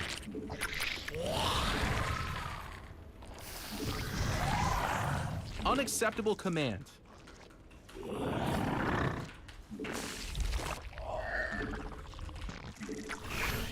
Oh my god, he doesn't have a wall? Okay, well, he's fine.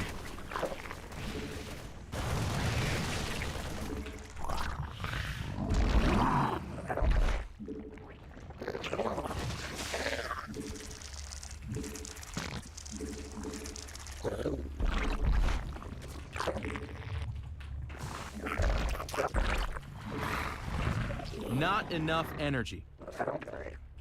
We must place that on creep. Unacceptable. You need to put that on the purple stuff. It can't do that. Unacceptable command. It can't do that. More energy. Not enough energy. We must place that on creep.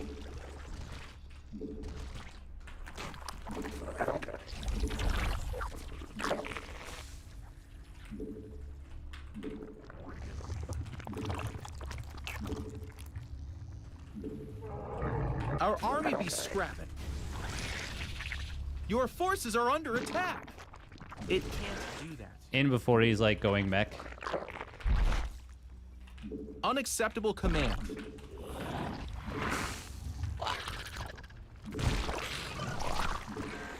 Our army be scrapped. Oh my gosh, they're attacking our creep tumors. A creep tumor is under attack.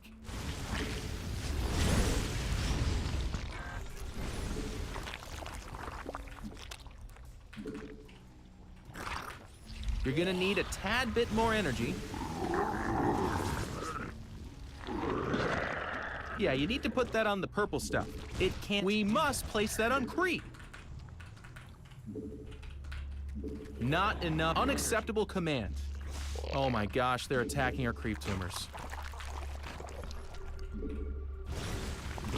Okay, just the scan pattern alone feels like an 8 racks here. It can't do that. Unacceptable command. It can't. Yeah, you need to put that on the purple stuff. We must place that on creep. You're gonna need a tad bit more energy. The minerals have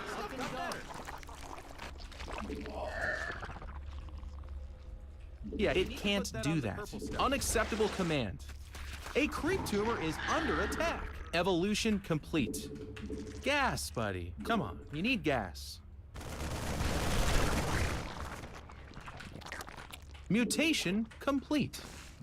Mineral field depleted. Oh my god, he's still on 2 bases? Oh my gosh, they're attacking our creep tumors. The minerals have up and gone. Mineral field depleted.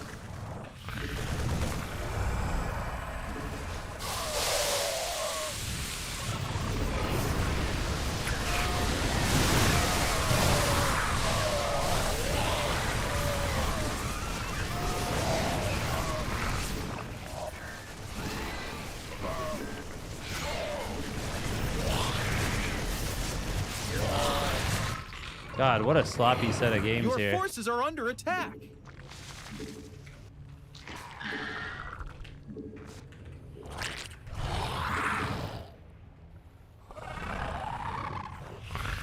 We evolved.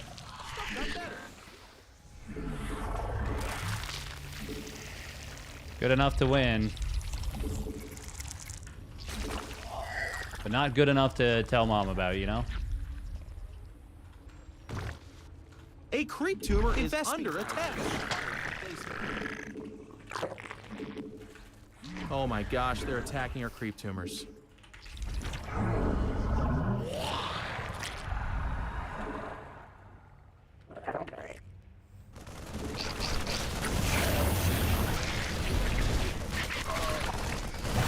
Mineral field depleted. I'm surprised he's still in this game, honestly. Insufficient Vespine gas. Gas, buddy. Come on, you need gas. It can't do that. I don't think you're gonna win many games. Insufficient Vespine gas. What am I doing here? I don't need to counterattack, I just need to hold.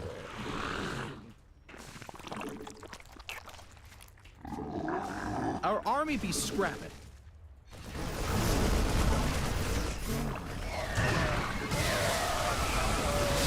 We must be like 80 supply up at minimum.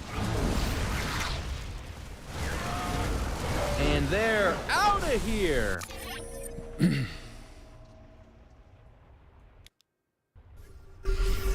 60. Pretty close. Oh. Crazy, crazy race. I know, right? Look at this. What other race could float this much right now and be this far ahead?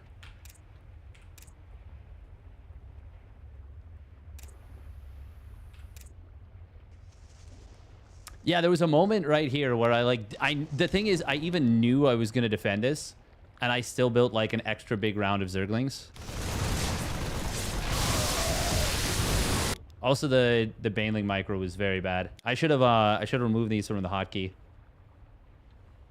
They just insta-spend the bank the Zerg raise. Unbelievable.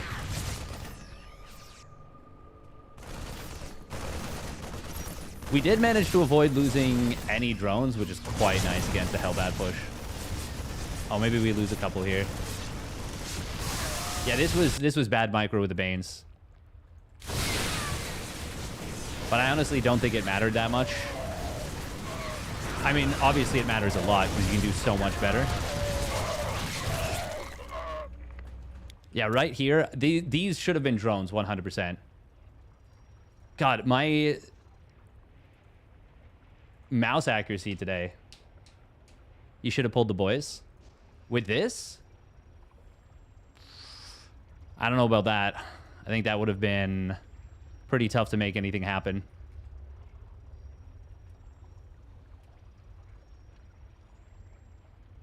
He doesn't have any boys. He doesn't have a ton. I mean, the big thing was we got a free scout into the main. It's not often that the Hellbat push works super well. That's for sure. Not super often.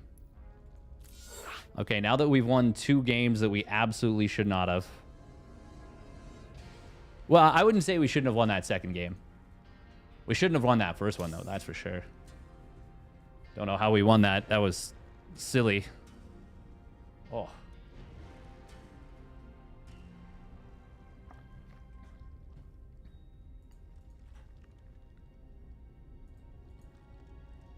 The ghost variation is giga fun to play, though. That one can be very cheeky. I mean, you can definitely make Hellbat pushes work up to a pretty high MMR. Yeah, you PPU the queens. Okay, ZVP. Not enough. Good luck. Have fun and beat him, probably. Minerals now. Get him.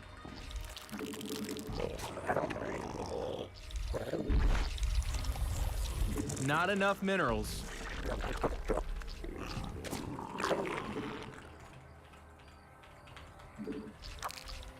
And they're out of here. We did it.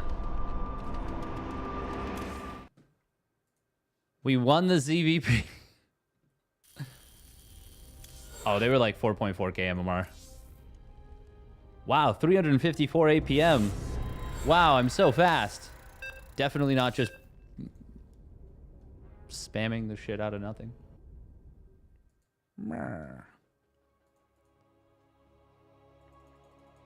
Why do I assume that this is a porn star name? Is it? Minerals, I think they good might have luck forgotten and their have pylon, fun. actually, looking at the... Hate it.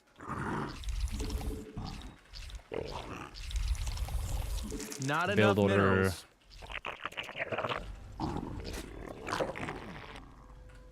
Minerals now. Get them. We need more sky elephants. I mean overlords. Spawn not enough minerals. That is a late overlord.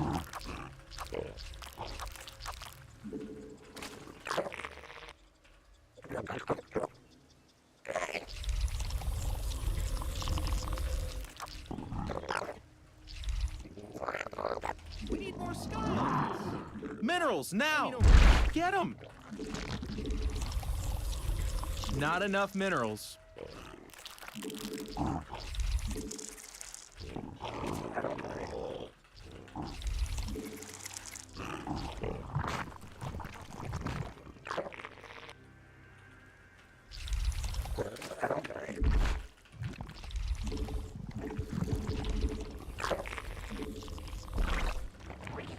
Minerals now.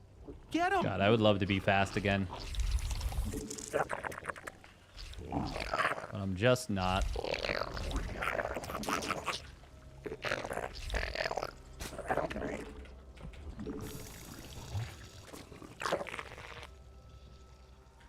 Boy, peace off.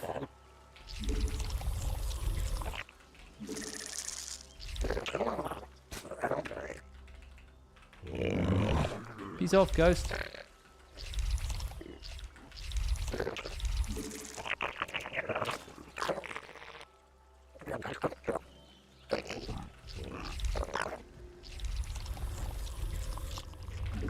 Not enough minerals. Minerals now. Get them. Look, just a little bit of disruption. You notice the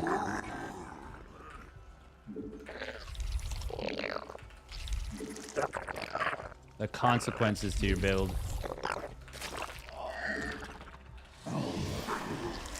That is a really late start. Oh my god, we're gonna kill that.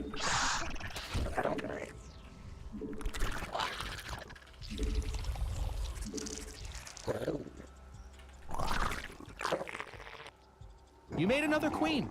Nice.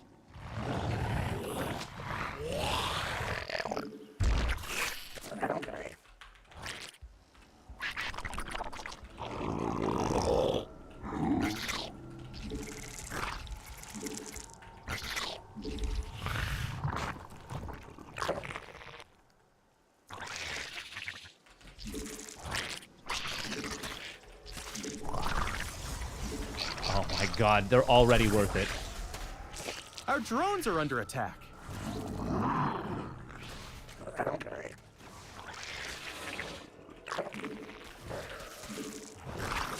Okay, well that wasn't so great. Not enough energy. You're gonna need a tad bit more energy.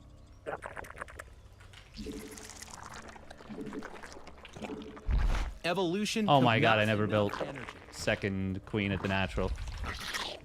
Can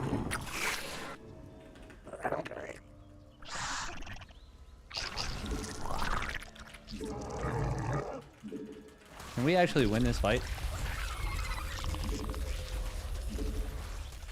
Nope. You're gonna need a tad bit more energy. Insufficient Vespine. It can't do that. Spawn more overlords. God, just the wonkiest early game. You made another queen. Nice. We need more sky elephants. I mean overlords. Spawn more overlords. Not base is under attack. First of all, rude. Oh, that's quite a few adepts. A new queen has appeared. Yeah, you need to put that on the purple stuff. Gas, buddy. Come on, you need gas.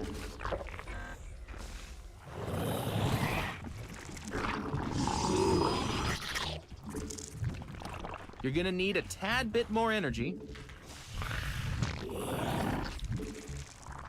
You made another queen.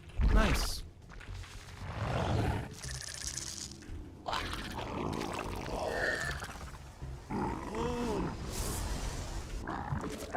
He might have actually missed that, so it's a little bit silly that I'm giving away the position. Our army BC Vespine Geyser is required for placement.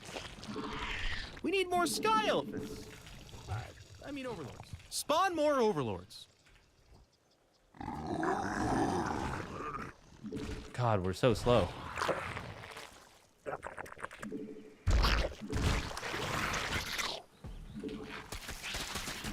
Ha!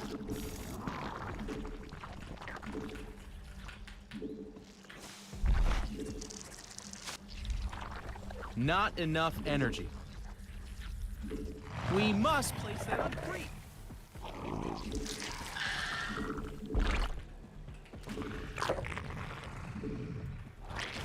Mutation complete.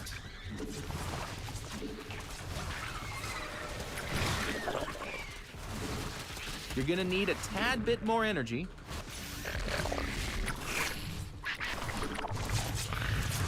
Hey, they're attacking our base. Not enough energy.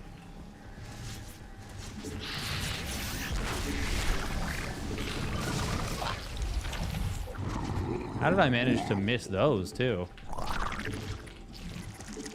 Insufficient Vespine gas. You're gonna need a tad bit more energy.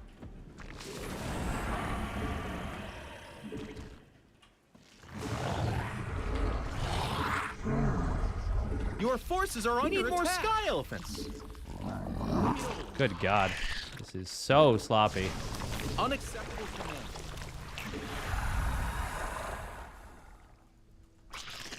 Our army be scrapping.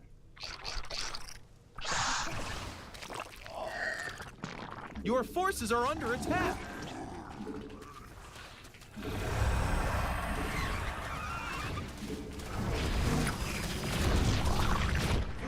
Evolution complete.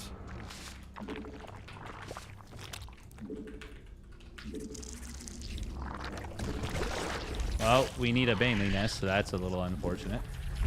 Also, somehow those were misclicked and not sent back to mine for obviously quite a long time.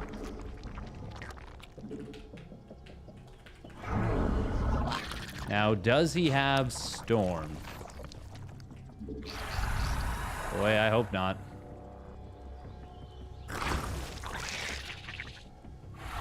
Looks like he does.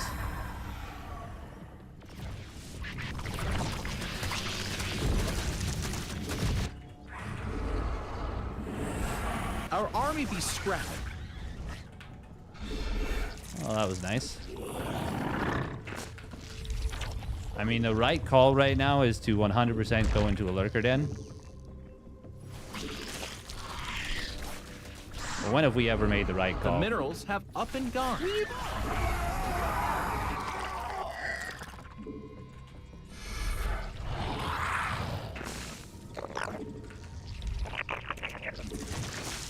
Also, what are we doing Spawn that? more overlords.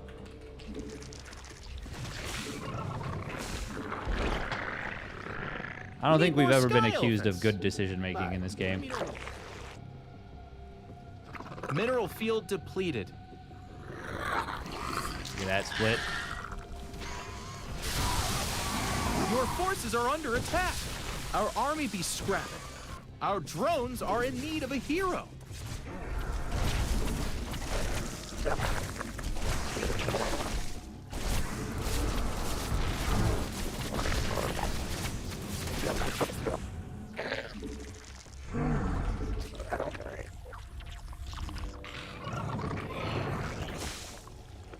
Oh, I never hotkeyed that.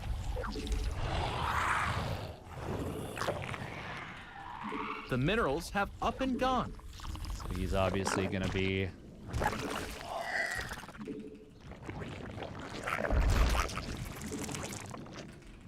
Not enough minerals. Minerals now! Base is under attack. Your forces are under attack. Our drones are under attack.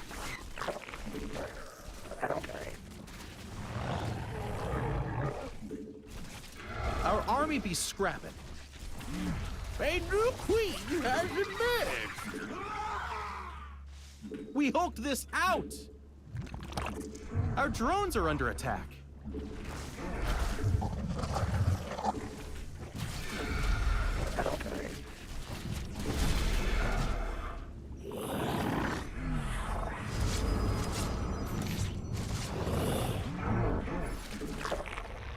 Mineral field, yeah, you need to put that on the purple stuff. Your forces are under attack.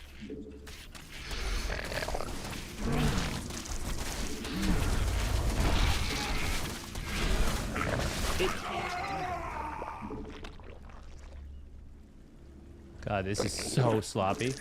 We're on 85 drones somehow, though.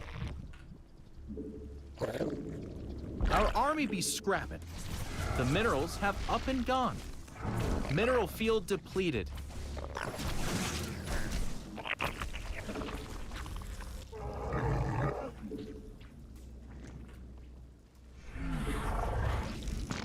The minerals have up and gone. Mineral field depleted. Your forces are under attack. Oh. Of course, we're up to carriers.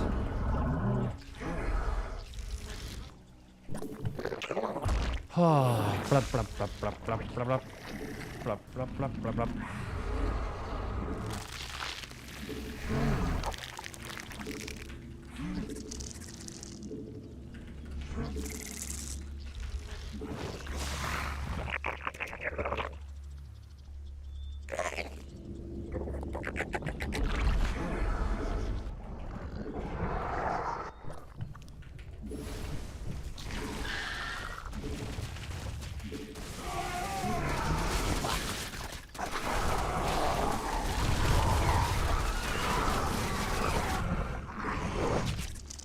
Hey, they're attacking our base.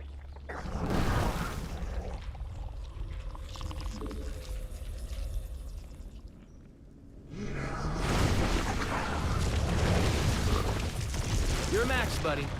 No more stuff. We evolved. The minerals have up and down. Evolution complete.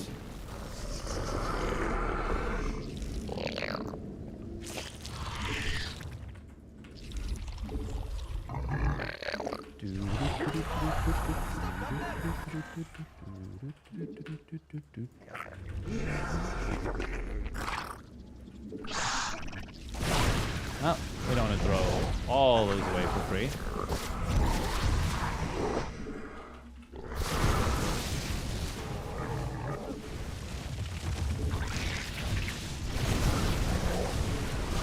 A creep tumor is under attack. Unacceptable command. Our army be scrapped.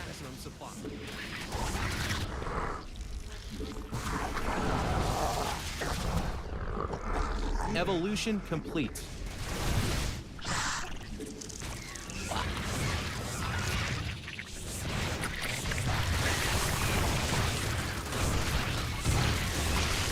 Nice race. Mutation complete. Unacceptable command.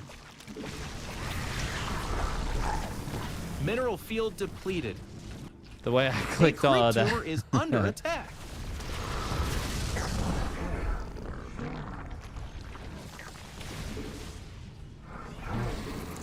Oh my gosh. click they're the spore on attacking that our creep already tumors. dying void ray was so impressive. The minerals added so have much up with and my down. micro. Our forces are in need of a hero.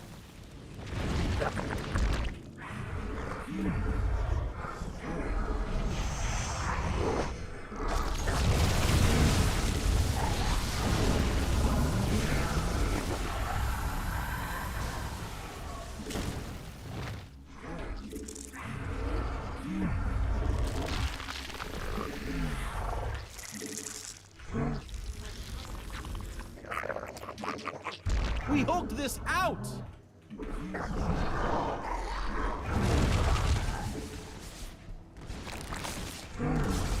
Mineral field depleted. Base is under attack. I mean, we're just playing so poorly right now. Our army, our drones are under attack. Hey, they're attacking our base. But Protoss is obviously still in, you know? Unacceptable command. You're maxed, buddy. Your forces are under attack.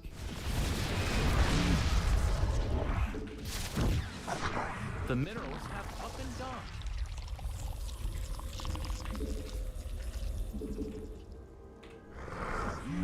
down. Mineral field depleted.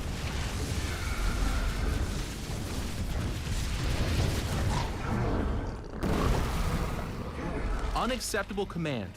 We are at maximum supply. Yeah, no spore forest here is Our very, army be very bad. scrapped.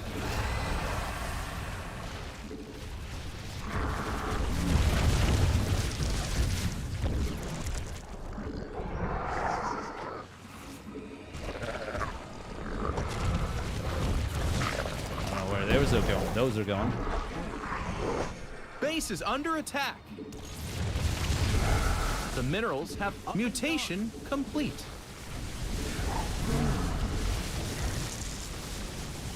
A creep tumor is under attack.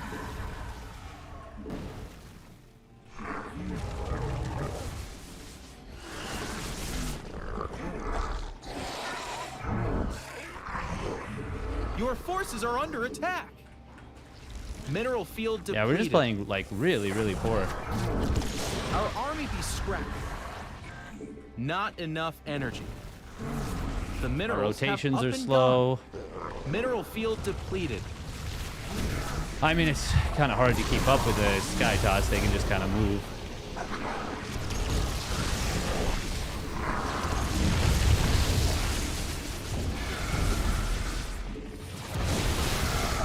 Hey, they're attacking our base. Your forces are under attack. We hulked this out.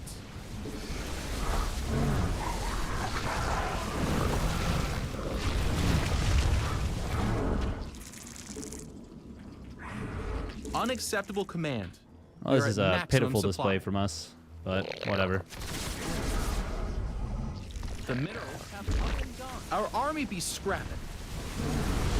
Oh, did he just lose all his High Templar? Vespine Geyser But exhausted. he's got a billion more.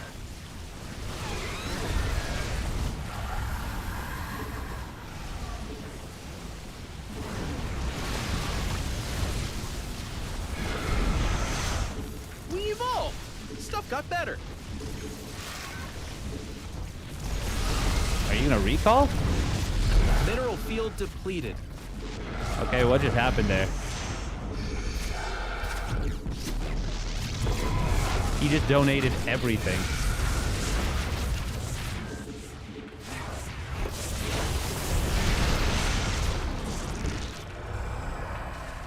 What the race?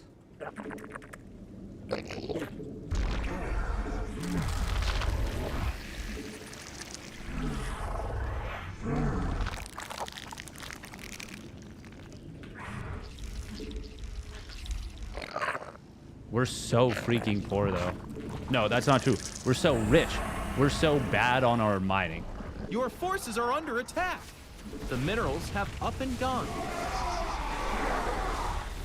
Well, no more gas on this one. How did he just lose that, though? I didn't even know you could miscontrol that army. You're a max, buddy. No more stuff. Mineral field. You made another queen. Nice. The minerals have up and gone.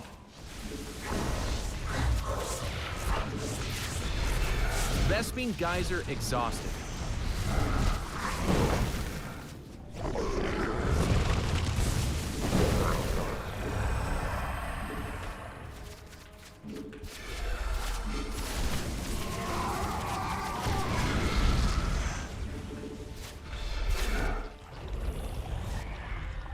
We don't deserve to win this game. I'll just say that. But I honestly, I mean, given the micro from our Unacceptable opponent, command. We are at maximum supply. Our I'm army not gonna be really scrapping. pretend like he does either.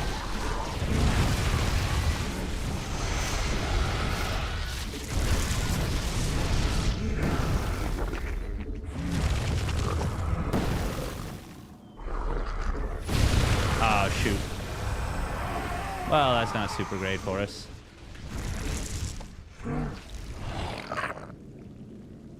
We do need to set up a new base.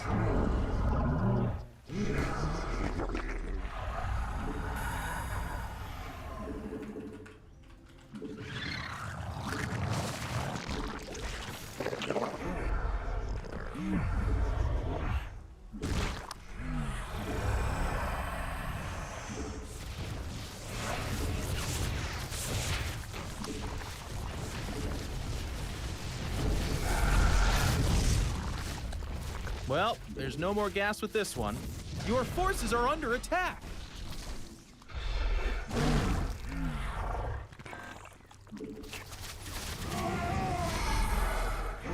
You're a max, buddy. No more stuff.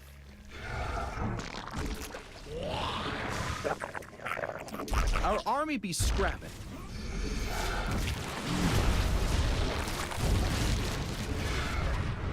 Oh my gosh, they're attacking our creep tumors. Okay, so let's get some detection here. Mineral field depleted. That might be a few too many lurkers.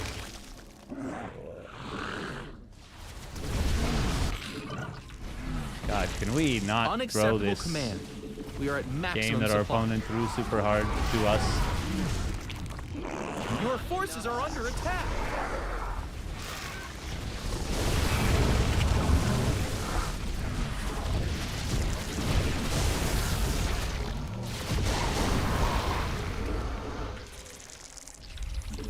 I'm honestly baffled at my own decision making.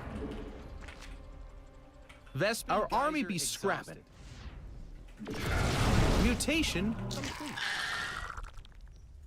Your forces are under attack.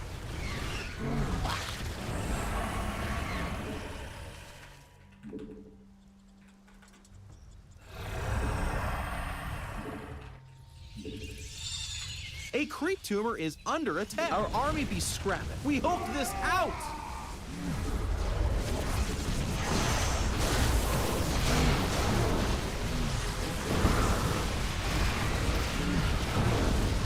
Your forces are under attack.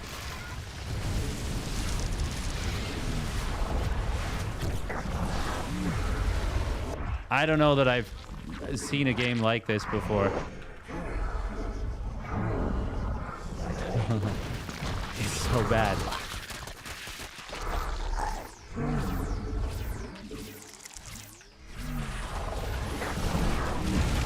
Oh my gosh, they're attacking our creep tumors.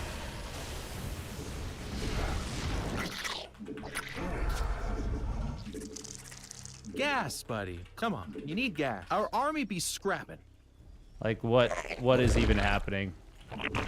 It can't do that. Well, there's no more gas for this.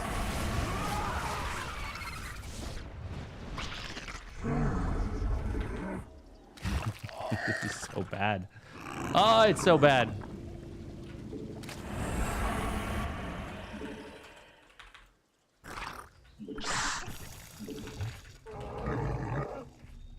Your forces are under attack.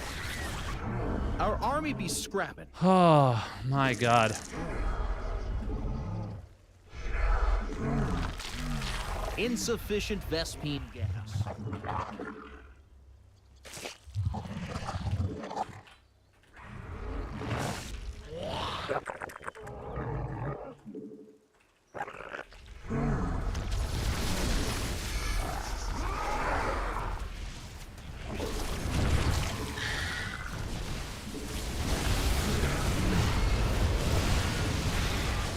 Your forces are under attack.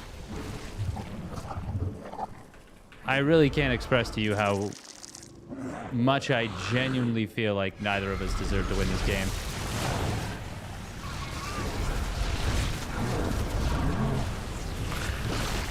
The minerals have up and gone. Our army be scrapping. I genuinely don't know which one of us deserves to lose more, but it's both of us by a lot. And I don't ask me how the math works, but that is how it works.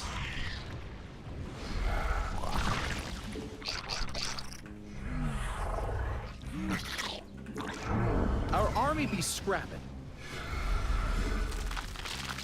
Mineral field depleted. Your forces are under attack.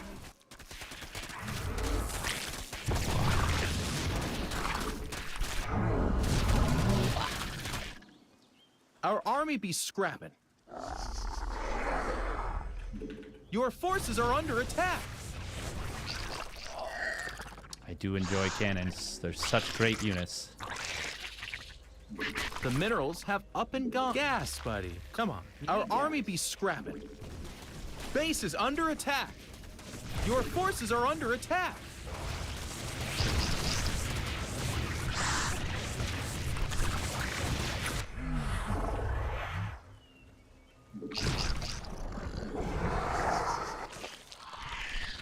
Insufficient Vespine gas.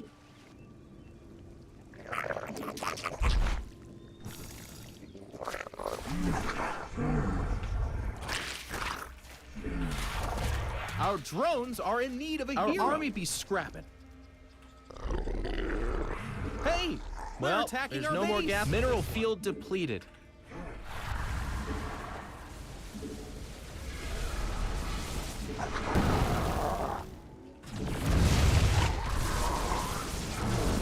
I don't think he's got detection. Your forces are under attack.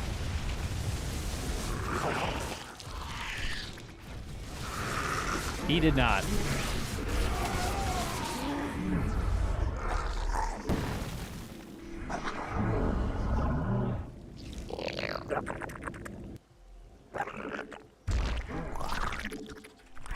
Now, where did he recall to? Scrapping.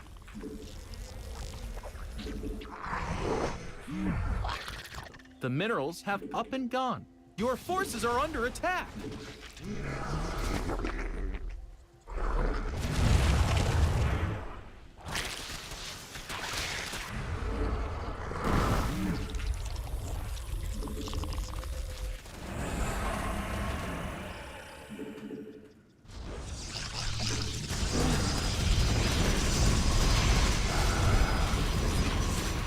Gonna need a tad bit more. Spawn more overlords. Our where army is his be army? scrapping. Okay, we found it.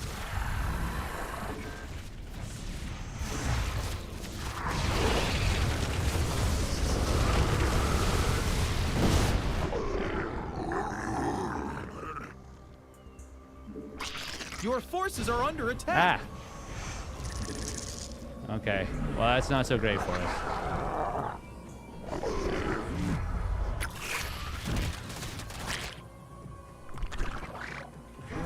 Our army be scrapping.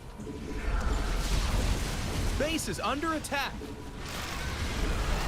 Tactical game tactical. Yes, the game is resumed. What the fuck is that? Attack. What the fuck is that? Our army be scrapping. That's so bitch made.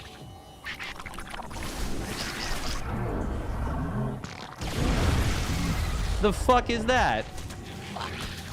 You're gonna really play like this and then They're complain? attacking our base. Your forces are under attack. Our army be scrapping.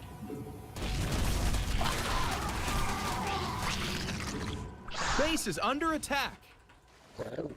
God, we didn't even saturate this base. Mineral Oh my field God, this is depleted. one of the worst games I've ever played. Hey, And your we forces still are almost under won attack. because they fucked up the controls so badly. I do legitimately Base is mean this. This under is one of attack. the worst games I have ever played in my entire life. Our army be scrapping. Your forces are under attack.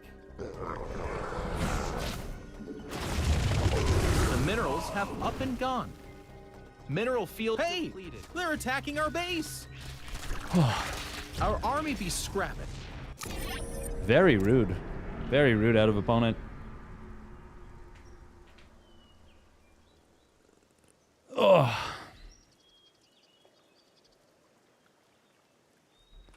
God, that was a terrible game from us. Really, really, really bad. They there's this fun thing that Protoss can do where they can just force you to play late game though.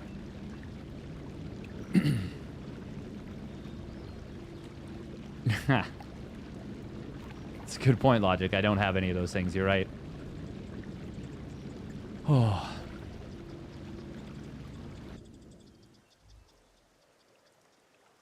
That is incredibly bitch made out of our opponent.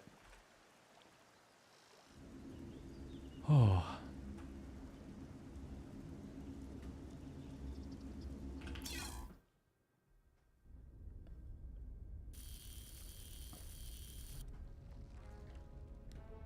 And they're spamming in Korean now?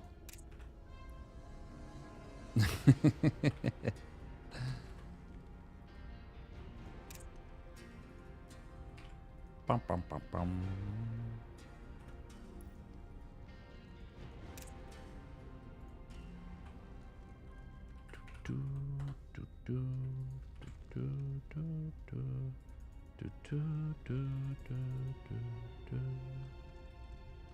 Bum, bum, bum, bum, bum, bum. It was a fun game to spectate. Well, I'm glad you enjoyed it and appreciate the Prime resub at 4 months. It was very, very bad for me though.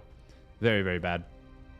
I mean, I'm like, oh man, my brain is just mush. My brain is just complete mush.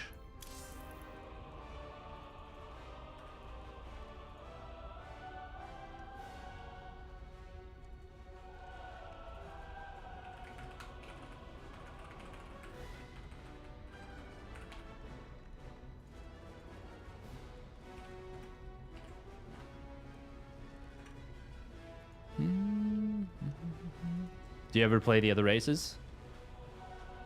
I have once in a while. Oh man, that was so bad. We played so poorly.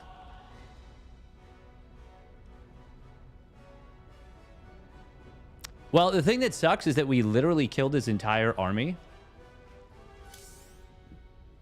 And it like we couldn't ice the game out from there. Like sky toss and all. I mean, I'm just not doing enough things as Zerg to win. In a situation like that.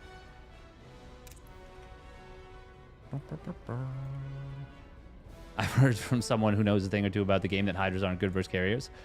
Honestly, when they have the upgrades that they did, when they're 3-2, they're actually not bad. It's the Storm that's the big problem. But no, they're like I just none of what I did there was good. Like I was late to take a fourth base. Sorry, late to like transition towards a fourth base economy. I didn't defend the Zealot run by as well. I didn't transition into Spires.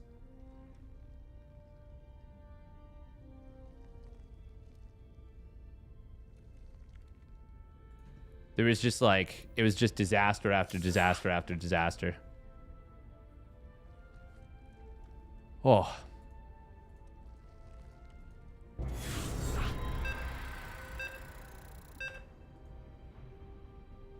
But if you were going to play Sky Toss Storm, don't be like that guy. Don't spam pauses. Especially when your control is like that. I mean, regardless, just don't be a dick. Don't be a dick. Minerals. Good luck, have fun, and beat them, probably. Not enough minerals. You'll end up in this weird situation where no one will ever want to hang out with or talk to you. Minerals, now! Get them!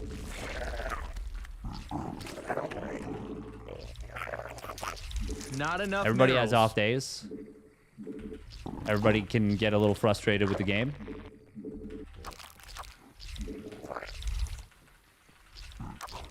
You don't need to be like that. We need more sky elements. I mean overlords. I think my mouse sensitivity is command. too high. I don't know. Minerals, now! Get them! Don't be a dick is great life advice. Not I agree. enough minerals. Banter with homies is fine. You know them? Am I crazy or is it? Apparently for some people it is. Some people it is. But once again, that says more about them than it does about me. So.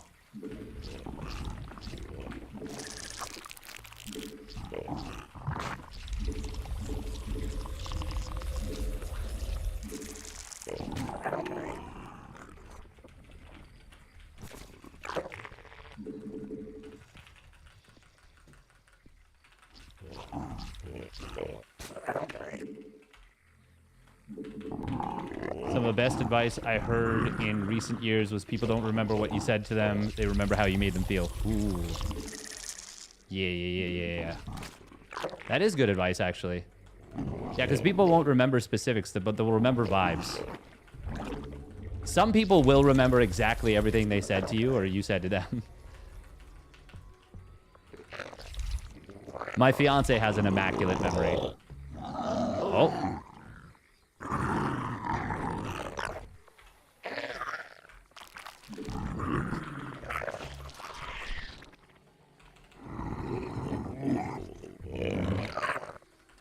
Spawn more overlords.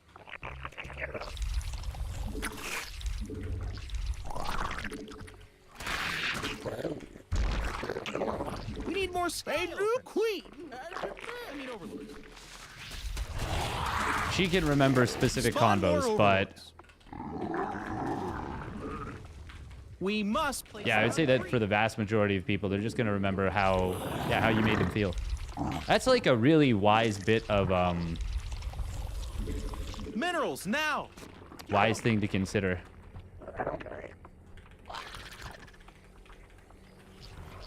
Anyone can be vindictive. It's not gender specific. Yeah, I think anyone can be a dick. When I call someone a dick, that is 100% not a gender specific term. This Hellion's being a bit of a dick right now. You're gonna need a tad bit more energy. A new queen has emerged.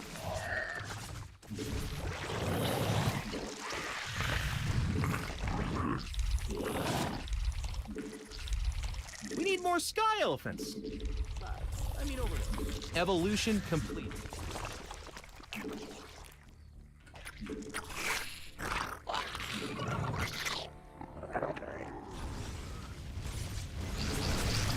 Oh, you really let me grab that.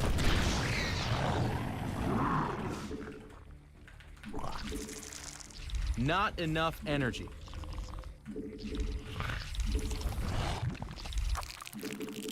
Oh, that's an overlord. Oh. Well. Unacceptable command. You made another queen. Nice. You're gonna need a tad bit more energy. Not enough energy. Ah, battle mech.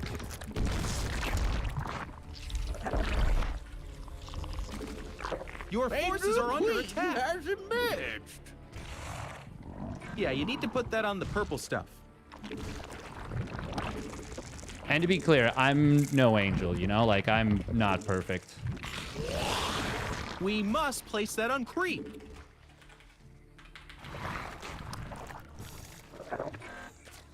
You're gonna need a tad bit more energy.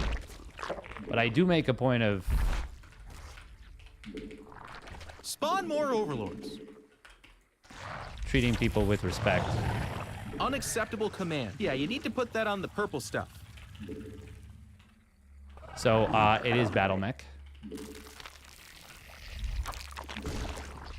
It can't do that. This is going to be a nuisance with the tower. Unacceptable Oh, command. I forgot which map this was. Oops.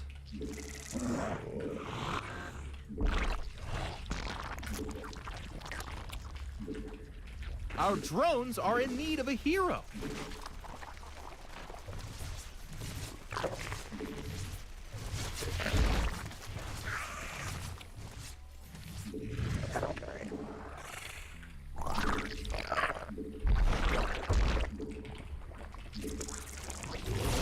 Oh. Also, what? It can't do that.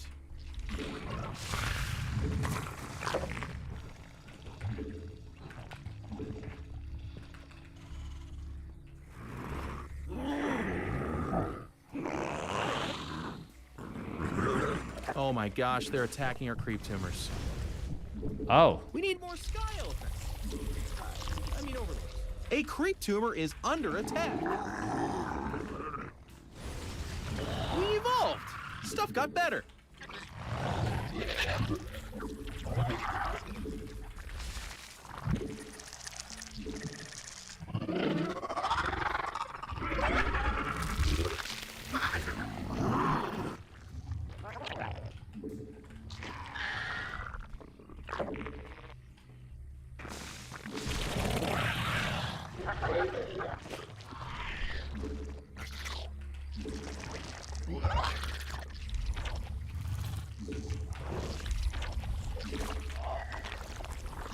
Our army be scrapping.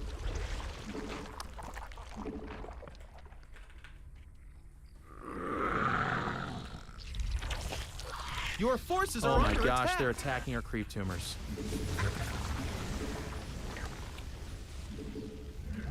The minerals have up and gone.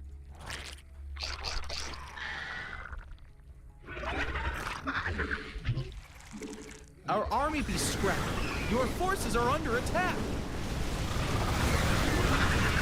You made another queen. Why are you on siege, my guy? They're out of here. Okay. Well, we take those, I guess. Oh. No, yeah, I changed the Baneling Nest into a Roach Horn because I thought it was going to be battle mech, but it was regular mech.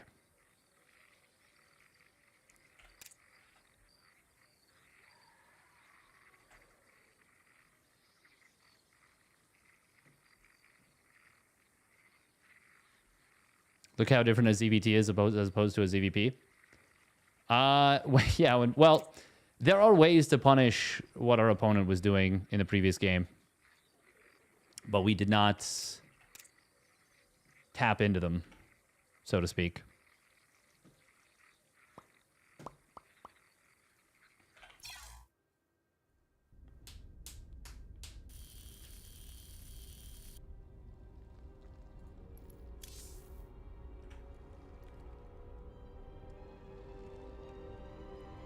Oh, I'm definitely not semi-pro. My MMR is currently 4.9. I hit 5K not long ago. No, I'm definitely not semi-pro.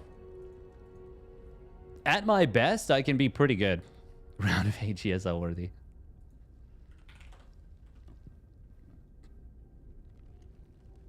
Live to win. Oh, yeah. So, something that has happened recently. I was going to talk about this. It was a busy couple of days for StarCraft news. Obviously, you know, GSL wrapped up and possibly wrapped up. Like, it might be done for good. It did say the end at the bottom of the last season, which is obviously a little sad. Yeah, it's really sad. And then RSL announced that Cyril stepped away from participating in this season, and then very shortly thereafter, they doubled the prize pool for the first season.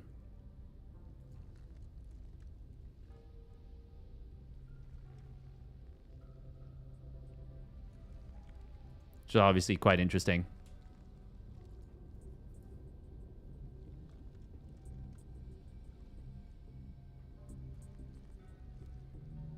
He cited EWC practice. Well, they said it was personal reasons, but yeah, I would assume EWC practice. And then the biggest news of all, I would say, Firefly. Firefly has been removed from EWC. That's probably the... Well, depends who you ask. Some people would say GSL ending, if it is the end. I think we all saw that coming. I wasn't 100% sure that we would see them actually do it, but it's good that they did, I think. I mean, it's very good that they definitely,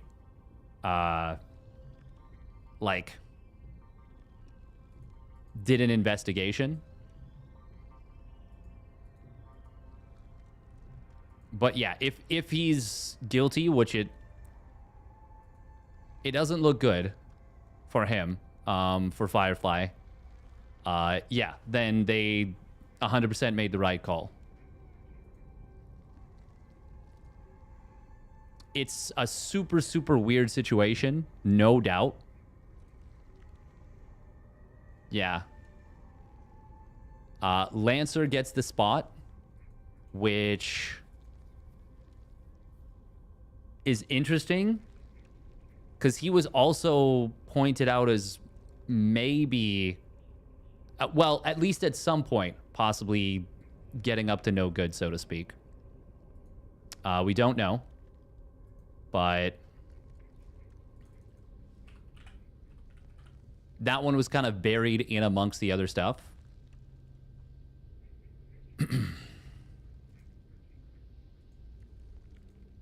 It really sucks because I was a huge fan of Firefly as a player. I was like, I wasn't quite at the level of Behemoth where he's like, he's going to get top 4 at a major offline tournament. I was like, he needs a lot more development.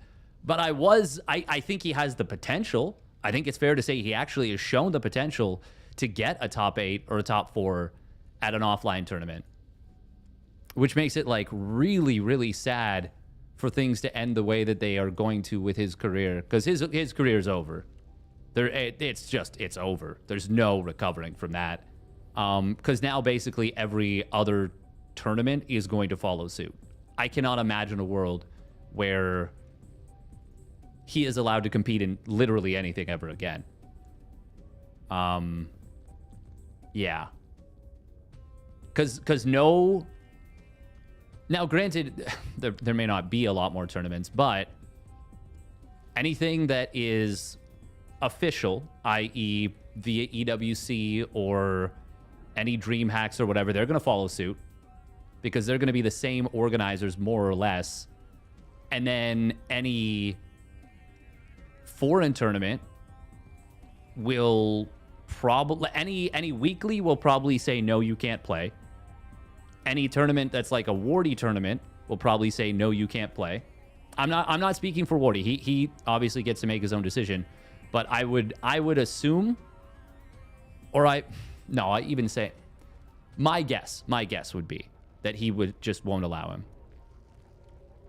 What happens? Match fixing is the charge. For the uninformed, what did Firefly do?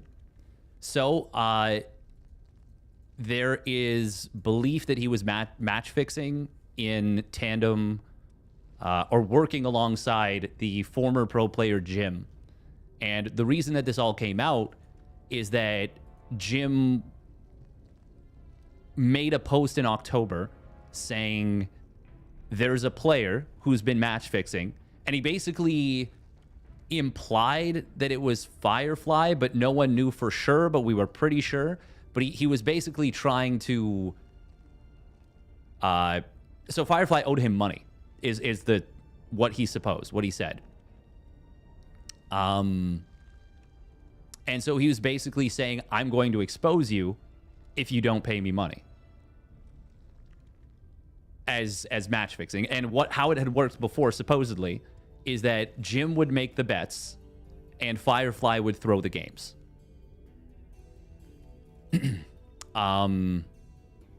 But after, October or whatever, Jim was supposedly Firefly just basically didn't have any money is what it boiled down to, is from my understanding. That's how it kind of came through on the translations. Firefly just didn't have any money. But then after Firefly qualified for EWC, Jim came to him again. Once again, this is all Jim saying this. This is the former Protoss player, Jim. Pretty much it was blackmail. It's honestly, it does not look good. What if it's all just slander? There was receipts of the gambling. But I don't know the full details of the investigation, but there was an investigation done. And it was enough for them to say, no, you can't play in EWC. You're forfeiting your slot. Technically speaking, I'm pretty sure every tournament organizer, and they should, you shouldn't use it, you shouldn't abuse it, but every tournament organizer in the rulebook should put at the very end, or it doesn't matter, anywhere in the rulebook, anything we've written can be completely superseded without any warning or any reasoning. And that is just to cover you in the case of whatever, Now, granted, you have to be careful with that, because that is something that can absolutely be abused to give certain organizations or players an unfair advantage. Or if you don't like a player, you can just say, fuck you, you're out of my tournament. And that's not okay.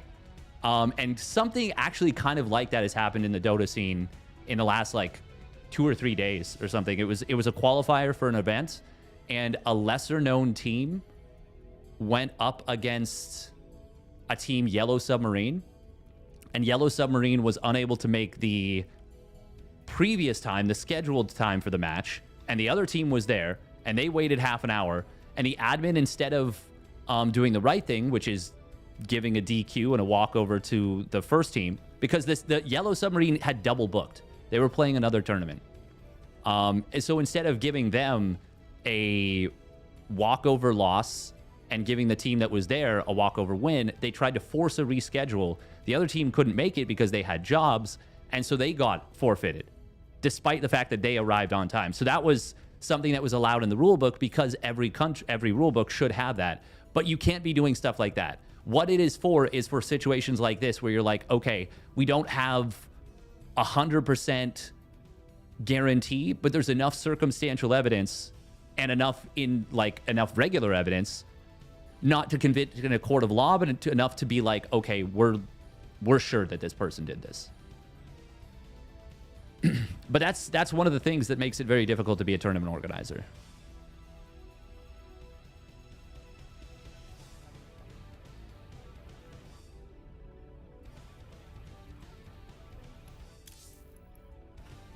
But yeah, that's the kind of the long and short of it.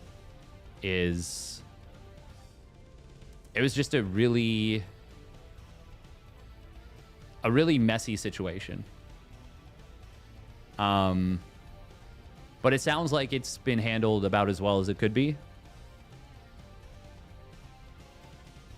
If it does turn out that, you know, there was no wrongdoing, hopefully there's a way to figure that out, because I don't even know how they would. Yeah, I don't know. Seems kind of weird to keep receipts for match fixing. Well, I mean, anytime you do like gambling, there has to be receipts. Exactly. That's exactly it, Zaybok. Yeah. All disputes to be resolved in the sole judgment of the tournament organizers, and such judgments are final and not subject to appeal. Yeah, that's pretty much, that's the boilerplate. We can do what we want, and there's nothing you can stop it. You can do to stop it. Yeah.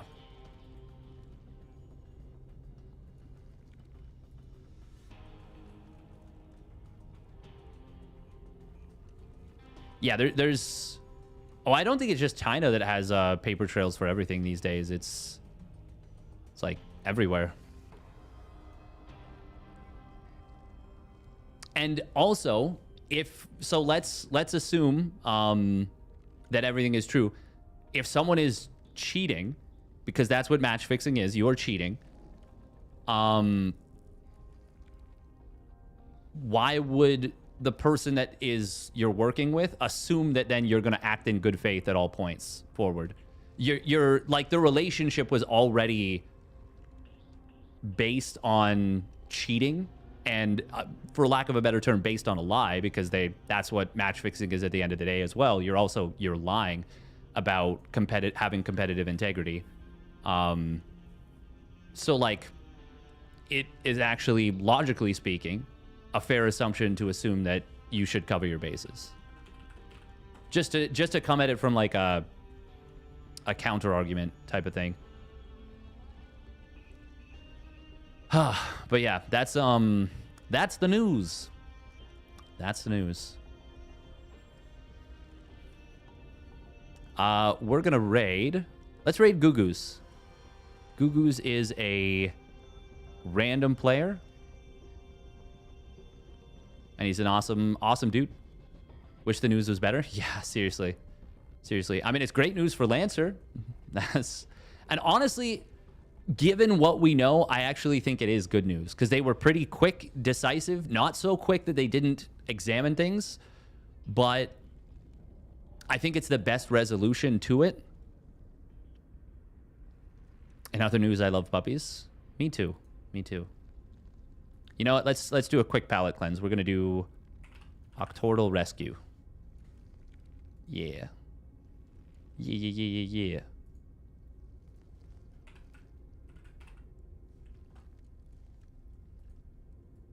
Just before we do the cheeky raid. Strands, Octordal Rescue, connections.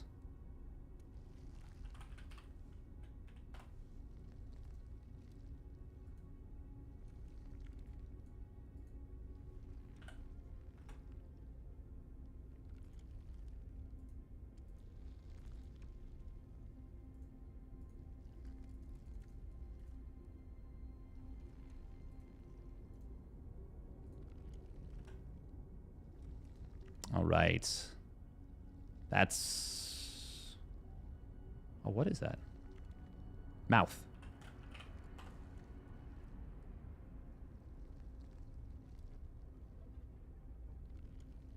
Oh, this one might be tricky.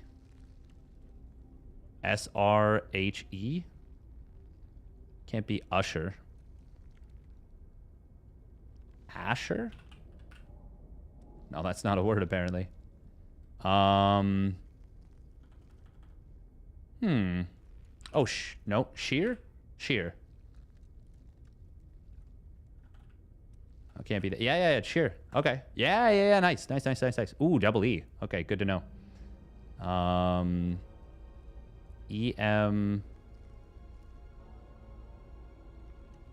C and an E. TI.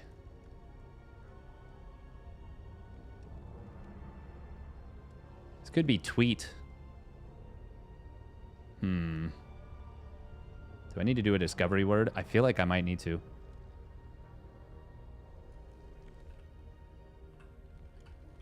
It could technically be that. It could technically be MC. But if I'm wrong, then we're just kind of SOL. Can't be. Can it be anything other than tweet, actually? Or it could be fleet. Let's try fleet. Nope. Shucks. Oh, this is MC, isn't it? Ah.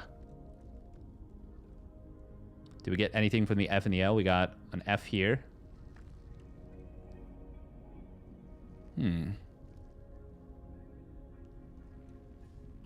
Traft. Graft?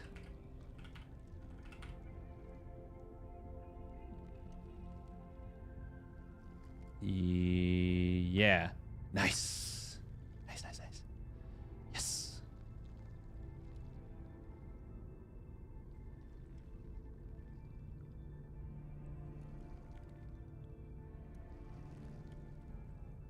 Okay. So it must be E at the end. Oh, this is south. Right? Yeah. Okay, now is this... Oh, it is MC. Haha.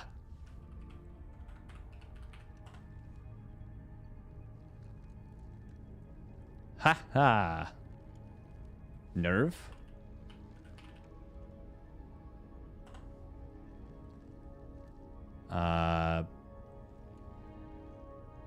L-I...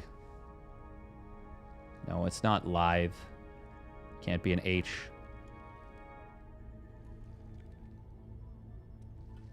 Title? I think it is title. Nice. Oh, it is tweet. Hey, let's go. Nice, we got it. Okay. Connections. Ship shape, inanimate, carbon. Oh my god, are we... Okay, no, we're good, we're good. So we're just going to do this and then we're going to rate up. Is this like 6x Wordle? It's Octotal Rescue, which is 8 Wordles at once, but you start with 3 bad starts. Okay. Inanimate carbon rod. That's so funny. Just a cheeky reference to The Simpsons there.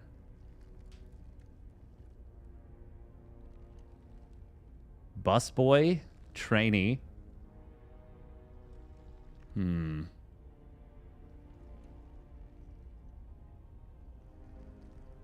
Rod, hook.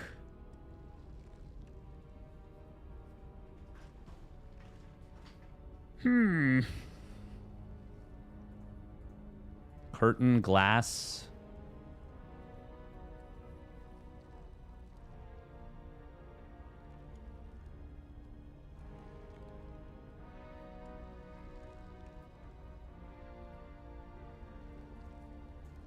Bracket, hook, rod. Curtain, shower rod, shower hook. Wait. Ship shape, inanimate, carbon, glass, wooden, garnish, busboy, trainee, flat, straw, coaster, blank. Yeah, I think these are things that you can hang something off of. No. A curtain is... No, things to do with a shower, though?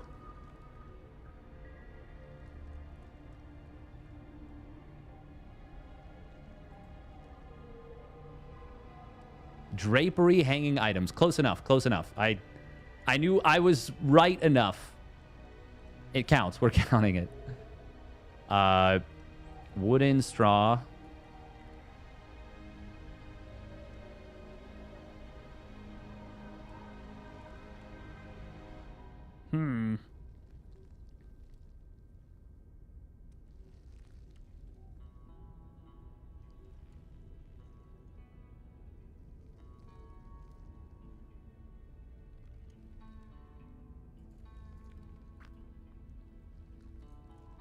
Coaster, flat.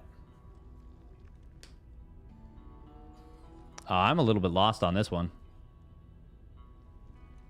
I'm a little bit tuckered. We're a little bit tuckered.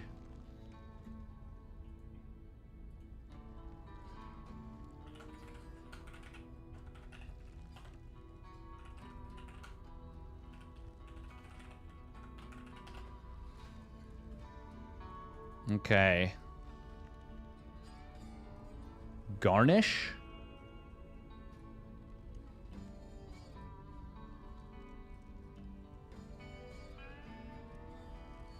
Trying to think of what other meaning ship shape could have other than like in good shape.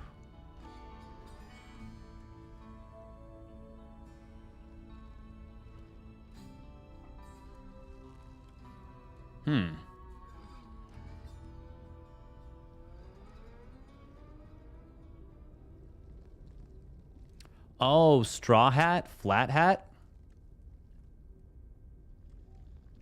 Nope. I don't think that's anything.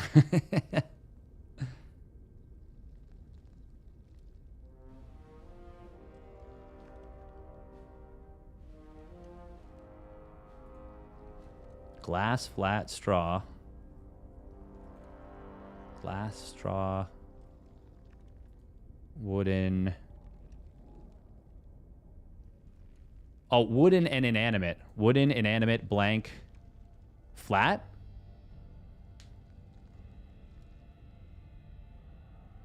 Types of dull expressions? Expressionless. Oh, baby, let's go. Okay, busboy and trainee. Surely it's those.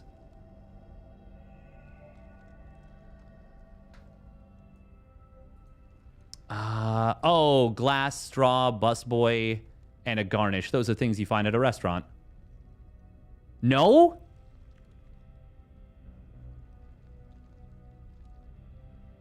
Wait. A glass, a straw.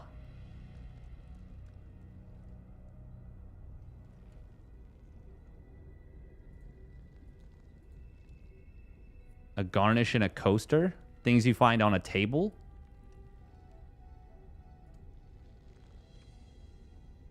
What a drink is served with. Okay. Oh, yeah. Ship shape, busboy, trainee, carbon. What?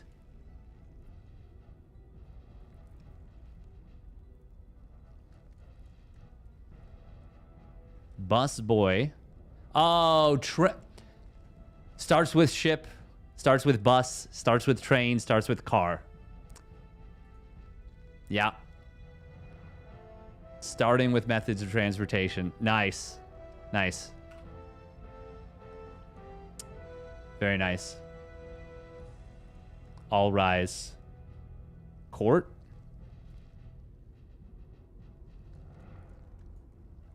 No? Courtroom.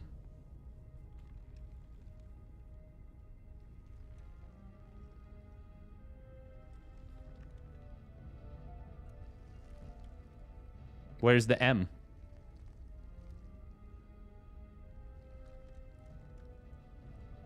Oh, here. Law? Lawyer.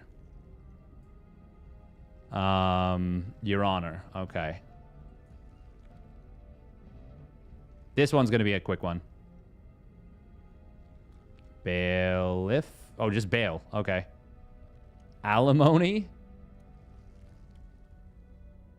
Wait. Alibi. Oh, my God. Motion. Yeah. And objection. Nice. Okay, well, that's perfect. So we needed that one to get pretty quick. Be pretty quick. Good stuff. Good stuff. And yeah, let's rate Gugu's. He's still going, yeah? Yes. He's rocking some shades. Let's go. That one's fun. Yeah, I like that one.